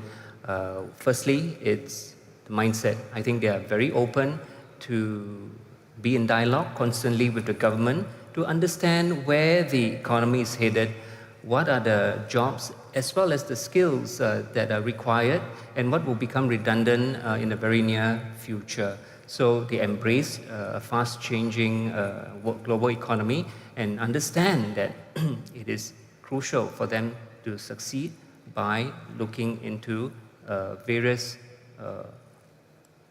employment segments, and in particular the youth. Secondly, they're constantly reviewing, redesigning, recreating jobs, and like what the keynote has mentioned, that some jobs have not even emerged currently. So it is not to say that they need to totally acquiesce to the youths or the millennials, to their whims and fancy and how they would like to work. At the same time, they are cognizant of the fact that there's a readily available pool of youths to tap on for their business ambitions for the current, the midterm, and the future. So this is, they invest a lot of time and effort to look into this. And lastly, it is about institutional engagement. Okay, institutional engagement means they go in early to the high schools, to the vocational institutions, to the varsities, and speak with the youths. Understand them, listen to what they have to say. Crucially, understand what are their aspirations in life, what are their lifestyles, okay? What is their concept of work, and how would they like to engage in it? So that is important over and above funding scholarships, book prizes, funding another lab for experiments to be done. So they are, in with the youths, in conversation constantly through events and quarterly engagements. So to get to the bottom of unpacking this labyrinth, we need an MRI. So there's mindset, there's review, and there's institutional engagement. Thank you very much. That reminds me of the expression, we're now actually working to live, aren't we? Whereas it used to be the other way around for a little while. René McGowan, you are CEO for India, Middle East, and Africa at Marsh McLennan. And your organization consults to both private and public sector organizations. And frequently that's on how to build a thriving skills-based business. So could you tell us a bit more about what that actually looks like? Sure, can do. Thank you, Charlotte, and thank you for the invitation to be here, and congratulations to everybody. It's certainly been a fabulous first day. Marsh McLennan includes two businesses, Oliver Wyman and Mercer in particular, who do get to work with the public sector, advancing national visions, like here in Saudi Arabia, and also with the private sector, and then the intersection of the two of them. And one of the critical pieces that we're working with organisations on, not necessarily enough organisations, is around the mapping of skills. So we spoke about, and we've heard jobs a lot. We've started to talk about skills, and we've heard that in the panel. But at the end of the day, organisations are fundamentally, at the moment, still set up for jobs. They're set up for jobs, they've got organisational hierarchies that support those jobs, career paths that move through those hierarchies as well. And we heard a stat earlier about 40% of jobs likely to be displaced or changed. One of Mercer's interesting statistics was that only 14% of HR departments say that their organisation is putting any focus on how AI is going to impact the jobs in those organisations. So one of the critical things that we're working with both, again, public and private sector is around how do you actually start to map the skills that are needed in the future, just like Singapore has just spoken about there. But how do you also start to make the transition as an organisation? Because once you start to recognise skill sets in individuals, you're moving away from the traditional hierarchy of careers and career paths. And so your organisation is also going to need to be more agile to be able to use those skills for maximum productivity. And so part of the big change is not just the skills, because arguably the young generation and even Gen Z is coming in through today are going to adapt to skills-based learning very quickly. But it's getting the organisational readiness so that you can reconstruct your organisations and provide valuable careers for people. Thank you very much. Now, I have a second round of questions for all of you, but we have less than 10 minutes left, so I'm going to ask you to keep your answers very concise indeed. Professor Seamus McGuinness, how can we ensure better matching between employers, or what employers want and need, and new workers entering the labour market? It's a difficult question. There is an assumption out there that the biggest problem is always skill shortages. It's a skill shortage problem. Actually, the evidence for that is very thin. Internationally, we see no real link between skill shortages and productivity. So I would say the first thing you do is establish, actually, do you have a problem and what the impacts of that are? One study that was done for the European companies, 47% said they had a skill shortage. When the researchers looked below the bonnet, only 10% of those were genuine. The rest of them were due to the fact that the firm wasn't offering the competitive wage or didn't have effective HR practices in place. So let's establish, is there a problem in the first place? Where we know there is a problem is over-skilling, over-education. 1 in 4 workers in all labour markets, where we look across developing economies, are underutilised in their jobs. They have unused skill or unused education. That's typically associated with a 10% wage penalty. So to the extent that that reflects productivity, if 10%, 1 in 4 of your workers is working 10% below their potential, that's a huge cost. So maybe policymakers need to think a little bit more about that. And in general, we need better matching institutions, as I said, with early school leaving. It could be career services. That goes between universities and vet colleges as well, because a lot of the mismatch problem is information asymmetry, and we need better institutions to match people with workers. Thank you very much. And that's the perfect segue for my next question to you, Jawad Khan. Given the rapidly changing nature of employment due to the forces of automation, AI, this very disruptive technology I keep alluding to, what skills are going to be valuable in the labour market going forward? Because we keep talking about skills, but 10 years ago, for instance, everyone said, oh, you need to learn how to code, okay? But now with ChatGPT, which can do it for you, and the low-code, no-code concept, we don't really need to do that anymore. So it's so hard to prepare youth and the population for reskilling or new skills when we don't even know what they're going to be. That's right, Charlotte, you're right. I think the forces of automation and technology have been around for several years, and they've been disrupting global labor markets. But the generative AI and the green transition is going to radically change the outlook for the workforce. And in my opinion, is that there's going to be a brand new arsenal of skills that a modern worker is going to need for the future of work. At the foundation level, it is going to be the modern literacy, numeracy, and digital prowess. And not just understanding them, but also the ability to leverage them to professional advantage is a critical thing. You talked about coding 10 years ago. Today it's going to be ChatGPT. Tomorrow is going to be something else. It's not a battle that we're going to win. I think it's important to continue to grow and learn as new things emerge. Technical skills is something that you will learn on the job. The most important the understanding is that we're going to be living in an extremely uncertain and ever-changing world of work. Resilience, resourcefulness, reliability, risk-taking with a mindset of being results-driven are some of the critical behavioral skills that a modern worker needs to have in his or her arsenal. Now, there is a responsibility of critical 3 stakeholders to work in collaboration and independently. Organizations need to have executive ownership and need to create an environment which motivates and rewards workers that are engaging in reskilling, new skilling. For the young people, they don't need to wait for their employers to do something and come to their rescue. Take your professional growth in your own hands, go out, and there are tremendous opportunities to go out and do it yourself. And at the governmental level, we have the Ministry of Human Resource Social Development in the kingdom. We have TVTC, we have HRDF. There are shining examples of creating opportunities and funding options for the young people so that we can create a future-ready workforce in the kingdom. Thank you. Honourable Alpha Timbo, is technology like AI and automation seen as a threat in Sierra Leone or an opportunity currently? Because Africa has establish this trend of leapfrogging when it comes to technology. We've seen it with mobile technologies in particular. So how do you feel about it?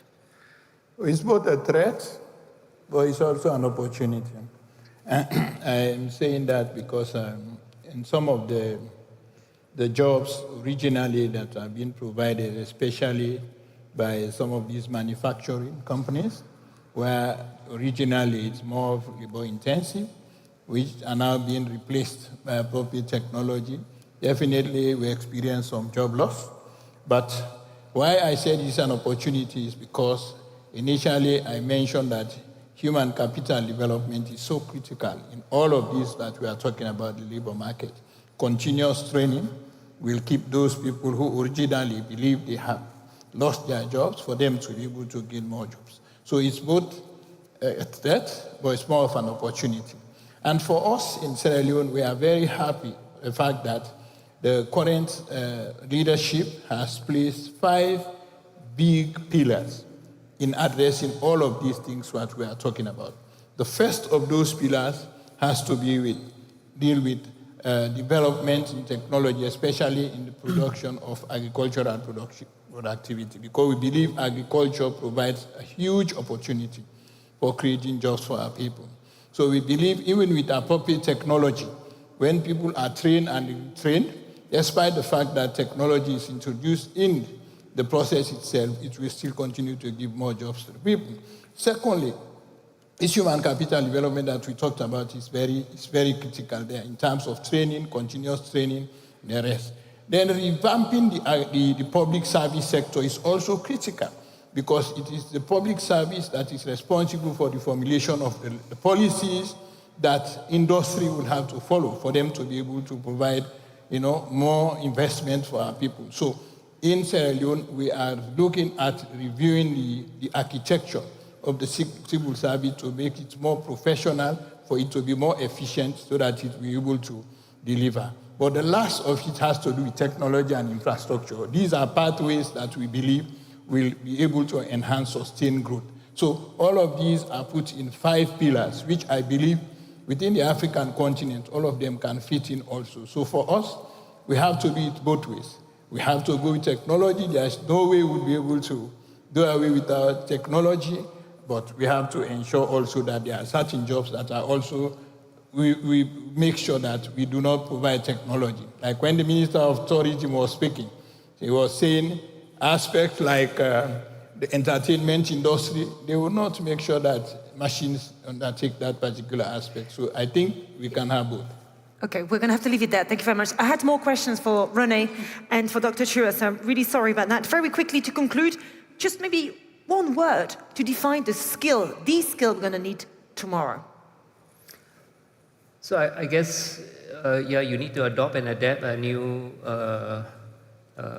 skills and maybe the pedagogy in how you teach them. I think the skills required, I think I will suggest that there should be more leanings towards the liberal arts approach to expose them to wider worldly issues, the social and culturally be more aware, and creative and critical thinking skills, because we cannot predict exactly what will happen in the future. Critical thinking. No robots can do it at the moment, very much so. Jawad Khan, one word for the skill that will be required in the future to wrap up this conversation. Just adaptability and resilience. Thank you very much. René? Agility. Very much so. Communication. Technology, innovation. Fantastic. Well, thank you very much. Thank you to all my panelists. Sorry, we ran out of time. So many more questions for you today, but thank you for your great contribution. Thank you very much. And we are going to move on with the rest of the program with Ollie. Thank you so much. Thank you, Charlotte. And why don't we give another huge vote of thanks to our final panel all together. Thank you very much indeed. Well, a global, please, yes.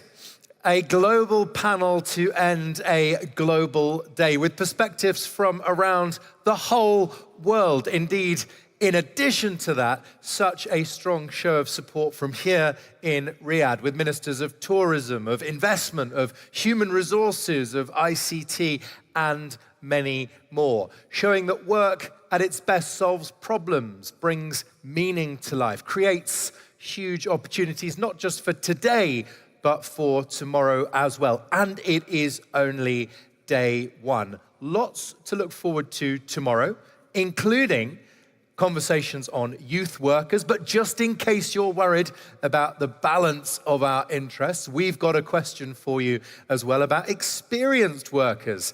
Is grey the new black? Question we'll be asking tomorrow. We'll be talking about freelancers, about digital nomads, about the future of the virtual office, and a session I'm particularly looking forward to, very relevant for the kingdom. Are we ready for the next generation? Well, honored guests, are we ready for day two? Because like it or not, it's coming at us faster than we think. Thank you to everyone who has stood on this stage today. Thank you for your engagement and energy. We very much look forward to seeing you at our second day of this, the inaugural Global Labour Market Conference. But for now, and for day one, it's goodbye.